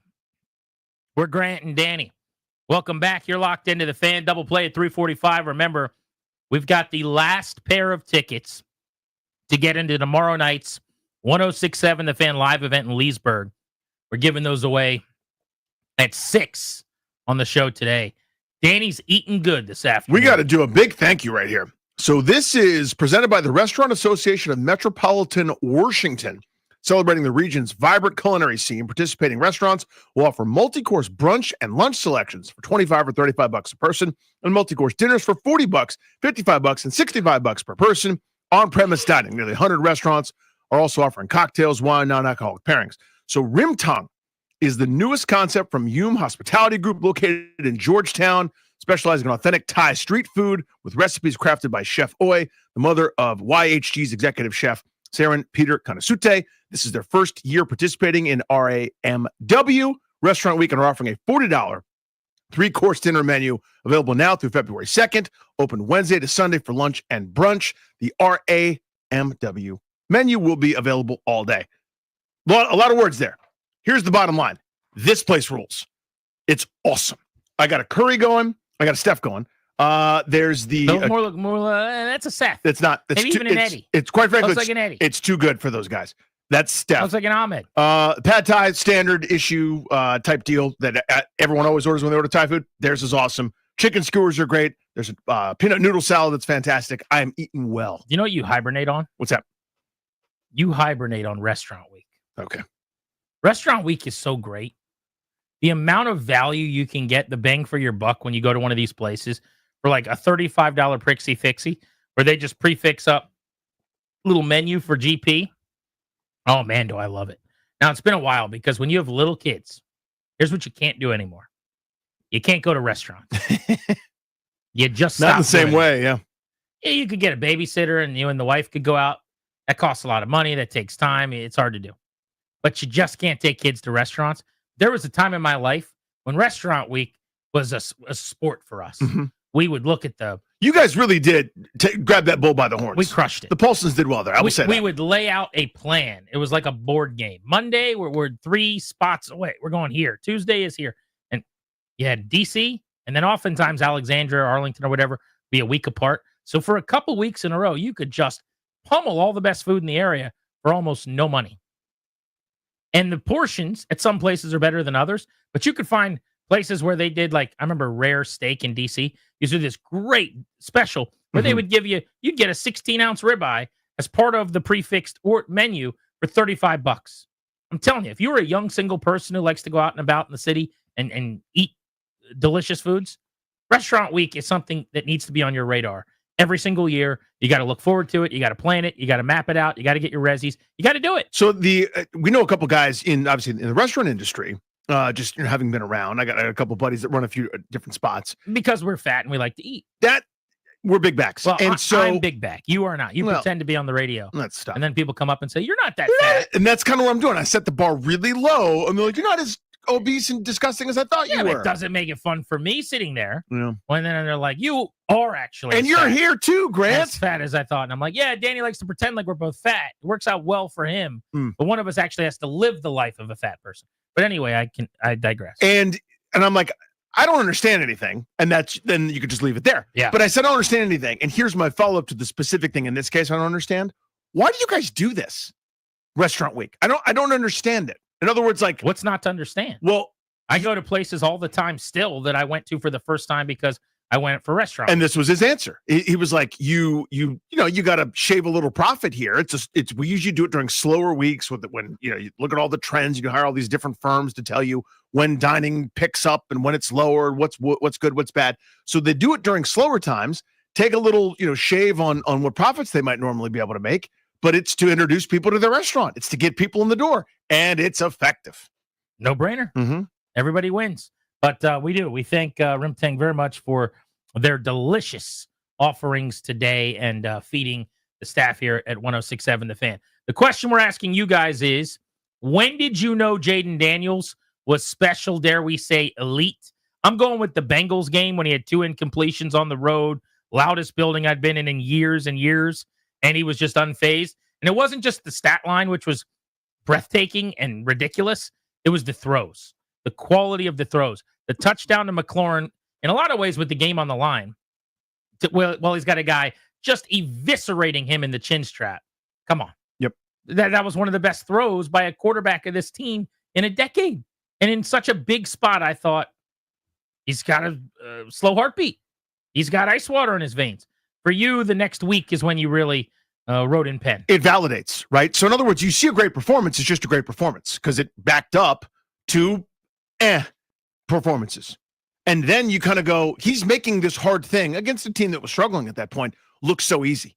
Effortless. I mean, it was Arizona scored first. It was 14-7 midway through the game, basically. I think at halftime it was 17-7. And we don't remember it as a blowout because he turned it into that. They ran it well. They did everything well. He made quarterbacking look easy, was backing up the great with more great. And that would kind of continue a run of great. That to me is where I kind of went, oh my God, this is real. Let's hit the phones. We'll start with Johnny in Fredericksburg on The Fan. What's up, Johnny? Hey, thanks for taking my call. I'm going to go with what you said, Grant. It's got to be the Bengals game. And the reason is, and not so much because that actual game, it's because those first 2 games, he wasn't, like Danny said, he wasn't doing so great. So for me, what I saw is that he was progressing every single game. And by that Bengals game, the dude was just slinging it. Yeah, I mean, the Bengals game was unlike anything we'd seen because the Bucs game, he just didn't look like a passer that was capable at the starting league level at this point of like having a good year throwing the football. Just wide receivers weren't involved, didn't see the field. I'd love to go back and actually ask him about that at some point. Like, what was the deal that day? Because we now know that's not him in any way. Maybe it was just that it was overwhelming. He was obviously nervous. His first pass was like a swing pass to Brian Robinson that was so far behind him that it bounced like 15 yards backwards and out of bounds. So there were nerves. I get it. First game ever. The next week against the Giants for a half, again, really bad. Second half, much better. Those 2 quarters, first time in 8 quarters where you go, we got something brewing here. But then the Bengals game was 10 out of 10. Still to this day, the best he played all season was the Cincinnati game. And it came that early in the year when I was starting, I don't want to say to worry in any way, but I was starting to go, is this a project Is this a situation? longer process than we think? Yeah. I thought with all the starts in college and the fact that he just won the Heisman at a year no one ever had in the SEC, even though I have my own concerns about what he's going to be ultimately, I thought he's a hit-the-ground sprinting guy. And then after the first 2 games, I thought, well, maybe this is a much longer runway than we thought we might need here. And then the Bengals game was just, he's actually exactly what they said he was all along. Yeah. Let's go to Andre and Chantilly. What's up? Hey, guys. Thanks for taking my call. Hey, bud. It's definitely got to be that Hail Mary game, man. It was like it got escalated into prime time. Both of us were 5-2, something like that. And, I went to that game as like a solo mission. And I've seen a lot of, like, my dad called it the clearing of FedEx Field. And after Bears took that go-ahead, nobody left. And then, the insane drive. All-timer. Something we'll never forget. Yeah, man. I mean, that that reaction just so happened because my kids weren't interested at this point yet. Reaction. And my wife was there, happened to be sitting there. She usually leaves me alone on Sundays, but we're all kind of happened to be in the room watching it, and just the instant euphoria. And it was one of those, the first, I mean, I'd shared a couple moments sports wise with my oldest and a couple with my youngest here and there watching games where you'd had some good results, but that was the first football one. They had not even cared an iota to even sit in the room with me to watch it. And my oldest happens to sit down there in the fourth quarter watching it, and he's kind of like making fun of me that they're going to lose, and this is the thing we do every week, and blah, blah, blah. And then they win, and we're like jumping up and down, hugging like it was the championship. It's amazing. Well, you were jumping up and down, and everyone else in D.C. was doing the same. Daniels was pretty nonchalant. Mm-hmm. Like the rest of the team is dogpiling and jumping on each other, and they just won the Super Bowl. And I remember the Daniels, and we saw this all year long after that too, but the Daniels reaction was another time where I kind of felt like, man, this guy is different. Like this guy is not losing his mind about this Hail Mary. It's almost like he expected the touchdown. Same as right after the Bucs win when he stood up with no emotion after the game-winning field goal onto the Detroit in the next round. Let's go to Dave in Waldorf. What's going on, brother? Hey, thanks for taking my call. Hey, buddy. You bet it. Mine's a little different, a little later in the season. We are playing like complete trash against the Atlanta Falcons to make the playoffs. Oh. Atlanta misses a kick. Jaden Daniels comes on the field and says, I got it from here, guys. Yep. You can pack it up. That overtime drive where he just that was sublime, wasn't started it? calling his own number.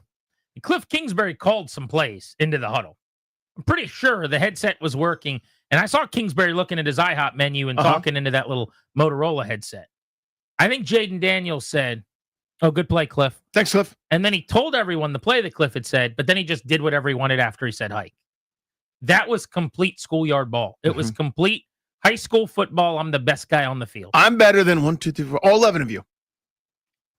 To some extent, just my proclivity is to not really enjoy that. But when the game's on the line, it's overtime, and the quarterback's just walking his team down the field, and he is definitively the best athlete out of the 22 on the grass at that point, you just kind of sit back and enjoy it. 16 carries in that game, was tied with 2 other games, by the way, for his season high. He had 3 16-carry games. That one, though, where 5 of them were on that final overtime drive. Well, you look at the play log. Jaden Daniels scrambles for 7. Jaden Daniels pass complete to Ertz. Jaden Daniels for 7. Brian Robinson for 1 yard.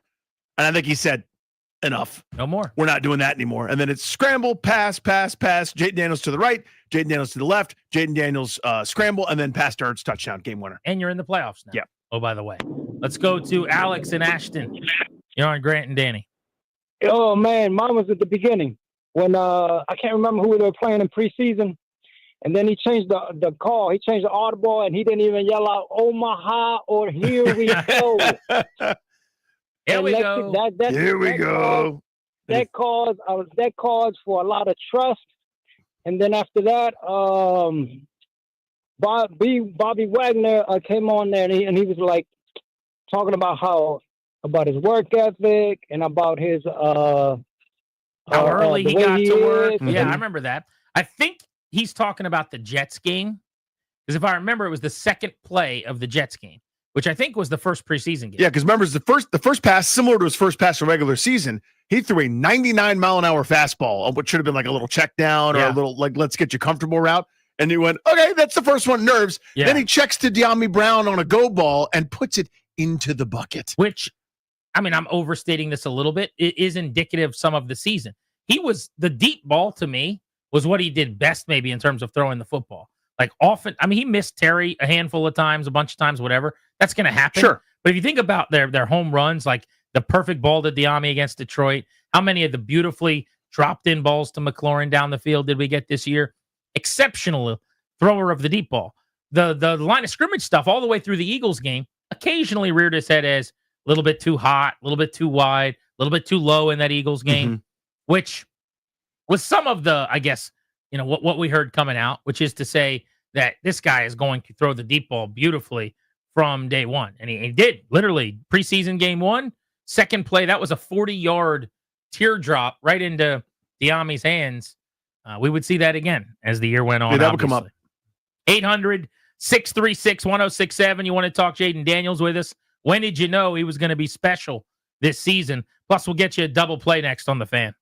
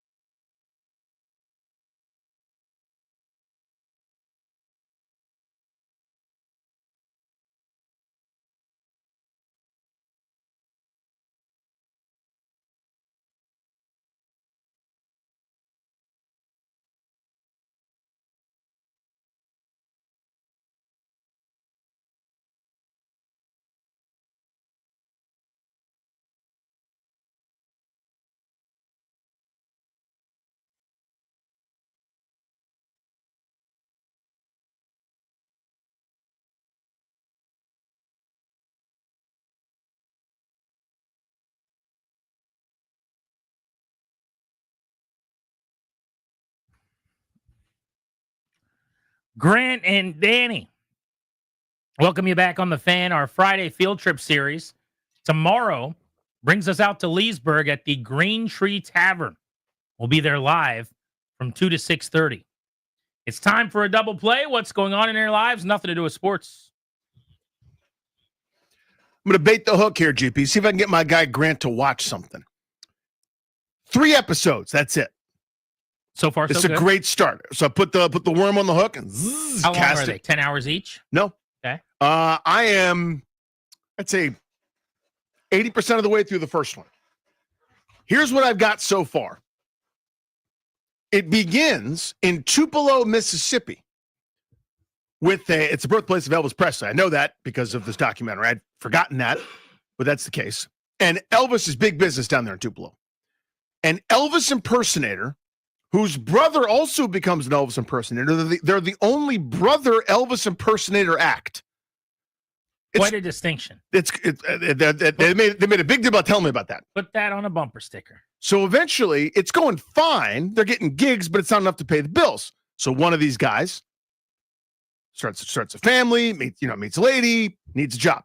So his gimmick is Elvis will clean your business or whatever. So it's like an Elvis cleaner kind of thing. And his own commercials, a little bit of YouTube, at the time, MySpace or whatever, helps him get his foot in the door for the local business. It's like a janitor. Yeah. It's exactly what it is. But the Elvis it sounds comical to you and I, but down there it's like, come by the law offices of Danny. We'll take you good stuff. Whatever. Like they're doing that in the local ads, like local car dealership. Elvis everything. Right? He's been on the job. He gets a big contract at the largest hospital system in all of the state of Mississippi. So he doesn't have any, he stopped cleaning all the other businesses. That's now his whole contract.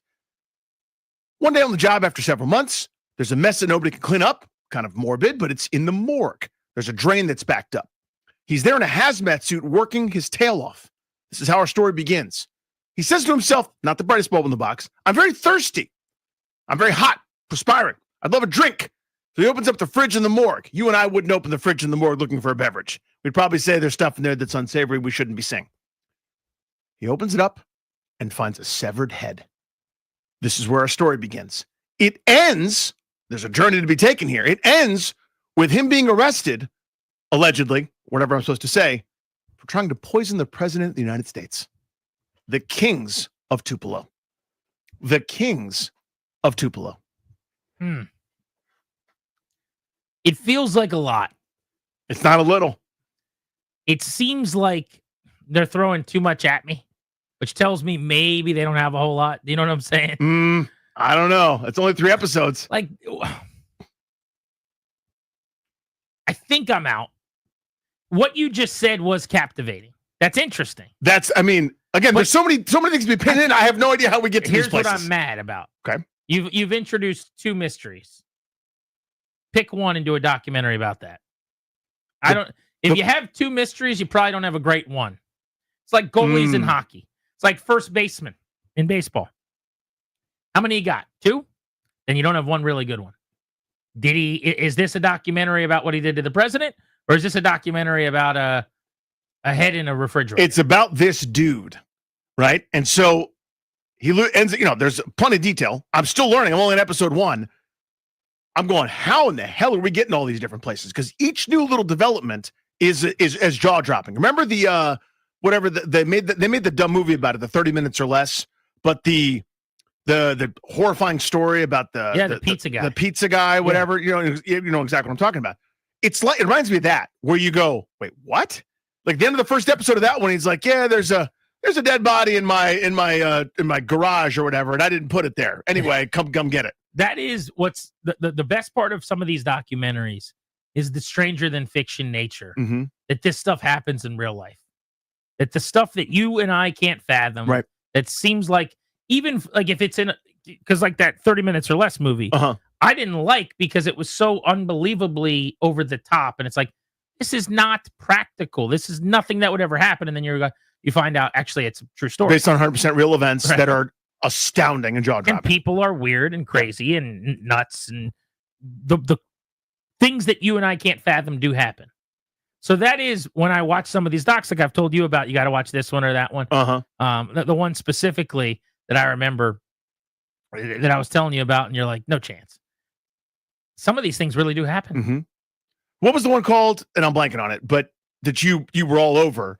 The American Nightmare. Yeah. American where Nightmare. nobody believed, and then they caught the guy. Right. And it's like, actually, it sounds far-fetched, but here's exactly what happened and the dude that did it. So here's why you got a shot. And I think the reason you came to me with this, if I could say this. Yeah. True Crime Paulson. I thought I have something here. Mini-series Paulson. 3 episodes True Crime. I'll probably watch it. Kings But I'm not of happy Tupelo. about it. You're upset with your guy? No, not you. I'm upset with them. I'm upset with the documentary maker. Kings of Tupelo. 3 episodes is exactly what we're looking for. I mean, About I'm 90 minutes or less, probably per. about an hour for the first one. And I'm 80% of the way through it. And I like, with all due respect, we got a thing to do. I'm going to do the job. I got 2.5 more hours. I just want to go watch it. Like I am hooked. Are the Caps going to get any tension tonight? For sure. Man, I got stuff in a minute. My kids got basketball practice. I'm annoyed at everybody for being in the way of my eyeballs and Kings of Tupelo. I'm in. You have threaded the needle, and so I'm going to play along with your game. I asked for a few episodes. Yep. You gave me that. I asked for a whodunit. You don't have to wait long for second seasons. Right. I will give you what you're looking for. That's what I'm talking about. This is Netflix? Netflix. Couple clicks away. Very easy. Thank you. And my buddy Roy Scroville is a movie premiering on Prime today. You're cordially invited with Reese Witherspoon and Will Ferrell. I love that your buddy gets 5 seconds and the Kings of Tupelo get all the minutes. Oh, I'm proud of it. I haven't seen it yet. I've seen this, though. Understood. We'll talk about that, I'm sure, in due time. I got a quick one here. Ryan tweeted me and said, we were talking about Restaurant Week. He said, Restaurant Week's the worst money-wise for servers. It brings out cheapos.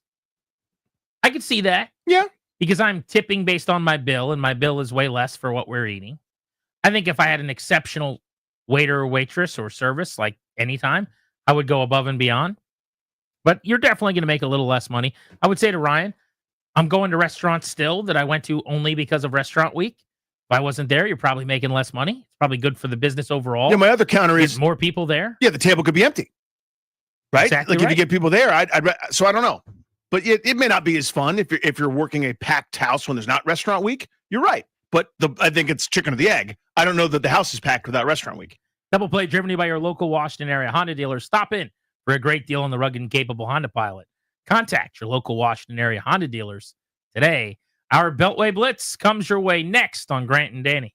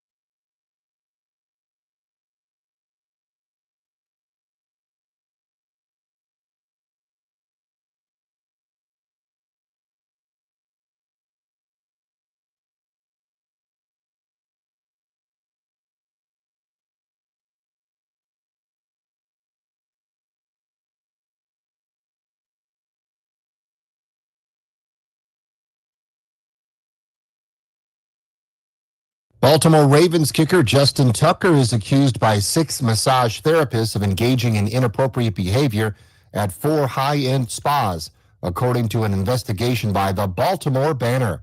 NBA tonight in D.C., Washington Wizards hosting LeBron James and the L.A. Lakers. Wizards lost 106-82 to the Raptors last night for their 15th loss in a row. Alex Sarr and Malcolm Brogdon still listed as out. Pregame 6:45 on Team 980. Washington Capitals at Ottawa Senators tonight at 6:45 on the Fan after a 3-1 win over Calgary. Senators are playing well. They've won 2 in a row after beating Utah 3-1. The Caps have points in 13 of their last 14 games. 14 members of the figure skating community were passengers on the American Airlines jet that collided with an Army helicopter near Ronald Reagan National Airport and crashed into the Potomac River. The CEO of the U.S. Olympic Committee, Sarah Hirschland, said, "Today we join in mourning the profound loss of passengers aboard Flight 5342 and all those impacted by this tragedy. Among those lost were talented athletes, dedicated coaches, and beloved family members from the U.S. figure skating community. All were returning home from the National Development Camp." Denver has officially been announced as the NWSL's 16th team, and they'll begin play in 2026. ESPN has agreed to pick up its option to continue broadcasting ACC sports through 2036. I'm Byron Kerr on The Fan.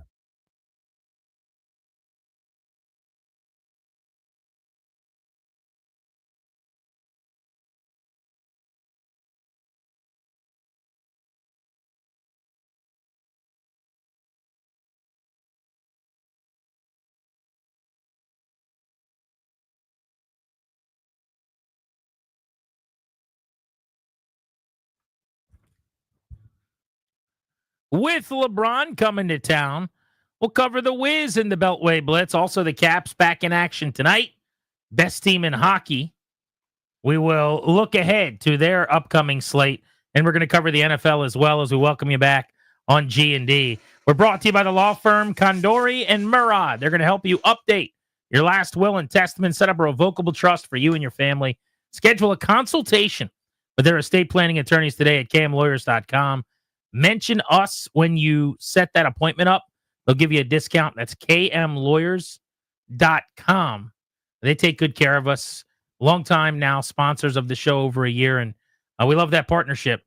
It's not a fun thing, but it's something everyone's got to do if you're growing up with a family. It's, I remember the first time we got home from the hospital with my oldest son, and it was one of those, okay, it's time. You need to start making those kinds of choices, right? So they'll make it easy, make it smooth, and they'll do it with a little Grant and Danny flavor. All right, let's get to our Beltway Blitz and get to the gridiron. Our buddy, PJ Glasser from right here live. Look at this. Network is in studio with us. Look at PJ. No less. It is funny because you got to turn on his mic for us, Darius, or maybe you could do it, Danny. You're in the building all the time, and you're normally on the phone with us. So when Darius came in, he's like, I think PJ might be joining us in studio. It was the first time I've ever considered that as a possibility. Well, I, for the record, said yes, and Grant said no, which I thought was tough. I was like, why don't you want PJ to come up? I only like talking to PJ on the phone. Grant was like, no, I don't want to see him. Well, it's good to see you guys in person. Yeah, I'm filling in on the night show tonight on Beck Hill. I was texting Darius. I'm like, I can just come upstairs and do the hit. It's like, that works. Waddle up a flight of stairs. Yeah. Hang out with his pals. Get yourself some delicious Thai food. We're celebrating Restaurant Week. All right, why don't we just start with the matchup? Chiefs-Eagles. How do you feel about it off the top?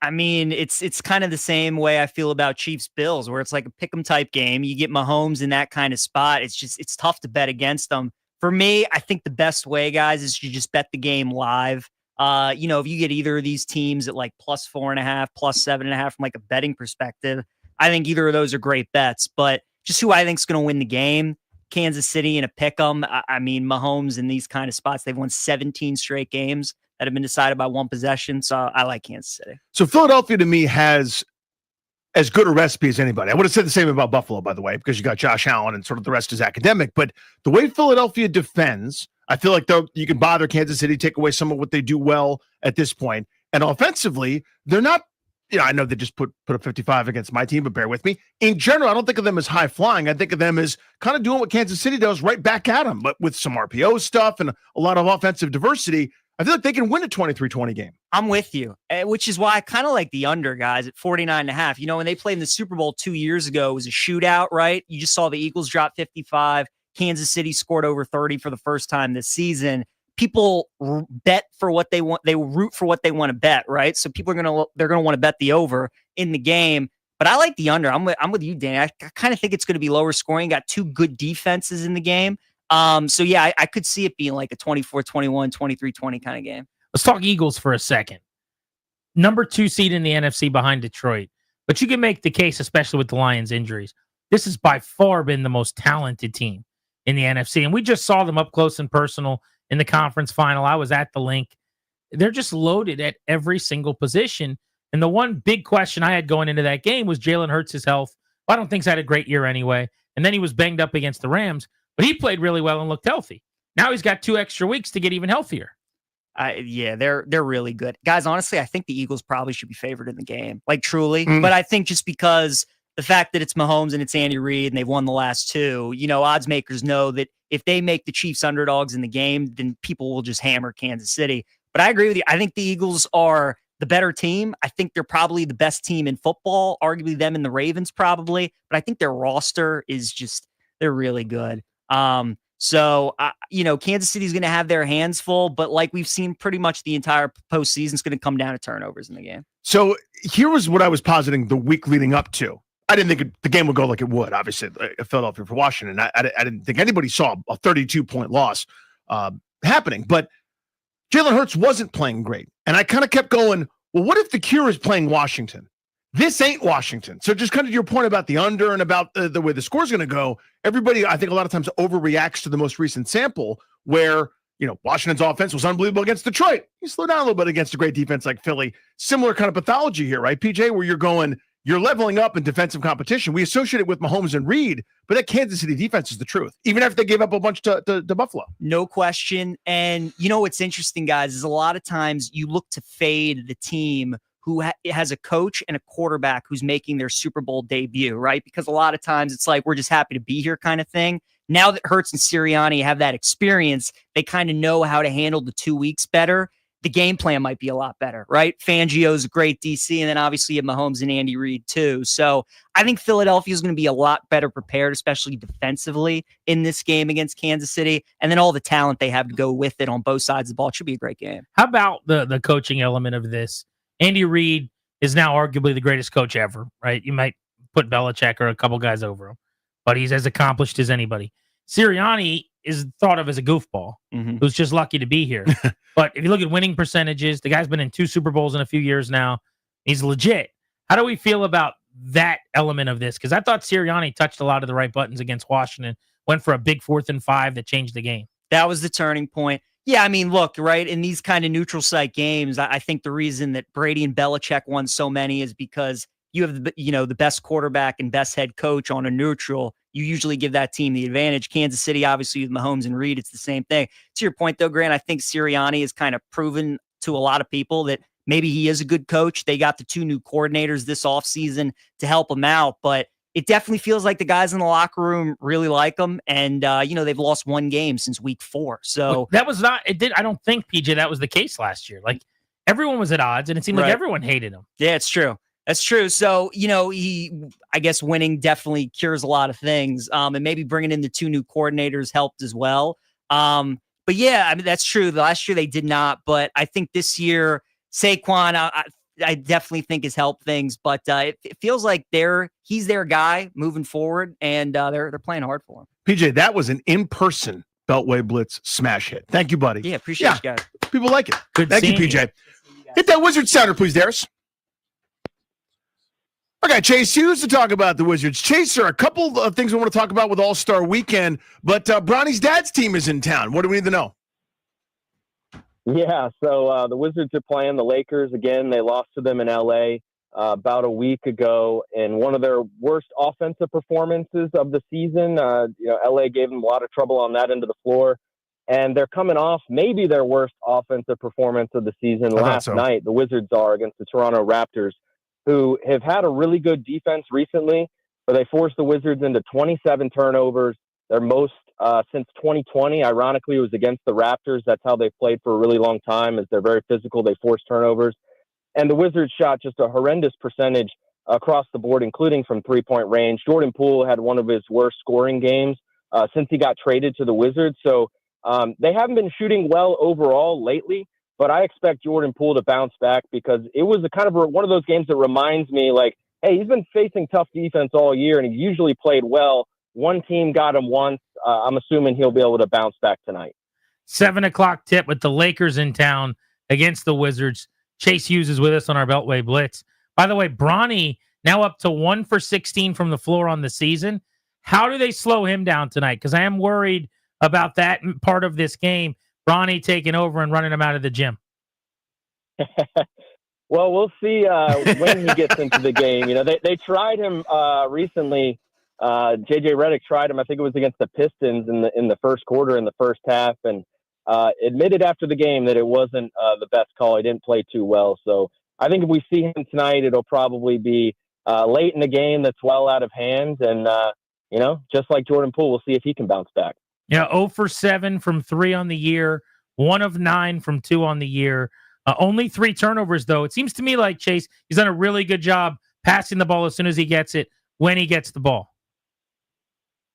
Yeah, I'll give him that, right? I'll give him that. You know, turnover is always an interesting stat. I remember Mo Wagner with the Wizards used to have one of the best turnover percentages in the league, and usually that means you don't get the ball very much. But, you know, he has been killing it in the G League in his defense. So if he gets out there tonight and it's in a blowout, it might be against some Wizards borderline roster guys. So we'll see how he does against them. He is 2 for 2 from the free throw line this year. Key to keeping him off the free throw line. Well, you know, poor Chase. You know, the Wizards last night allowed double as many free throws, or they took twice as many free throws as the Toronto Raptors, and they still lost the game. So I don't think free throws are going to determine this one, even if it's Bronny who's going to the line to take them. Chase, well done. Thank you for handling that very well. You're off the hot seat. The real question here. I don't know what the sponsor, I forget what it's called, but to me, it's the Rising Stars Challenge. It may be like presented by Minute Maid and Mountain Dew Code Red and Adidas. I have no idea. The Grant and Danny Futures game. Futures game. But a couple young Wizards are participating in that. What can you tell us? Yeah, so the Wizards have 3 players going, and that is a franchise record. Bilal Coulibaly is making an appearance for the second straight year, as is Alex Sarr, who's a rookie, and Bub Carrington, who is a rookie. So the Wizards have 3 guys, franchise record, and I think it's a good indication of you know, just what they're doing, trying to develop young players. You're not going to see like real tangible results in the short term, but this is one of those things that I think they can point to and say, you know, look, these are the best young players in the league, and we've got a few guys in that game. We'll see if Alex Sarr can recover from his injury. You know, right now he's going to be out tonight with an ankle injury. They said that they took an MRI and are awaiting results on that. But all these guys are really excited to be in the game. I talked to all 3 of them yesterday at shoot around. And you know, it's interesting. Bub Carrington, first of all, he said that, you know, his mom told him the news and she was crying a lot. She was so happy about it. But also, when he was a kid, went to a Rising Stars game as a fan. So now he'll be able to actually play in the game and experience it from the other side. So it's a pretty cool story. That's awesome. Chase, thank you, buddy. We appreciate you. Thanks for having fun with us. Absolutely. Thanks for having me. See you, brother. All right, you got it. Wizards, by the way, 6-40 on the season. That's 6 wins and 40 losses. And I am here for it. My guy Ace Bailey was unbelievable last night for Rutgers. It's a consolation prize if you don't get Cooper Flag. I'm just saying, top of that board, please. Cooper Flag season. Yeah, I'm here. I'm top of that board. No joning on 6-40 for me. This is what I want. Understood the assignment. Just don't ask me to get all excited about 6-40. And we can all do this together. But this is what I want. Cooper Flag time. It is time to talk about a good team. In fact, maybe the best team in hockey, and runaway right now, the best team in the East, the Capitals, who are back in action tonight. A rare early start time for the folks back here in D.C. Bailey Johnson of the Post joins us now. Caps in Ottawa. Can you preview this one for us? The Capitals and the Senators, who are a decent enough team, over 500. Yeah, they certainly are. These 2 teams played a really interesting, intense game in this building exactly 2 weeks ago. Was 0-0, went to overtime. Alex Ovechkin scored the overtime winner in the classic moment. It was a really good goaltending battle. It'll be the other 2 goalies for each team tonight, Anton Forsberg for the Senators and Charlie Lindgren for the Capitals. Caps are at the end of a very, very long trip. This is the longest trip of their season and the longest trip they've had actually in the last couple of years. It's the longest trip since I've been on the beat, 12 days, wrapping up tonight in Ottawa. Spencer Carberry said this morning that the message is just to finish the job and get home tonight and, play well tonight, get out of this trip, and get headed home. Yeah, it feels like they've been on the road for a month. Billy, they've been averaging about 2.6 goals per game. That's my rough back-of-the-napkin math. You probably have a better number than I do. Over their last 10, ho-hum, they're 8-1-1, I think, over those last 10 games. But that goals for would rank 31st in the NHL. So, listen, win 8 out of 10 every time, I'll take it. But is there one of those, hey, we're noticing this? Concern's the wrong word when you win 8 out of 10, but it's hard to be sustainable that way. Just give me your thoughts on that. Yeah, it's definitely hard to be sustainable that way. You're exactly right. Spencer Carberry's been talking about it for a while. They've had a couple games on this trip where even though they haven't scored very much, they've controlled play and looked more coherent and cohesive and like they're playing the way they need to get those sustainable results. The game in Seattle that they won and even the game in Vancouver that they lost, they ran into a really hot goalie in Kevin Lankinen, but they played really well in that game. The others have been a little bit more of their recipe lately where they've kind of done just enough and gotten really outstanding goaltending to get the win in Edmonton and in Calgary. So they're definitely looking to generate more offense, play better with the puck on their stick, which has been a struggle for them for a while now in various spurts. And, it's great that Logan Thompson and even Charlie Lindgren have played so well, and they are grateful for that, but they don't want to have to rely on their goaltending the way they have lately. Bailey, speaking of Logan Thompson, I don't think we've spoken to you since he got his 6-year deal. What did you think of that extension and the rate they got him at? And moving forward now, is there any chance they also try to lock up Lindgren, or do you probably look for a cheaper backup to pair with, your starter moving forward? Certainly, it was a deal that I was kind of waiting to see get done. We weren't quite sure where the number was going to come in at or what the term was going to be, but obviously Logan's had an unbelievable year, and the Capitals have really enjoyed what he's done for them. He really likes being in D.C. They wanted to lock him up for long term, and they did. It looks like a great deal right now. He's been successful this year and has a track record of success going back to his days in Vegas.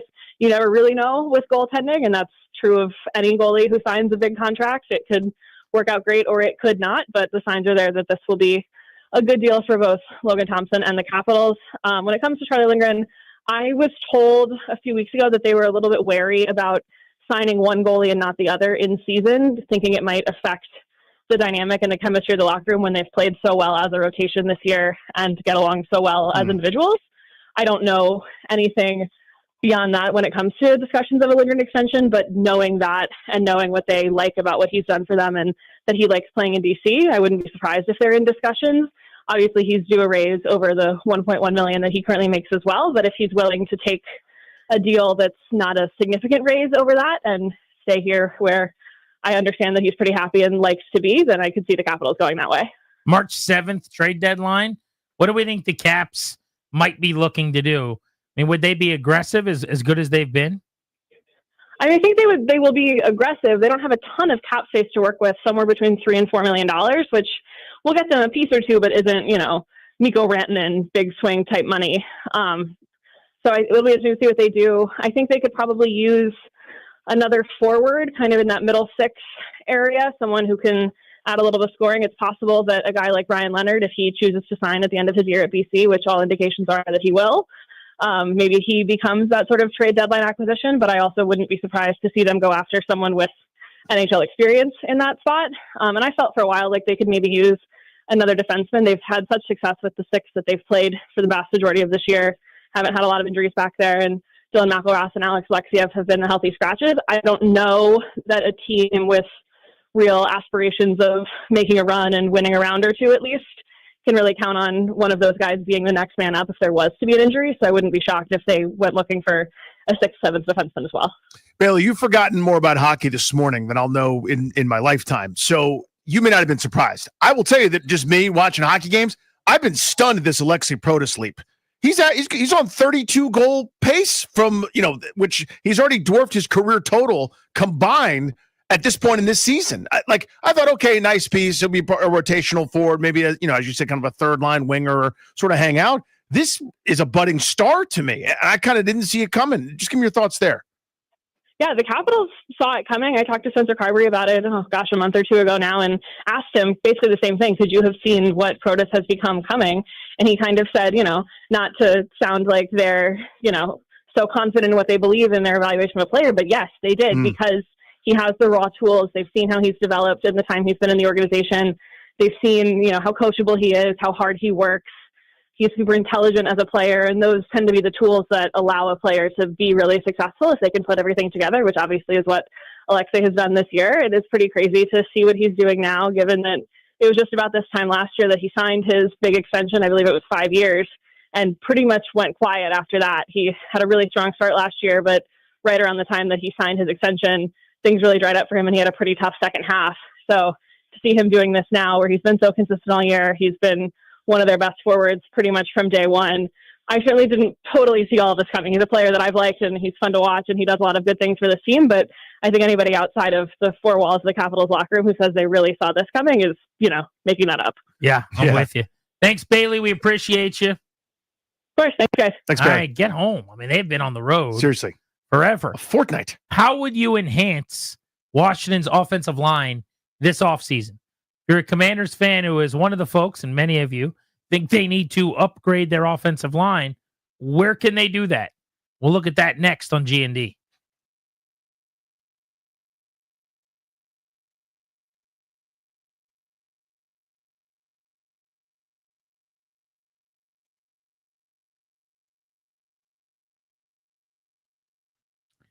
Hey, it's GP.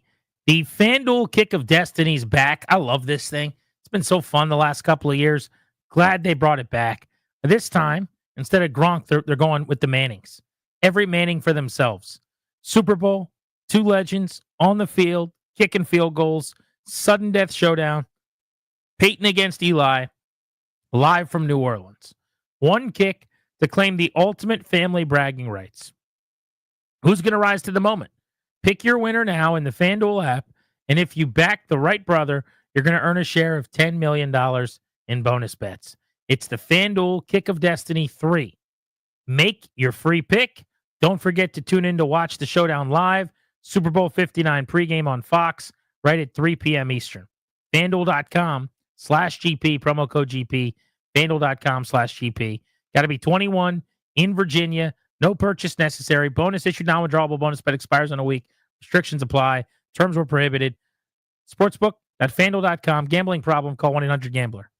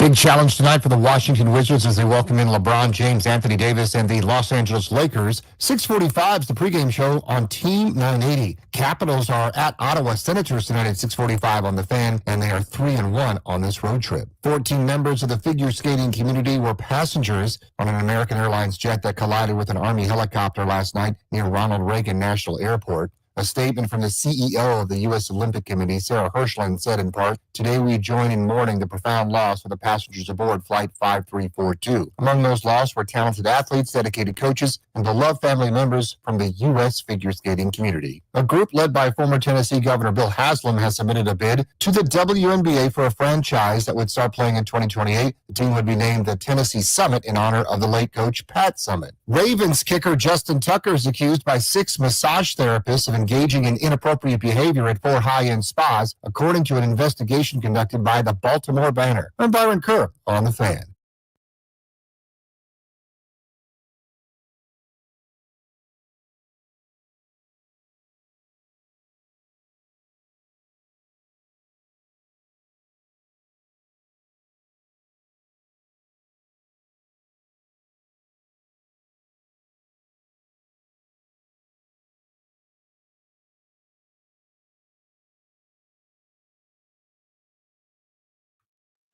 Tomorrow, we're going to be out and about in Leesburg ahead of the 106.7 The Fan live event at Tally Ho Theater.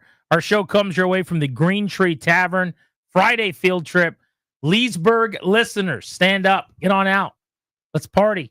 Last time we were in Leesburg was one of our best turnouts of the year. It was one of our first. Was that the first field trip? Yeah, but we packed the gills at Spanky Shenanigans. A couple hundred people over the course of the day came through there. So Green Tree Tavern, we're excited to be back in Leesburg. Come on out with us. And then tomorrow night, we got our 106.7 The Fan live event that is completely sold out. The joint's packed to the gills. We have the last 2 tickets to get into that event that we're giving away on Grant and Danny today at about 90 minutes from now. So we're going, it was left to me, which is very nice of you, to figure out what game we're going to play to give those tickets away. We haven't played a game in a long time. It's been a minute. Football season happens. Yeah, games happen during like downtimes, or it's hard to carve out a segment for a game when the Commanders are on their way to the NFC title game. Yeah, and that's the game we're playing. Frankly, is that one. So yeah, the game is called "How Much Commanders Can We Talk?" How absurd is this? 800-636. So I've narrowed it down to 2 choices for 6 p.m. Okay. Just weighing input, open forum here. Does Danny hate it? Which is kind of the newer one. I think we played it a couple of times now on the radio program. Or the always classic, the always a mega smash hit. Does Grant know the band? Does Grant know the band always plays well? The people like it. It's a good game. The people enjoy it. I also think it's good on the radio because there's an audio element. There's an audio element, yeah. Yeah. I'm fine with that. We haven't played that game probably since the summer. You guys cool with Does Grant know the band? That's going to take you and Darius getting on the same page with some music. Yeah, I'll get. We have a bunch in the system, Darius. We got previous emails we can go through, but I will. We'll compile a list. Is that good for you? I will say, when it comes to Does Grant know the band, we haven't played that since we've been on YouTube, which gives us some limitations in terms of the amount of music we can play. So I'm gonna lean towards Does Danny hate it? Oh, interesting. Because Grant knows Grant, just behind the scenes stuff. For Grant knows the band. This is an off-air conversation, probably. Well, yeah. But here we are. We'd have to. But here we are. Yeah. We just have. There's we would have plenty to in the workshop system, that though. out. I think. Yeah. We'll come to it. What would happen? The YouTube audience can't hear what we're playing. Yeah, and we would, again, that's probably off-air stuff. But yeah, the YouTube audience wouldn't be able to hear the music that we play. Correct. Okay. There are a lot of people listening on the radio that could. Sure. Yeah, absolutely. All right. Well, I'll just ask these questions off air. But do we have any more technical stuff we can go through? Let's play whatever you guys want to play, it sounds like. And let's definitely let the YouTube audience dictate what we do as often as we can. All right. So that having been said, we'll be playing Does Danny Know It? Does Grant know the band is what we'll play. No, we just said we're not No, playing. we're doing it. We'll be fine. We got plenty of music. We'll be fine. What's the other one? He wants to do Does Danny hate it? Does Danny hate it? Which means you guys got to get together. I was trying to take something off your plate here. We will get together. All right. We will do it. Play that? So we'll play that at 6 o'clock coming up in 90 minutes on G&D for tickets to Friday's event, which is coming up hot tomorrow. Everyone on stage all together, one big happy 106.7 The Family? 1067 The Family. Oh, I get that. I think is what because we'll it's do. fans and they're Yeah, why not? People want to fix the offensive line. I want to enhance the offensive line. I think we've got to work on improving the offensive line. I don't think it's a issue. I think it was a middling probably at times this year. They certainly had games where they were really, really good, probably some games where they weren't. But here's my question to those people. Where are you upgrading? Like, what do you want to do with the offensive line? Exactly. Brennan Coleman is your rookie, now going to be your second-year left tackle from Texas Christian, right? Are you replacing him already at this point? Are you moving him to right tackle or to guard? Shouldn't you be trying to get as much bang for your buck as possible from a third-round pick? If he could be a left tackle, that's a godsend. What about Nick Allegretti? You just paid him last year. Now, he's not paid a ton of money. He could probably easily be a backup on his salary, but he is the left guard at this point. Are you ready to bench him? Is that okay? I don't think anyone's trying to supplant Biotis, who played at a high level this year. Cosme may not be healthy, but when he's healthy, he's your right guard. He's a fringe Pro Bowl type talent. I mean, right tackle, that's an area where you could tell me you're moving on from Wiley and you could sign someone pretty easily. But I guess my point is, Danny, it's not like they've got 4 openings because there's a bunch of free agents. Yeah, or 4 obvious bums, and there's one guy that's any good, and you could sort of swap him out. I understand the point. To me, I think this is a very upgradable group, mostly based on Andrew Wiley's contract and the fact that Sam Cosme probably won't be healthy at the start of the year. And it's probably unfair to expect him, once he is healthy and clear, to just, okay, hit the ground running and be yourself with no offseason, no training, none of the things that it takes to get your sea legs underneath you. It's hard to do okay, you're cleared in September. By the way, it's live bullets. You're playing against divisional foes and or going to Kansas City and whatever. So to me, there's a vacancy or uncertainty right now at right guard. I want to do a lot better than Andrew Wiley at right tackle. Maybe that's problem solves itself. Maybe Andrew Wiley's my guard for a while. I don't have to cut him. I don't have to have he's a candidate that you could just move on from him too. 100%. You could save a bunch of money. It's like a $2 million dead cap hit if you were to let him go. But you also could say he's not that expensive. I have an issue at right guard, at least for the short term. What's the harm in having Andrew Wiley around? Or if you want to make sure you do better. So to me, I'm adding a tackle. I don't know if it's a left tackle. I don't know if it's a right tackle. I like Coleman just fine. Would I like Coleman better as the right tackle? They got to know internally if he can play that spot or not. I obviously, I don't. I've only seen him on the left. But if you can find a marquee tackle, be it in the draft or, maybe in free agency, I don't know how good the crop is. It's going to be better than last year, presumably, where Tyron Smith was your best free agent tackle that they didn't opt into. But if I add a tackle, whether it's right or left, what I do with Wiley then to sort of semi-replace or enhance or help out or be there in case for Cosme, I think is going to be instrumental. I would also like to do a lot better at left guard. So to me, it's a right tackle, left guard, because Allegretti, I'm not wed to that. He makes Tressway money. I don't know why I keep picking on Tressway, but he makes punter money. That to me is not someone where I have to play him. Whereas I think Wiley was this year. Wiley's cap hit was so big from the previous regime that it wouldn't have been cost effective just to move on, just to say fared thee well, would have been devastating. Now, this offseason, it's not going to cost you that much to get rid of him if you want to. Or you could have him as a nice utility spot, can play tackle for you, can play some guard for you, do a bit of everything. That's real interesting. 2.6 mil exactly. Really, it's 2.66 mil in dead money to move on from Andrew Wiley, which I am doing. I've got all the cap space in the world. And if I keep him around, his cap number is 10.5 million. Sorry about it. I'm not saying that's a lot of money for a right tackle because it's not, but it's also not that cheap for a right tackle. Like the first year he was here, he made $4.2 million against the cap. Mm-hmm. This year, barely over 9. When you start getting up into the double digits of millions, you better help me a whole lot. I think you could do a lot better with $10 million. So I'm moving on from Wiley. I now have a vacancy at right tackle because the fact is, Danny, Cornelius Lucas, who I could have playing for me this year at less money than that, is not a downgrade in my opinion. Like just as a safety net. In other words, let's say it doesn't work out that I go out and actually land a really good right tackle. Whoopsie daisy. Cornelius Lucas is my starter at $2.5 million. And, I'm spending basically less than I would have in just dead cap money to move on from Andrew Wiley. Now, he is a free agent, so you have to re-sign him, but he's 34. Mm-hmm. He's a, swing tackle, so it's not like there's going to be a huge market for him where you got to win a bidding war. So that would be the first answer I think we agree to then, sounds like, is right tackle's an area you can definitely upgrade.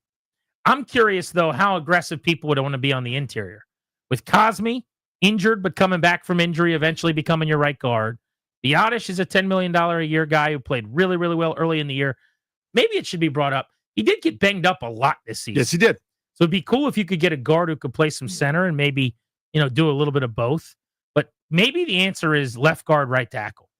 Maybe going out and getting someone who can replace Allegretti at left guard and make him a backup is the other way to do it. But what about Coleman? We could zero in on that too. We'll open up the MGM National Harbor listener lines on this. Did you guys see enough from Brandon Coleman at left tackle to feel like he could be the long-term answer there? Or do you think there's a chance they move him inside or over to the right side, and maybe they should try to go get an all-pro type left tackle? 800-636-1067 is the number on Grant and Danny here on The Fan.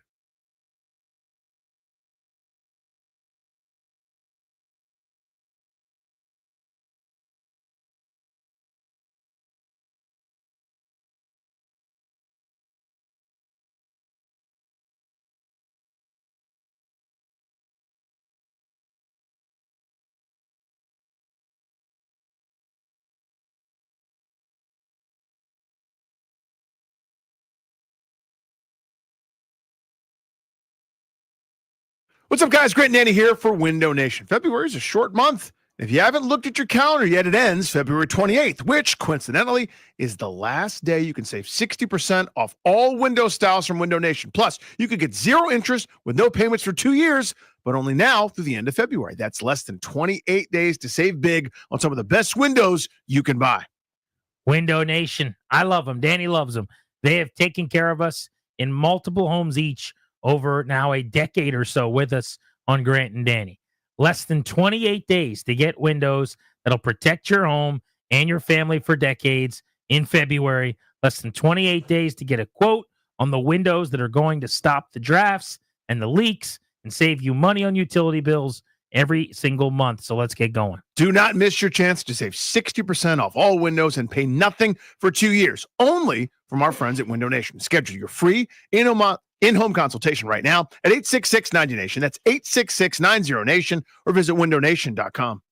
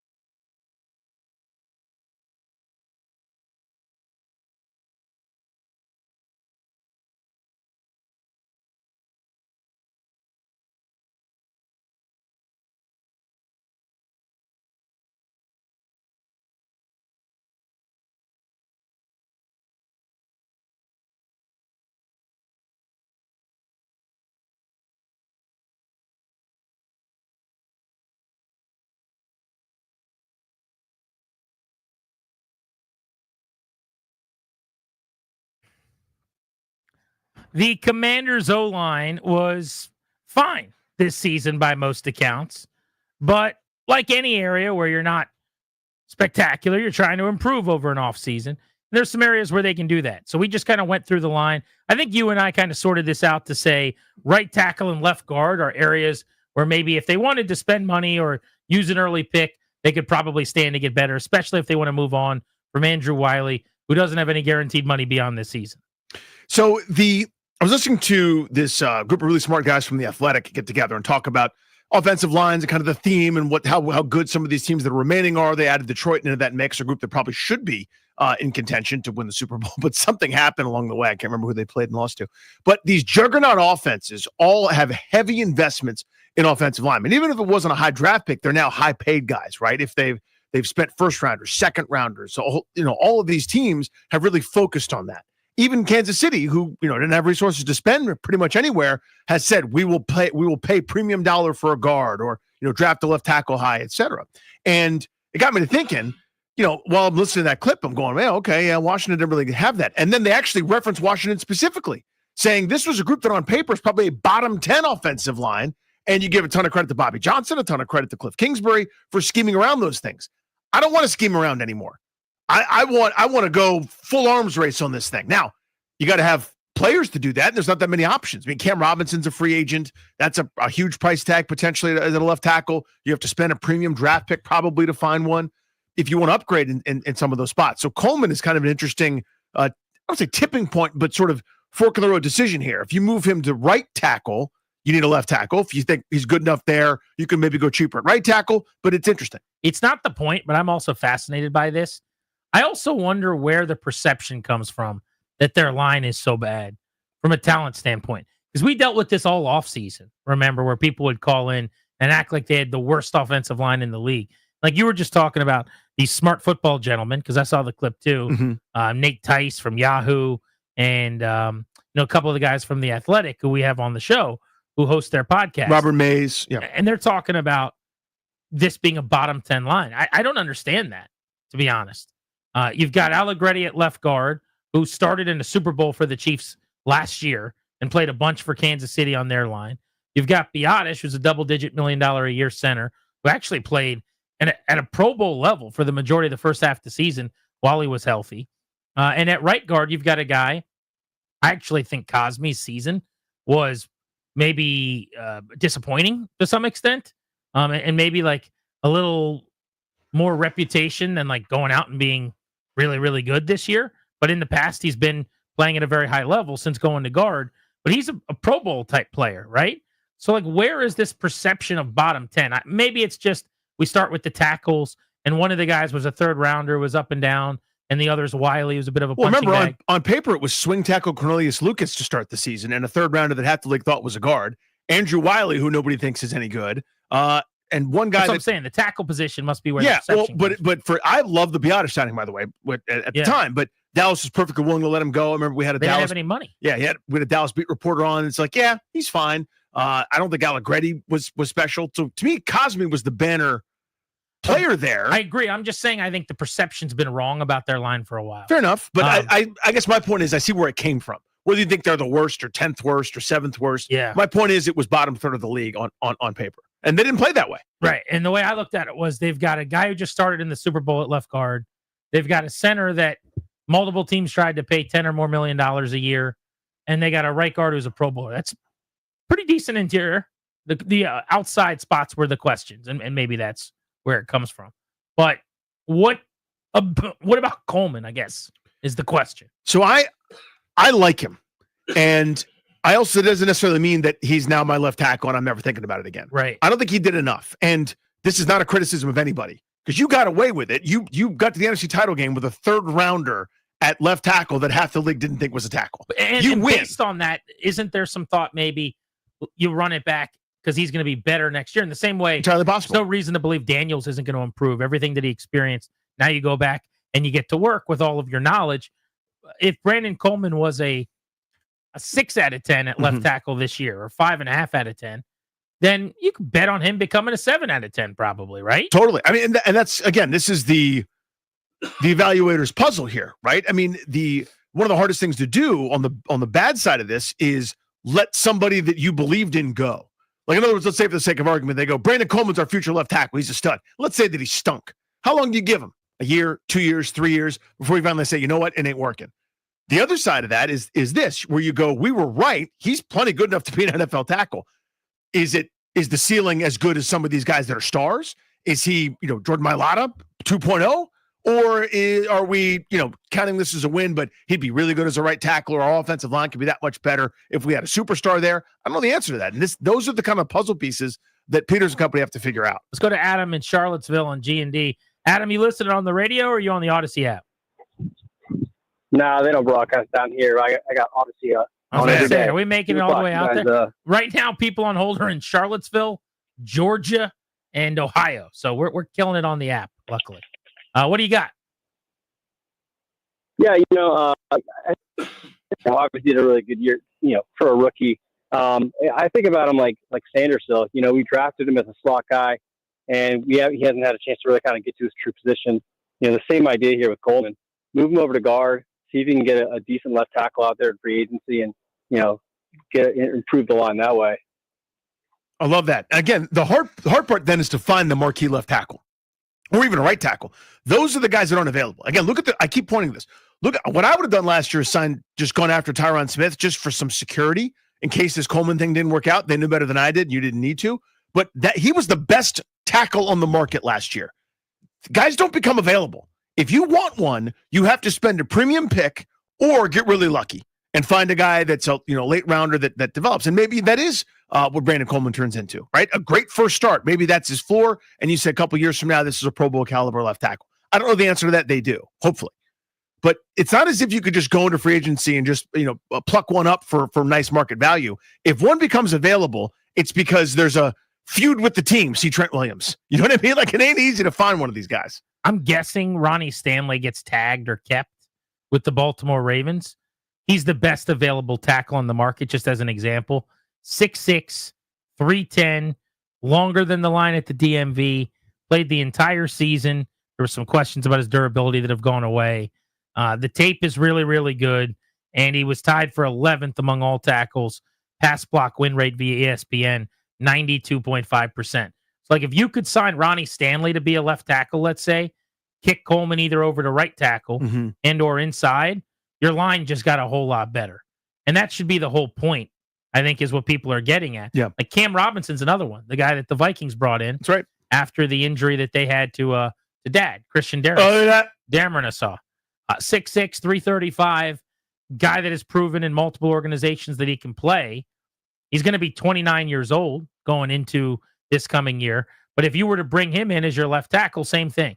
Now Coleman's your left guard. You just went on paper up a notch or two as a line. So I have no problem with them going hard in the paint for a left tackle.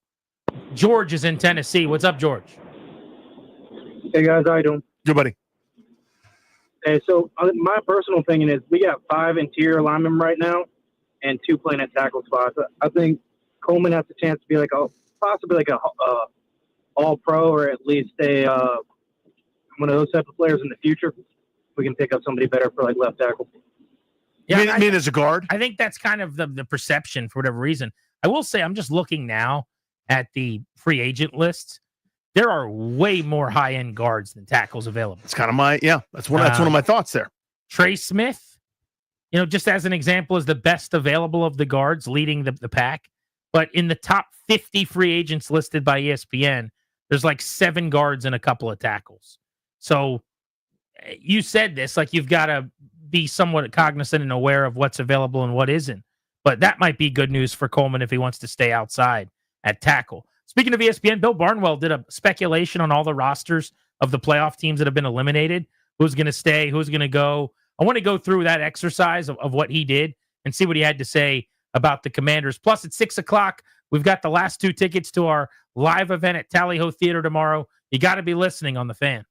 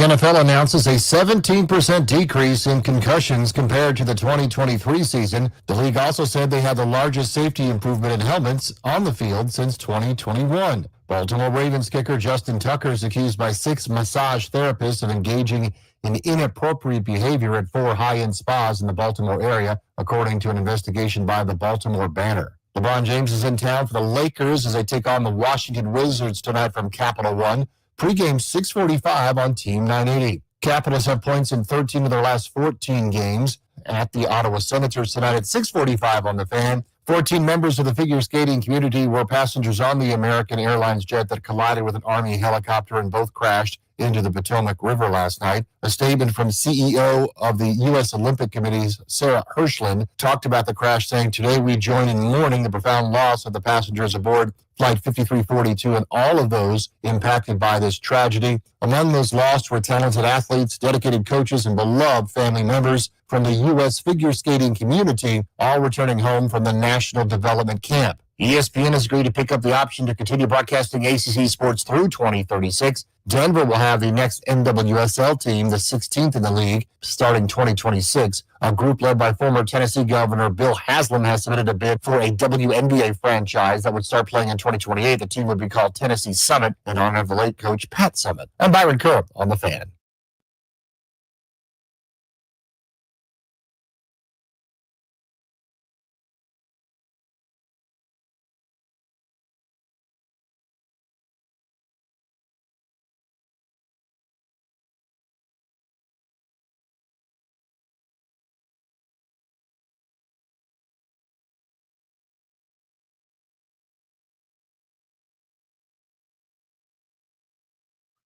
G&D, welcome back. We're Grant and Danny. You're listening to The Fan.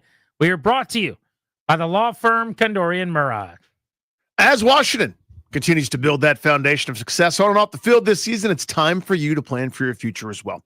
So the exclusive sponsor of our show, the law firm of Kondorian Murad, can help you update your last will and testament or set up a revocable trust for you and your family. Schedule a free consultation with their estate planning attorneys today by visiting kmlawyers.com, and be sure to tell them that Grant and Danny sent you. That's kmlawyers.com. Very excited to tell everybody that we've got the last pair of tickets to the 106.7 The Fan live event out in Leesburg tomorrow at Tally Ho Theater. Everything is sold out. All the tickets have been doled out, but we've got one pair left. We're giving those away at 6 o'clock this evening right here on The Fan. I wanted to get into the Bill Barnwell piece on the Commanders. He's a great writer, covers the NFL. He does a lot of these big picture pieces where they go through team by team in the offseason and try to, put lists of what everyone should be doing together. And Barnwell wrote about every team from the postseason, all 14, including all those that have already been eliminated, and essentially their offseason outlook, so to speak. So I just want to run through what he had to say about the Commanders, see where we agree or disagree. He talks about the projected cap space of $91 million, third most among any team. We've talked a lot about that. Top priority. So, Danny, you and I actually yesterday did this exact topic where we went through their free agents and we picked the guy that we think they should absolutely bring back. I said Dante Fowler. You said Jeremy Chin. I did. He actually goes with Fowler as well. He said it's good to be the Commanders considering how much cap space they have to build around Jaden Daniels. There's a lot of work to be done, though. Ertz, Igbenogany, and Chin turned out to be great one-year signings by GM Adam Peters, but after exceeding expectations, they're all going to rightfully want more money this time around. The most productive one-year signing had to be Fowler, though, he said. No question. Signed for $3.3 million after spending the last 2 seasons with Dan Quinn in Dallas. He had the best season we've seen from the 2015 number 3 pick in years, 10.5 sacks, 2 fumbles. The only regulars in the league that had higher sack rates on a per rush basis, because he didn't play a lot of snaps, were Trey Hendrickson and Nick Bonito. Right. He was a part-time Peter to start the season, right? And then he kept being productive, so he got more and more and more run. Remember, there was a few games or kind of a month or so where he was just white hot and making huge plays for this team. But let me be clear, you could make the case he was the third most efficient rusher in the league, which is why yesterday I was adamant that you got to bring him back. For a team that's already weak on pass rush, that already has major issues on the edge, I'm not condoning him playing every snap or even the same number of snaps as he played this season, right? What I am saying is on passing downs, you can find a spot for that guy to to pin his ears back as a speed edge rusher, because I think he could do that at a high level. He says the Commanders have to be careful. Fowler's going to be 30, 10.5 sacks, came on just 12 quarterback knockdowns, which is actually a really good point in terms of, there's years, we talked about this with John Allen. There's so many guys. It's one of the like things this. we always hammer on the show. You might get 3 sacks, but have constantly been around the quarterback and have 20 quarterback hits. Whereas it seemed like most of the time when Fowler got near the QB, he got a sack. So it can be a little bit misleading if you have we talk about like pressure to sack percentage. I would imagine his pressure to sack percentage was really, really high. Was outrageously Whereas high, yeah. Allen that one year when he had a couple sacks to show for an amazing season had one of the lower pressure to sack percentages among pass rushers. And we would talk about this all the time when it came to guys like Montez Sweat or pass rushers in general. There are seasons, I remember, for example, Sean Merriman, who we spoke to yesterday when I was looking up some of his numbers, he had a 17-sack season, which is ridiculous, especially when you consider, by the way, it was in 12 games. But he had another year where he had more quarterback hits, more pressures, more knockdowns, and only ended up with 12 sacks. And you go, what happened? Nothing. That last part's fluky. Right? When you look at a hitter, you go, he had 30 homers one year, 40 the next. What was the difference? A fraction of a millimeter on the barrel of a couple balls that carried in a different way. It's not that big of a drop off or jump up. Another good point about Fowler is he had an 11.5 sack season in 2019, and then he got a multi-year deal out of it. And over the next 2 years, he had 7.5 sacks combined. So we've had the one big breakthrough monster sack season where teams pay him and say, oh, this is what he's going to be. And then Daron Payne style, the production falls way off. So it's one of those things where that happened already to one team. Do you want to try to see if it'll be different this time with him 30 years old? He goes on to write, Peters will also have to decide how ambitious he wants to be in adding playmakers for Daniels. Ryan Robinson and Austin Eckler return at running back. The Commanders will expect more out of day 2 picks, Ben Sinnott and Luke McCaffrey at receiver next season, but the only player assured of being an every down playmaker is Terry McLaurin. Are you with me on running back being a major need? Because you seem to be obsessed with wide receiver, which I also want to upgrade. I'm obsessed with weapons and speed. I really don't care what position it's at. Would it be nice if it's a guy opposite McLaurin? Sure. I mean, they have 2 wide receivers under contract. I'm positive they're going to have a bunch of new receivers. They're going to have better receivers probably. But I don't care if it's a running back or a tight end or a wideout. I want speed and playmakers. I want guys who scare defensive coordinators. And for me, I've really zeroed in on running back as an area where I think they could do a lot better to pair someone with Austin Eckler and then make B-Rob like their Chris Rodriguez thumper to put games away. Yeah, it's on my list for sure. And I would say that the how you have to go get it matters to me when I think about priorities. And this is probably not fair because it should just be, what's your priority? To me, you can find that great running back. I know there's the Saquon Barkley, the Bijan Robinsons, the Jahmyr Gibbses. You could find most of the really good ones. Well, you could find Bucky Irving. Like sure. What I would do every year, more or less, and obviously different situations call for different things. Like if I'm complete, sure, I'll go get Saquon Barkley, a la Philadelphia. If I'm complete, I'll draft the Jahmyr Gibbs, I guess. But to me, what I would normally do is give me the ridiculous measurables from the combine that nobody really seems to care about in that 3rd, 4th, 5th round range at running back. You throw it against the wall. So but you're willing to use absolutely a high asset on the position. Absolutely. All right, that's good. We agree there then. I mean, to me, it doesn't have to be in the 1st round, but I would have no problem at 29 overall drafting a running back. I just think I have seen enough of Brian Robinson as their bell cow at this point. I don't think he's a bad starter. He's really good on the goal line. I think he could be very good in short yardage, and you could do a lot worse than handing him the ball 12 to 15 times, as we've seen. They just got to the NFC Championship game doing that, even though the running game ended up being an Achilles heel. And I don't think it was all him. I think that was a systematic failure in the second half down the stretch. But I think, as you've seen with the Ravens, pairing running quarterback Lamar Jackson with Derrick Henry, what you've seen with even the Bills, Josh Allen, a scrambling quarterback with James Cook didn't have big numbers, but a speed back in that regard. What you saw this year with Saquon Barkley, a 2,000-yard back added to a dual threat. You've got a running quarterback in Jaden Daniels. I know people hate that term for some reason. He had 3 games where he carried the ball 16 times. Set the rookie rushing record for quarterbacks. Yeah, you're going to have to get over it. Everyone's okay, I hope. He can also pass very well. That's not what running quarterback means. He just runs a lot. you should pair him with a really good running back, like the Eagles did. It worked. Like the Ravens did. It worked. And I don't put Robinson in that category anymore. So I like Brian Robinson a lot personally. Just him being on the Junkies, what he went through. He's the kind of like heart and soul thumper that I think resonates well in the locker room. Guys love that kind of toughness. It's just not my style in general. Kind of the character of the guy notwithstanding, I don't do the thumper. I'm just not into it. It's not what I care about running the football. There's a role for that on a team. There absolutely is. Just shouldn't be your proclivity. Speaking for you, and I think the same way, so we relate here. It shouldn't be the A. Like, it's okay if you're the B and you're Brian Robinson. But that as an A lowers your chance of making a lot of big plays in the running game. That's kind of my point. To me, I care about how are you in the passing game? How are you in pass pro? Then how good are you at running the ball between the tackles? Because, I mean, to me, for the most part, most plays that are blocked well, schemed well, there's 4.5 yards there. Every once in a while, you get somebody exceptional who turns that 4.5 into 60. That's Saquon Barkley. That's Derrick Henry, as half the defense is, going in a different direction because Lamar might keep it or whatever. But to me, I don't do this thumping thing and major in it and as some sort of like machismo toughness. There are times it works where, he wears the defense down, but I think he got worn down. I think that's what happened. That's basically what the Chiefs do, I will say. Now, here is the real problem, though, with trying to look at the Chiefs as examples for things. You can do anything you want. Right. Anything.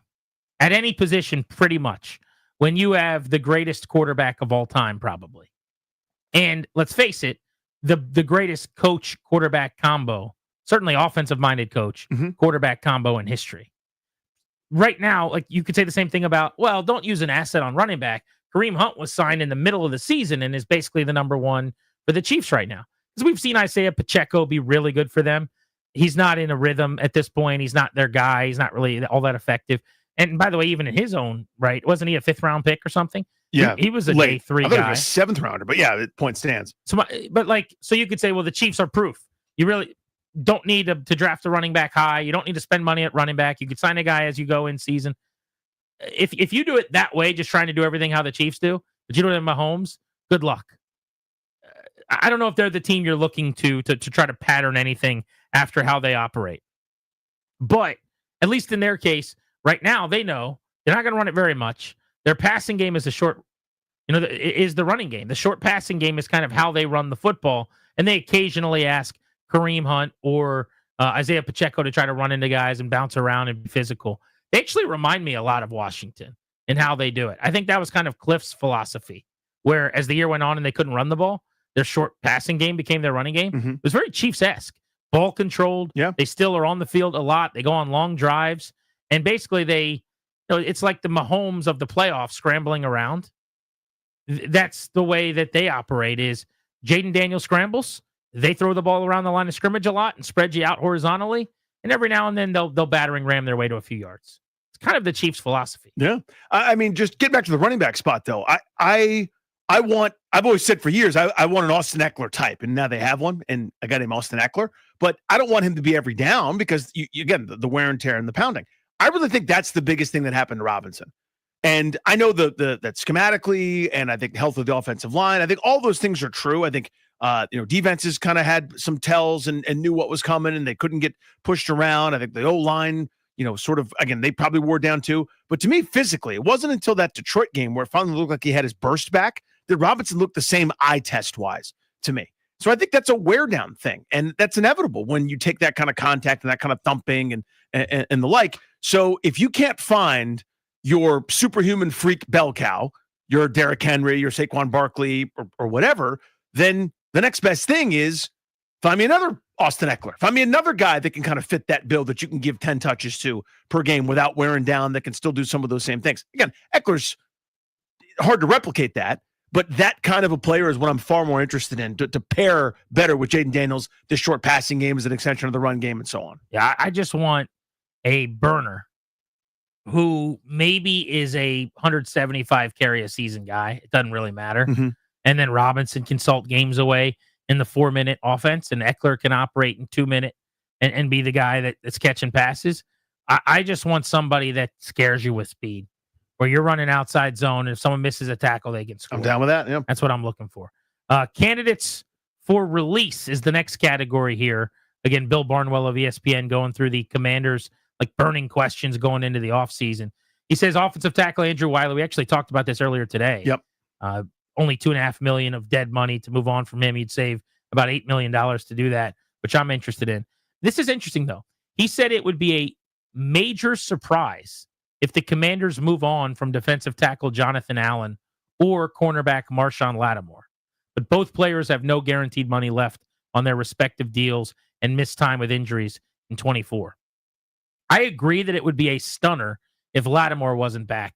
And Peters has essentially already said he will be back in his end-of-year press conference. I don't agree at all with this terminology that it'd be a major surprise if Allen's not back, because I think Allen or Payne isn't back, and I've actually assumed for most of this season after the Allen injury, because he's got no guaranteed money left, that he won't be back. I would say the chances of Allen not being back are around 50%. So let me go out of both sides of my mouth here.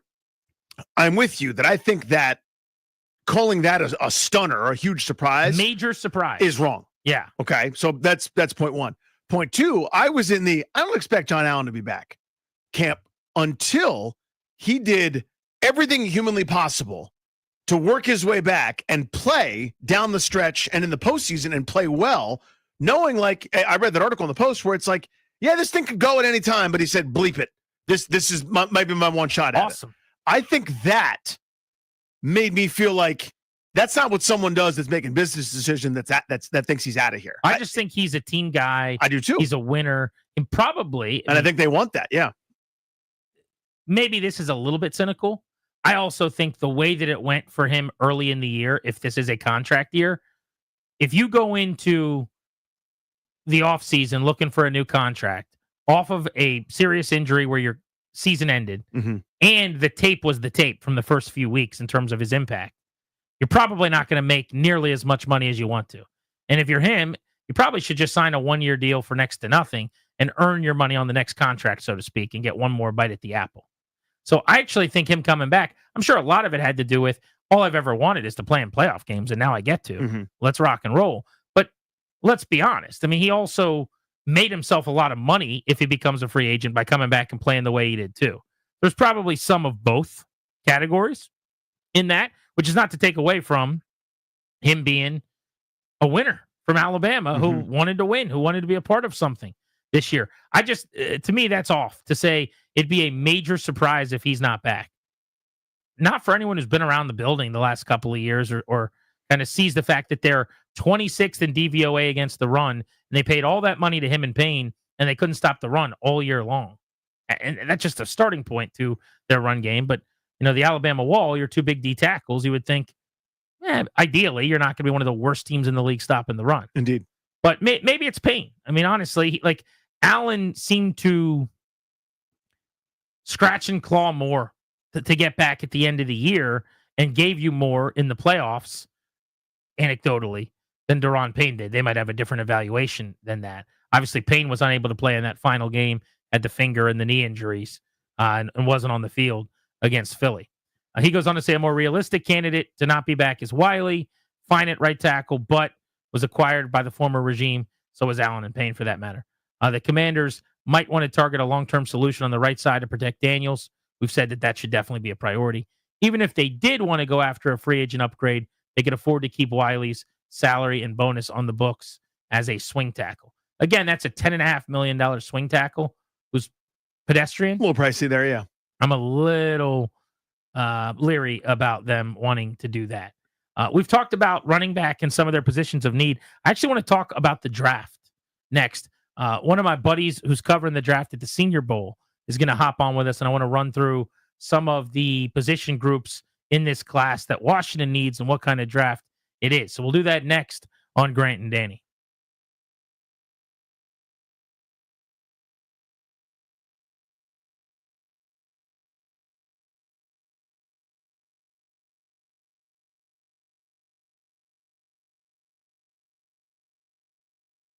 What's up, guys? Danny Rouillet here from a pals at Ted Britt Ford. I'm a Ted Britt guy. You should be too. New 2024 Bronco. Grab $3,000 in customer cash or up to $6,300 off the MSRP. Oh, take that MSRP. How about an F-150 truck? for your After 150 HQ. 3.9% for 60 months, plus $1,350 bonus cash and close to $9,000 off the MSRP, all with no payments for 90 days. Electric more your thing? I got one. Mustang Mach-E. That thing is incredible. Best car I've ever had. All charged up for 0% APR for 72 months, plus $2,500 in bonus cash. And check this out. This is a cool thing. Ted Britt's going to go ahead and hook you up with a home charger complete with installation. How about that? Skip the trip, make it an Expedition. New 2024 Expedition, 3.9% APR for 60 months, or $7,000 in cash back, or almost $9,000 off the MSRP. Your bottom line is this: great cars, great selection, great price, best buying experience you've ever had. Go see my pals at Ted Britt Ford, and please, when you get there, tell them Danny sent you.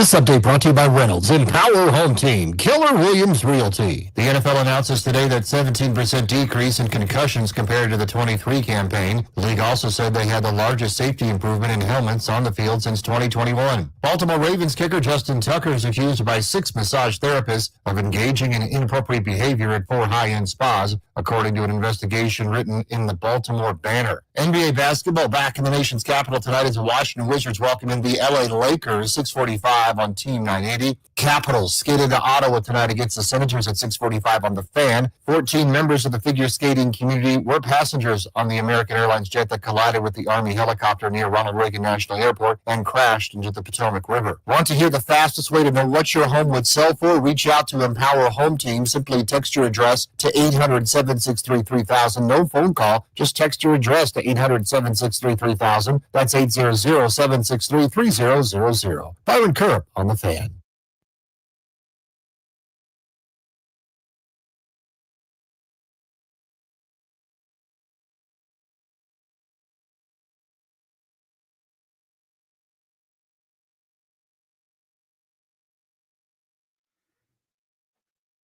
In 30 minutes, we will be playing a little game on Grant and Danny to give away 2 tickets to the 106.7 The Fan live event in Leesburg tomorrow at Green Tree Tavern. If you want one of the last 2 tickets that we've got, you'd better be listening at that time in 30 minutes and ready to play. Looking forward to getting out to Leesburg. You know this about me. I don't make any bones about this. I am a Leesburg guy. I want to live in Leesburg. I want to buy a house out there. They're too expensive. And my wife thinks it's too far away from the city. But I want to go out there and be far away from the rat race. That's just me. That's what I want to do. So I actually agree with all that. Leesburg's awesome. I love going there. I like Purcellville. Am I overdoing the L in Purcellville? It's basically like Purcellville. Yeah, you went Purcellville. No, I'm saying Purcellville. Yeah, it's like Percival. It's not like Louisville. Yeah. Where they think overdo the it down L is, there. The L is silent, right? Yeah. I don't even know if there's an L there. Is there not an L in Purcellville? No. I thought the whole point of Purcellville was that there was an L there. Also, Middleburg. And I know there's an L there. In fact, there's 2 L's. That's what I'm saying. Purcellville. I thought it was, I never even considered the fact there'd be an L right there. You're not a Leesburg guy like I am. Wow. Also, Middleburg, something you know nothing about. I'm sure I don't know anything about Middleburg. I want to live in Middleburg. I think that would be a You know who else does? All the people with houses in D.C. that want second houses. They live right there in Middleburg. Yeah, I just want a first house. Well, you go down that street with here are the real estate listings in nearby Middleburg. And you're like, well, that's more expensive than every mansion ever anywhere else. I want to go to the lines right now, though, to talk about the draft. Normally, we've done 832 segments on the draft by now because the NFL season is over a month ago and the Commanders have the 4th pick and we're ramping up. Now they're picking 29th and their season just ended in the conference championship game. So this is our very first look at the NFL draft on the Rude Guest Hotline. Rude, the most reliable heating and air conditioning products in the DMV. And I'm pumped up to bring Sam Brookhouse onto the show to discuss the draft with us. Does a great job for Sumer Sports. Sam, it's Grant and Danny in DC, buddy. How are you? Doing good. I'm staring out at an early sunset in New Orleans. We're almost ready for the Super Bowl, but first we hit the Shrine Bowl and the Senior Bowl. Excited to talk some draft. Well, before I even ask you about the Senior Bowl, which is why we had you on, are you the first guy from the NFL contingent in New Orleans? What are you doing there already? I think we probably are. The Tulane University has a great event where they bring in pro football negotiators, the cap and contracts folks, the admin folks that are doing a lot of the cap for free agency coming up after the Super Bowl. They're bringing us all together. I'll be there for 2 days, and then we'll hit the ground running for the Super Bowl. That's pretty cool. Don't gain too much weight. When I go, I usually gain 10 to 15 pounds. That's not an exaggeration, by the way. It's a problem. Yeah, I used to live down here. I'm originally from Southwest Louisiana instead of Southeast Louisiana. I lived here for 4 or 5 years while I was at Tulane. So I love being down here, man. I got to gear up, do some walking in preparation. Oh, I was about to go all like Mr. New Orleans on him and tell him I got some restaurants that you need to try out. I don't think I can help him. Yeah, you can't help. Sounds like he knows what he's doing. Have you heard of beignets, Sam? Are you familiar with a beignet, sir? Yeah. Hey, beignets, jambalaya, gumbo, crawfish. I might have it all tonight, much less over the course of next week. I can hear the Louisiana in the voice a little bit as we talk to Sam Brookhouse. But you were just at the Senior Bowl. So let's just start with that. You were in Mobile all week long. The game is actually this weekend on Saturday. That was one of my favorite events to cover. I went 4 years in a row when I was on the beat. It's a blast. Speaking of eating, the eating is great in Mobile, Alabama, and the people are awesome. It's just a fun time. But let's talk about the 2025 draft. What did we learn? I think we didn't learn much from the quarterback position, and that's what I'm a little worried about right now. It's looking like a clear two-tier system going on right now in the draft. You got Shador Sanders and you got Cam Ward at the top, and then there's a lot of guys fighting to be the next quarterback picked. Jalen Milroe and Jackson Dart were practicing for the Senior Bowl. I got eyes on them day 1 and day 2 of practice. Really struggled to separate. There was a lot of balls all over the place, some inaccuracies, a lack of chemistry with the wide receivers. Hopefully they'll be able to clean that up before the game this weekend. Give me some guys that stood out non-quarterback division there from Senior Bowl practices so far, Sam. Yeah, there was a lot of edge rushers, and this is a great edge rusher draft, and I know the Commanders are looking to reload at a lot of positions on the defense as well. Mike Green was a guy that a lot of people thought stood out. I thought he was a little bit more inconsistent than his highlights showed. Day 1, I loved Josiah Stewart. He's sitting around 100 on the consensus big board right now, looking to be, a day 2 pick, trying to creep into round 1 or round 2. I really liked what he was doing on day 1. He was able to win consistently at the edge rushing position. Tell you what, I mean, the edge position being deep is music to Washington's ears, with them picking 29 and then obviously late rounds and all the rounds. But I'm curious about the running back position. My fixation early on in this draft process is that I want them to find themselves a speedy home run hitter, ideally early. But if they want to do the 5th round thing and find Bucky Irving, I'm fine with that too. What kind of running back draft is this going to be? Yeah, so of course we have Ashton Genty at the top, immensely productive. He blows the water out of our artificial intelligence metrics, extremely elusive, extremely productive in college. Talking about those late round guys, someone to keep an eye on. He's creeping more in that 7th round undrafted free agent range, but I liked him all year at Syracuse. He had a good day at the Senior Bowl yesterday. That's LeKent Allen from Syracuse. I think he's going to be a guy who can make plays, not only in the running game, but also in the passing game. Had a couple of good contested catches in the individual periods in Mobile. I wouldn't be shocked if he ends up getting drafted and ends up being one of those late round guys that's immensely productive year 1. Sam Brookhouse with us, breaking out some Senior Bowl and draft here on Grant and Danny. Where Grant's fixated on running back, I want my Xavier Worthy. I want speed that terrifies defenses. I want people to have to back off here in Washington. So top of the board, we all know it's Travis Hunter, probably 1-1, maybe 1-2, depends on who, on what people want. But give me that like end of 1st round, 2nd round kind of range, Sam. Somebody that might be a target there that can really run.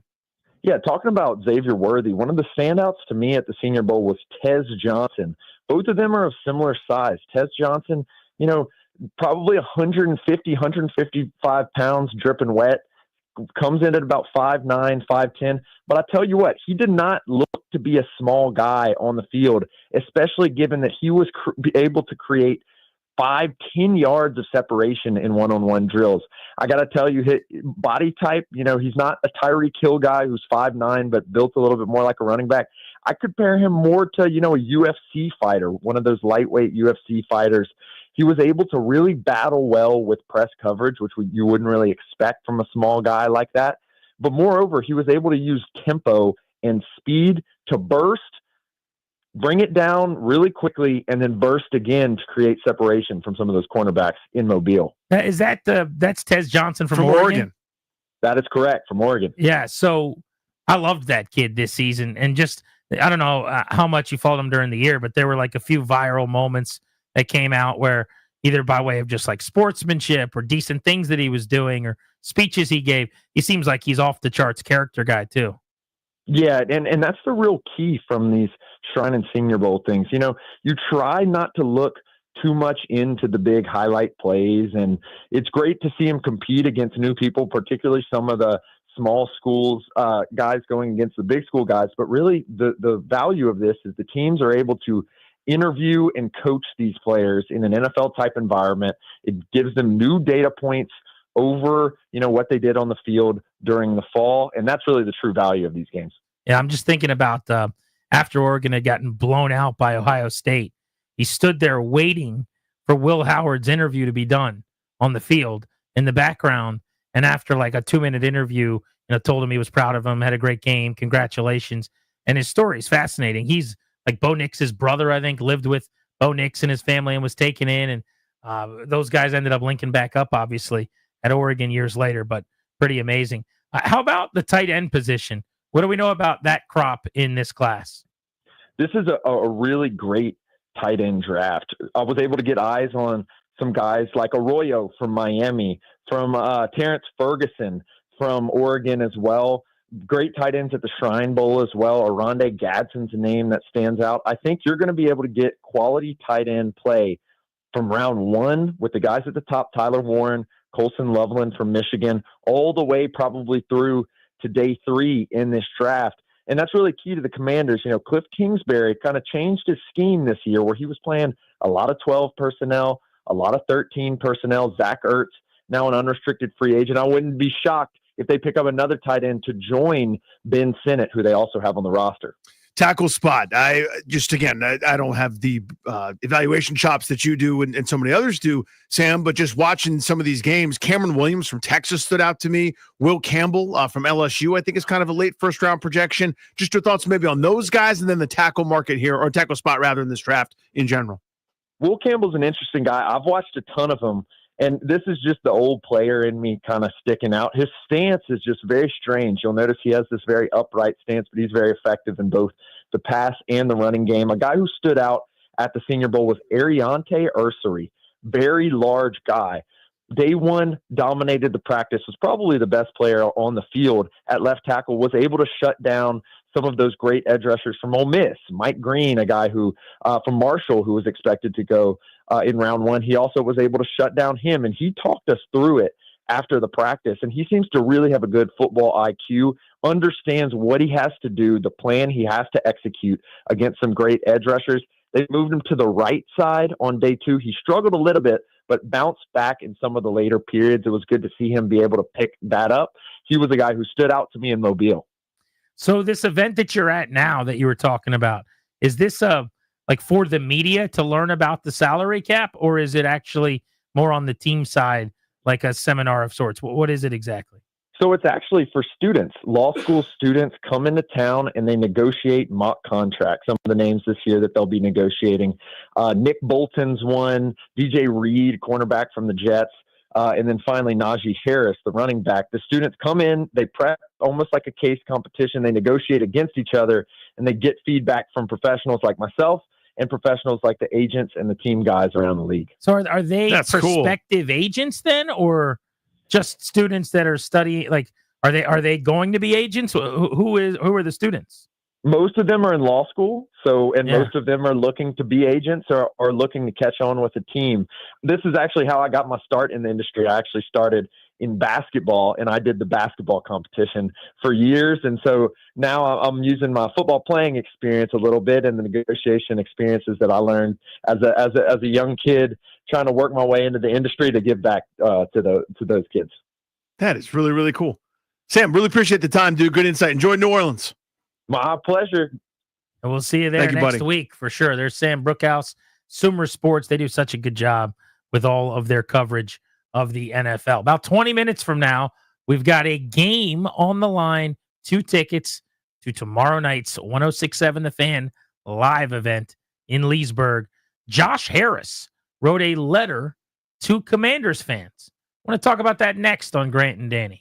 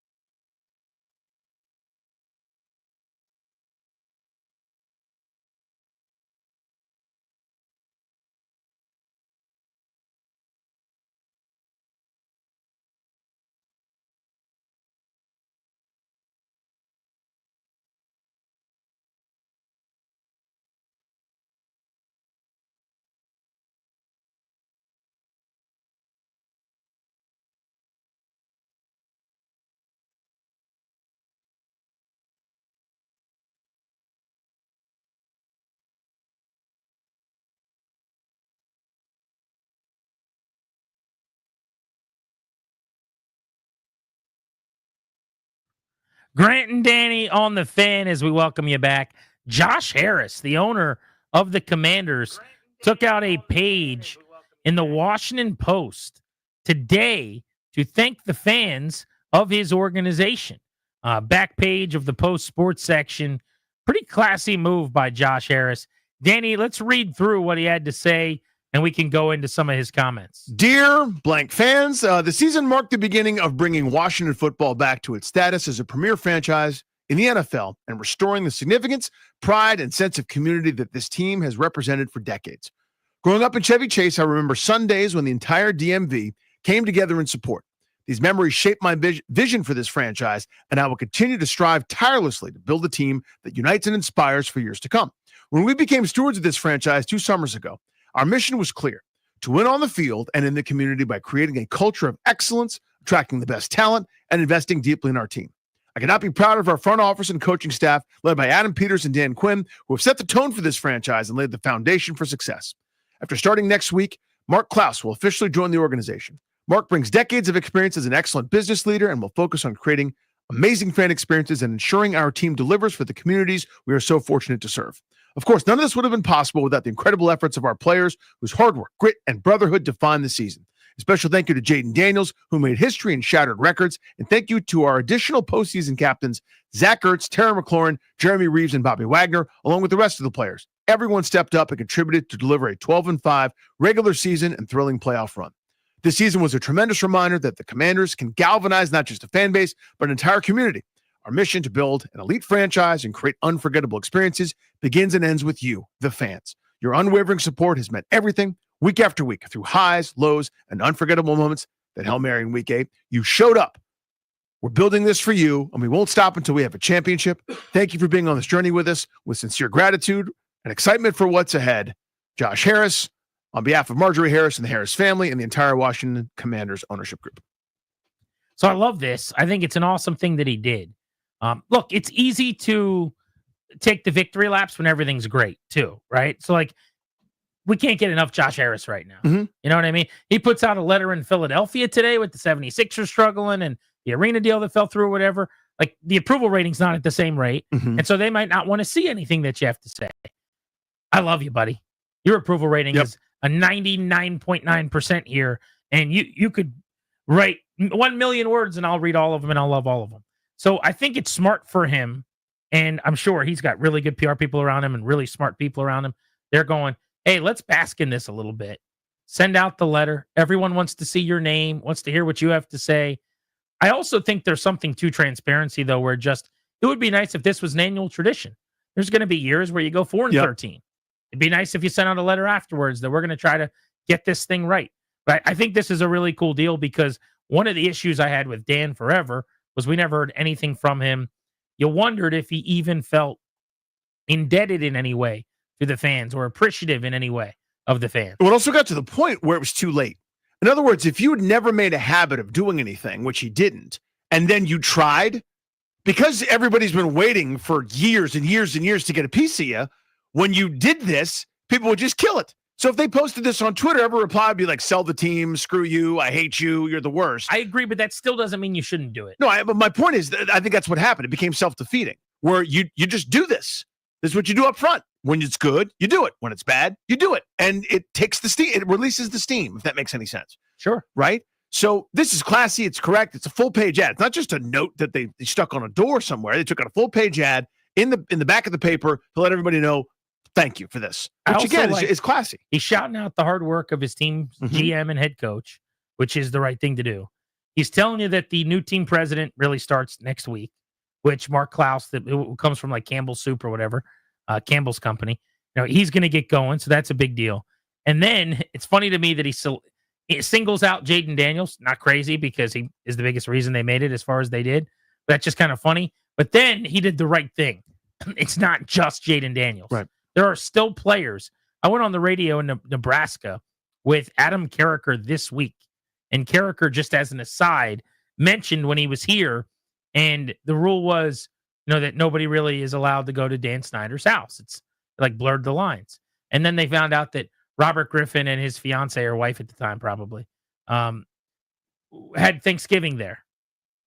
or just little things like that, where in the locker room it trickles out, like the owner had paid for Robert's honeymoon, or and it just rubbed players the wrong way, and they didn't like special treatment for certain guys. So if you're going to mention Jaden Daniels, you probably need to mention the rest of the players. And he at least goes on to say other captains: Ertz, McLaurin, Reeves, Wagner. So you got some stars, you got some special teams only guys there, and then he does say the rest of the players. I think he touched all the bases there pretty well. Yep, that's a good point by you. It's so you acknowledge the elephant in the room, which is, the quarterback's pretty special, but you don't do this without kind of your senior leadership team. And he specifically shouted out those guys, including guys that are free agents, right? In terms of Ertz, well, you didn't have to do that, and it was, I think, the right thing that he did. The transcendent player, check, and all the culture setters, check. I think that was the right thing.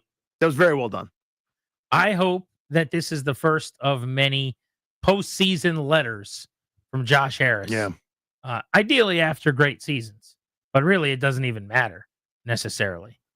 One of the Commanders' top assistant coaches is being asked to interview for a job. I'm going to give you those details next, and we're going to play a little game for those final 2 tickets to 106.7 The Fan Live. So if you want to win those tickets and play with us next, you've got to call right now, 800-636 1067. We're going to play Does Danny Hate It on G&D.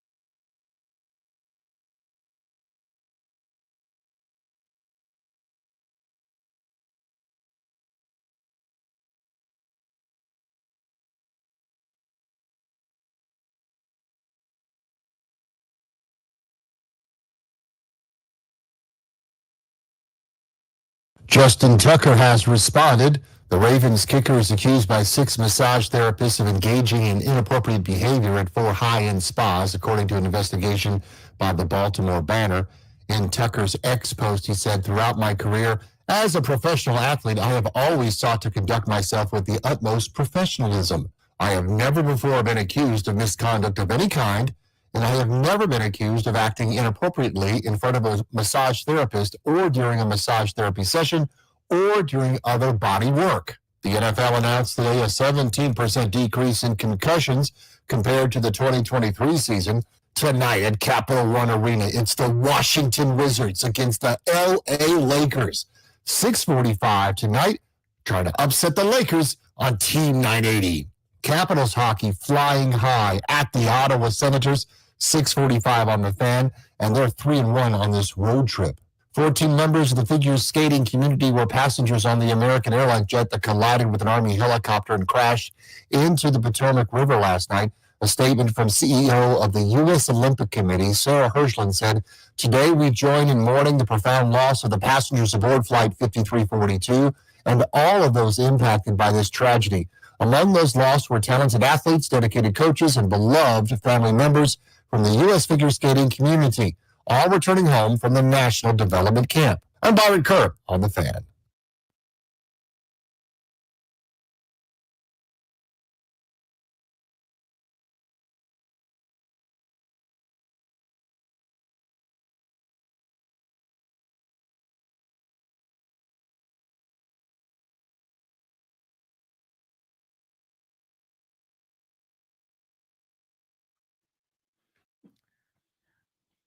Stretch run of Grant and Danny live on The Fan, brought to you by Kondori and Murad, the law firm that's going to help you update your last will and testament, set up a revocable trust for you and your family, schedule a consultation where there are estate planning attorneys today at kmlawyers.com. Be sure to tell them we sent you so that you can get a discount. Also, want to remind you guys, Odyssey's got a little natty contest going, and I love this. It's the Slam Dunk in Vegas National Contest. So you can win an ultimate tournament trip to Vegas just by listening to 106.7 The Fan. Win a trip for you and 3 friends during the first 2 rounds of the college basketball championships, flights, hotel, and $20,000 in spending money. Just download the free Odyssey app, listen to The Fan for at least 1 hour, listen tomorrow for at least an hour for another entry. It's Odyssey's Slam Dunk in Vegas National Contest. For more information, go to odyssey.com/slam dunk. That is a cool prize, by the way. Yes, it absolutely is. Tomorrow night is the 106.7 The Fan live show in Leesburg. We'll be in Leesburg all day because we're going to do the radio show from out there. Grant and Danny live from Green Tree Tavern, which is right on King Street. So if you're in the area, come on by. No tickets needed. Hang out, get yourself something to eat, something to drink, and watch the radio program. But then we're going over to the theater for an evening of yucks and fun. It's going to be a good time with the entire staff. Fan live event. These things are just awesome. It's one of those fill the tank type deals, right? Where it's just a bunch of like-minded folks getting together. The shows, we were doing middays for so many years. We'd see the Junkies every day. Now we see them once a semester, basically, it feels like, right? So it'd be cool to take the stage with those guys and be mentioned Finley and everybody else. There'll be hijinks and shenanigans. All right, so we're going to play a game. So we discussed a couple of options. We're going to play Does Danny Hate It is the name of the game. Danny came up with this game. I don't know if I like hate it or love it more. But I guess it's all the same really in the end. Yeah, I mean, it's basically it's trying to lean into the fact that you guys think that I'm no fun, that I don't like anything, that everything stinks, and I'm like Jay Sherman, the critic, who's just running everything down. And so you try to find stuff that most people would like, and does Danny like it too? And that's kind of the mystery. So I've got 2 lists here with me. I came up with a ton of new, fresh meat. These are things that exist in the world. We don't know if you like them or not. We're going to ask you, and then the people have to correctly guess whether or not you hate something. And I think they'll have to get 3 in a row to win the tickets. There you go. Okay, if they can get 3 in a row, they win the tickets. I've also got a bunch of really, really good ones that you guys played when I was out. You've played this game, and this has been months. So I've forgotten. My opinion might have changed on them. I was going to say, I don't think the cat's out of the bag on these necessarily, but some of these are really, really funny. So we could potentially use this as a bonus category as well. But without further ado, let's get our first participant on the air, and that is Steven in Ashburn, who's not far from Leesburg. That's right. So it would be an easy trip for him to go to the event tomorrow. How are you, Steven? Hey, good evening, boys. So you know how to play the game? I do. Does Danny hate it? All right, so you got to get 3 in a row correct. The first one on the some of these are funny. The first one on the list here is IPAs. Excuse me. IPAs. What'd you say? I was trying You're not to coughing cough. so badly. I was trying not to cough. Okay. IPAs. Oh, IPAs. Does Danny hate IPAs, the beer? Yeah, Danny said last week he's not a big beer guy. I'm going to say Danny hates it. Hate them, Steven. They're so stupid. Hops are for hipsters. It's a cheaper, like more boring beer. It's like a third of the process of what a beer is supposed to be, and everyone holds it up like it's gourmet. Your mustache is thin and your shorts are short. It's not impressive, hipster. Get back in there and finish the beer. IPAs stink. All right, so Good you're job, 1 Steven. for 1. So far, this is very easy. So now we go to number 2. How about David Spade, the comedian? David Spade. Does Danny hate it? Fellow comedian Danny does not hate it. Steven, are we friends in real life? I do not hate David Spade. He's awesome. Huge David Spade fan over here. Great writer. Now, for the record, I hate David Spade. Yeah, Grant hates David Spade. Part of why he's on this list. That's a great one, by the way. Who would know that? All right, so one more here, and you potentially get to go see 106.7 The Fan live. How about a driving range? Going with the boys and hitting golf balls at the driving range. Does Danny hate it? Danny says sport is an imposition of will. Golf not a sport, therefore Danny hates it. Oh, Steven, you were right there. There's nothing more fun than going to the driving range and ripping golf balls. I'm so sorry. He knows me, he knows the show. He does. Like, he's 100% right. That because golf is not a sport. It's an activity that's challenging. Doesn't mean it's not a fun activity, though. Yeah, I slipped that one on there as a category 3 because I know you love hitting golf balls, and it's the most weird thing ever because you hate going golfing. No, I love golfing.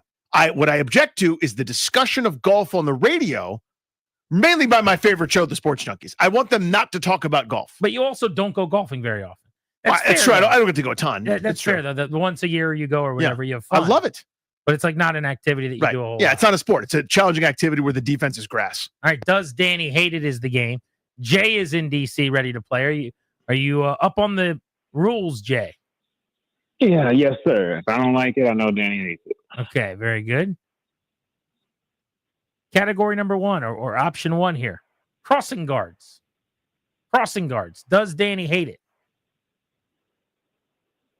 No. Sorry, Jay. That's a tough one. That was a tough one. That should have been category Sorry, Jay. 2 or 3. You're my guy. Jay played for me years ago. I can't stand it. Now, safety's wonderful, but you're not the god.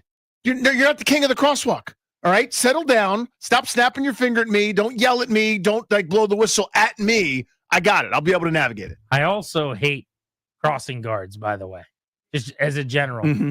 I mean, not them specifically, but it's the whistling. It's the you think you're in charge of everything. Right. Please leave me alone. Your little fiefdom, you think you're so powerful. I know where I'm going, and I'm not going to get hit by a car. Right. There's no cars around. Let me go, man. Leave me alone. Leave me alone. Let's go to Ahmed in Reston. What's up, Ahmed? How are you? I'm doing well. What's going on, guys? You know how to play the game? Good, buddy. Hey, babe, let's get it going. The game is called Does Danny Hate It? Babies, infants, like days old babies. Does Danny hate it? Danny does hate babies. That's wrong. I love babies. They're so cute. Oh, come on. They're adorable. There's no chance you like babies. Not on an airplane. Don't take your baby flying. That's irresponsible and selfish. Since when have you liked babies? My whole life. They're the Really? best. They're so cute. I learned something about Danny just now. Danny likes babies. Yeah. Okay. Shane's in Woodbridge. Hello, Shane. How are Baby you? whisper over here. Doing good, guys. How are you? Good, pal. Doing very well. Are you ready to play a little Does Danny Hate It? Let's do it. If you can get 3 correct in a row, you're going to go to the event tomorrow night in Leesburg, the Tally Ho Theater for 106.7 The Fan Live. All right? All right. Kids run the bases at baseball ballparks. Does Danny hate? I don't know why that's tough funny. one. Does Danny hate kids running the bases? I'm going to say he hates it. I'm going to say yes. Shane, that is correct.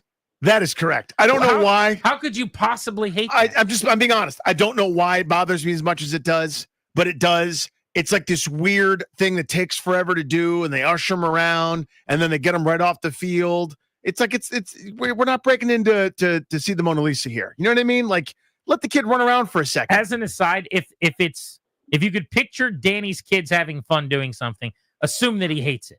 Just generally speaking. All right, you ready for the next one? Yeah, good job, Shane. Category 2, Nikki Glazer. Nikki Glazer. Does Danny hate it? I'm going to say no. I'm going to say no. Shane, you are 2 for 2, brother. She is a master at the roast. She's as good as there's ever been. Rock star. All right, very good. Which brings us to category 3, lamb, the meat. Lamb.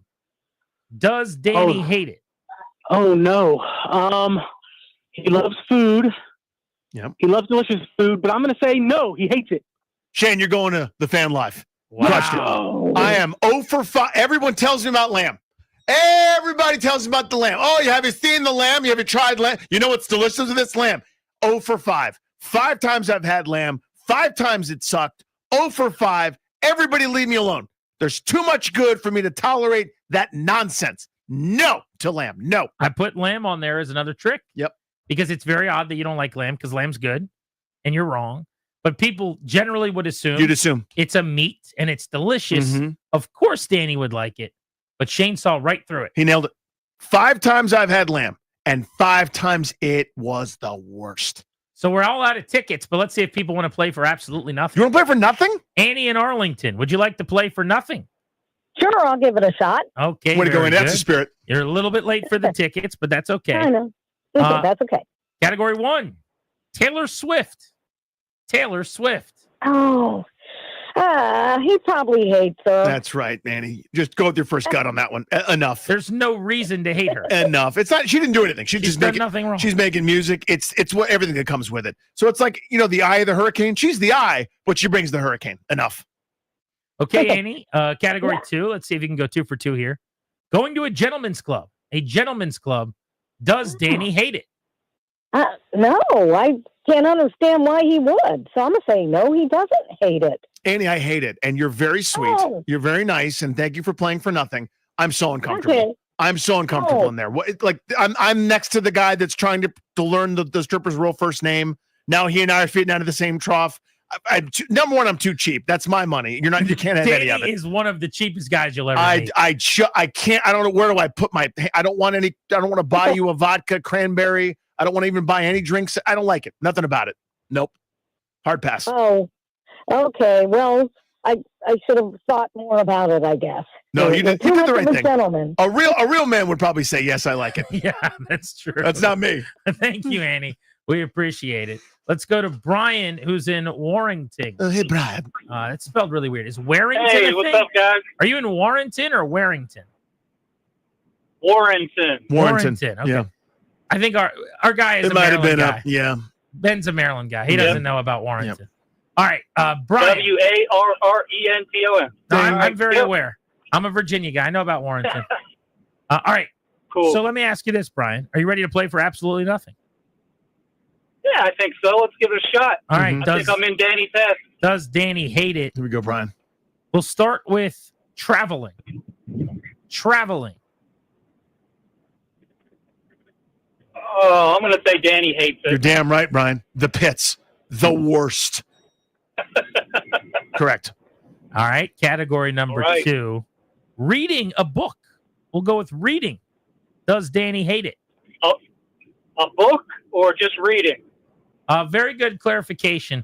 I'm going to say the pastime of like reading a novel. I'm going to say he hates it. Oh, Brian, sorry. I love it so much. I miss it. I've had to give it up because of the kids, the gig, and everything else.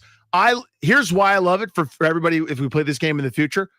Being the guy that gets to say I read the book or being the guy that knows about the topic is my favorite thing to be in the world. What I want is for everyone to turn and go, does Danny know? And then the answer is yes. That to me is the best drug on the planet. So I love reading the book because of that. Let's go to Steve in Chantilly on Grant and Danny. Steve, we've already given away the tickets, sadly. So you're playing for absolutely nothing. I will play for nothing, and I will like it. Yes, you will. Are you ready, sir? I am ready. Bluetooth technology. Does Danny hate it? Danny probably loves Bluetooth.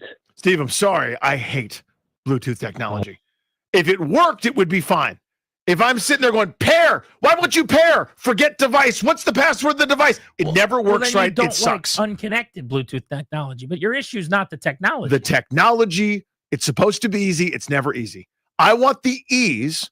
And when it doesn't come, It's so easy. Not easy. Never works right. Bluetooth can it. I actually hate it. I learned this about Danny when he dropped me off or picked me up from work one day when he was yelling about Bluetooth on his very nice car. And he was like, I hate Bluetooth. And I was kind of like, oh, okay. Wait, true.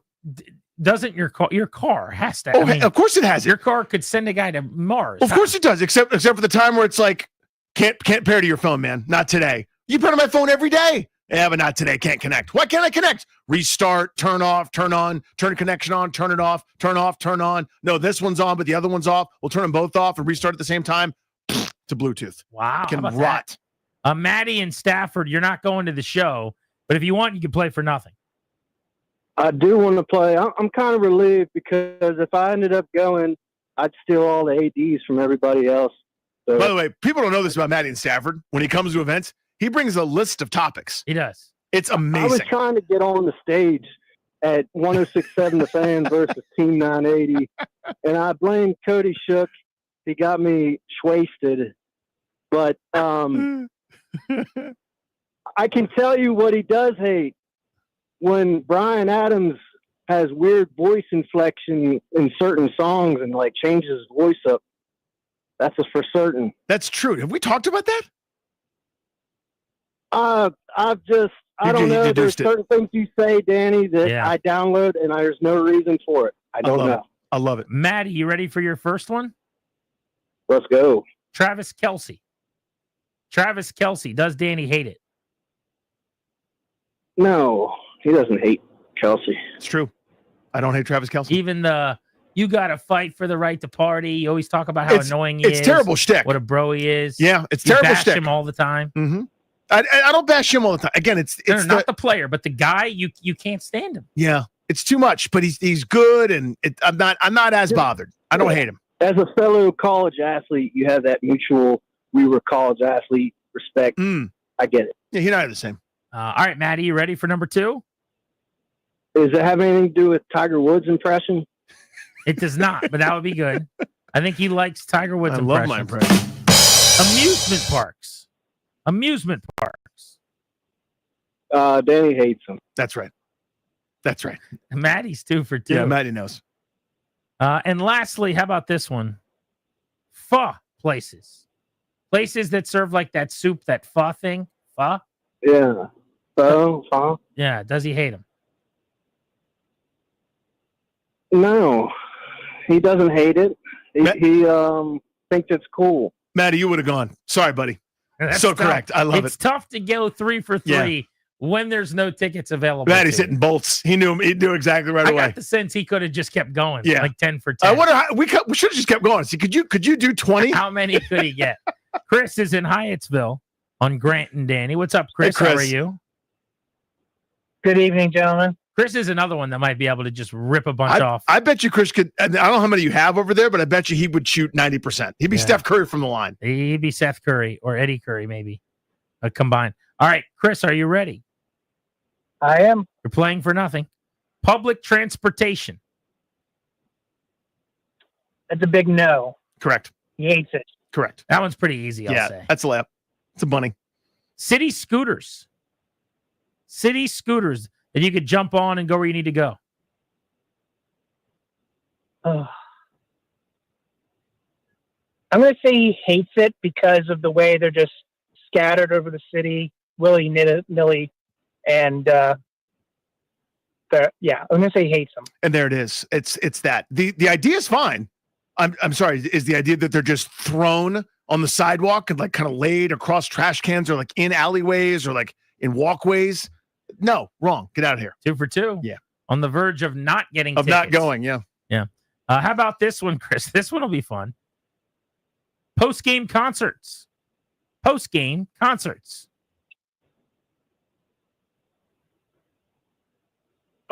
I know he hates pregame music of any kind, as do I. So I'm going to say post-game concerts, he hates them. Chris, you would have gone 100% right. Is this a game? Is it not a game? Or have the people here because it's kind of funny that a guy who was popular in 2004 Let me is see if doing we a can show? keep his streak going. Yeah. Movie theaters.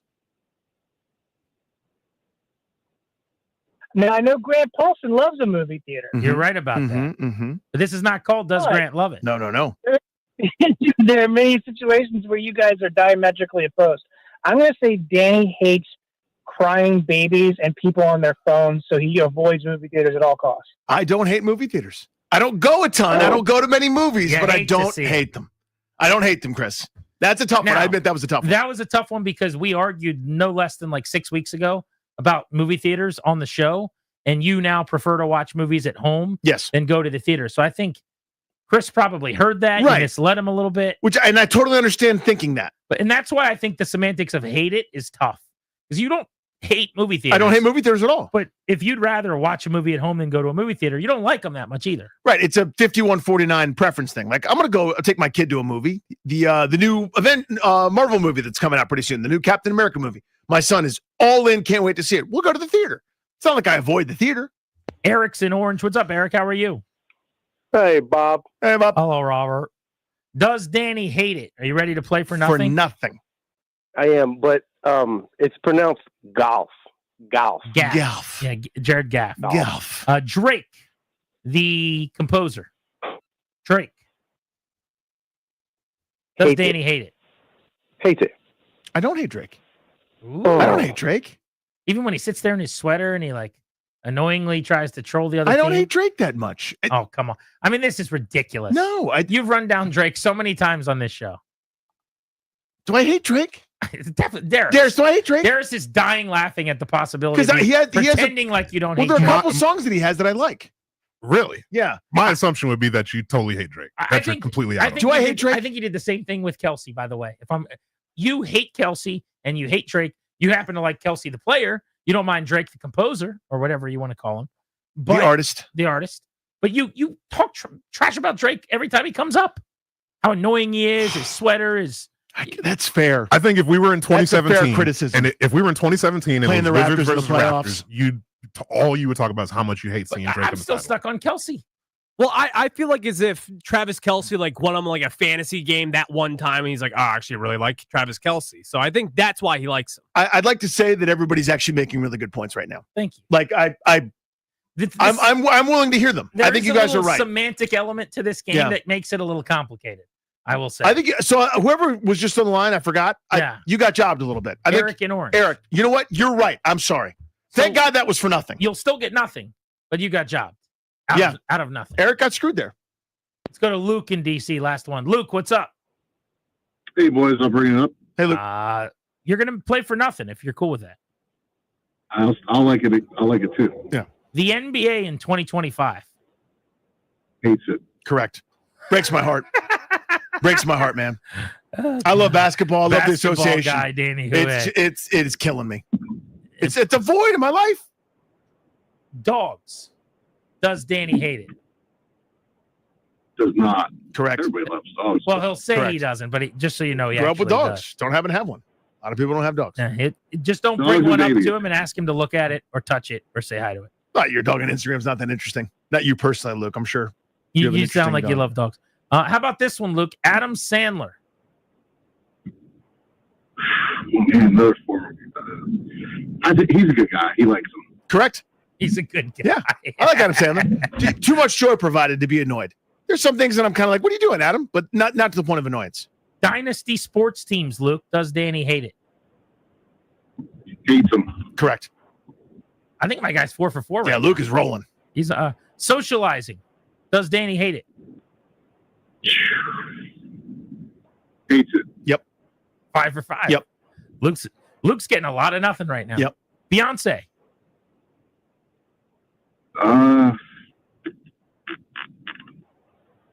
Correct. What am I supposed to do? You see what I'm saying? Like, it's not that I'm just here. Why am I being scolded? You know what I mean? Luke is Klay Thompson against the Wizards the other night right now. Comfortable. 6 for 6. Alcohol. Does Danny hate it? I'm a big fan, but I would say he doesn't hate it. Correct. I don't hate it. I don't hate alcohol.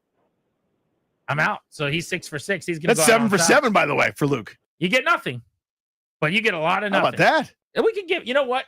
He gets a round of applause. Luke gets claps. That was good by Luke. Luke's feeling it from deep. It is time for your Caps power play. Heat check.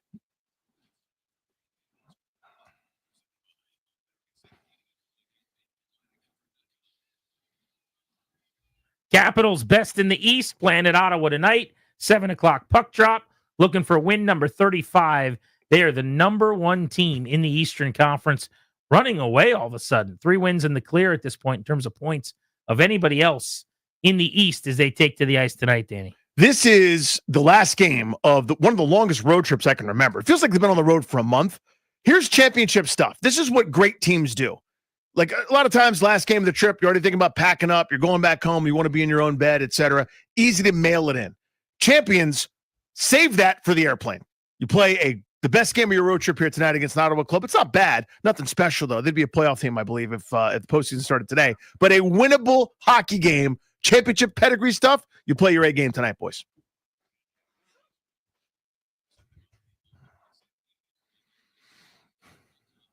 Our poll of the day today was also Caps related. 1067 The Fans Twitter page. Our poll of the day presented by Metropolitan Moving and Storage. Local, long distance, residential, or commercial. 3 decades of best in class service and experience. Will Ovi score a goal tonight against Ottawa? Snap a few game skid here without one. 83% of you banking on an Ovechkin goal tonight, just 17%. I said yes. Saying he won't score. How are you going to bet against 8? You're not going to. For Darius, Ryan, Ben behind the scenes, Grant and Danny saying so long. Thank you for listening to this here radio program. We're live tomorrow out in Leesburg at Green Tree Tavern at 2 o'clock on The Fan. Thank you for coming.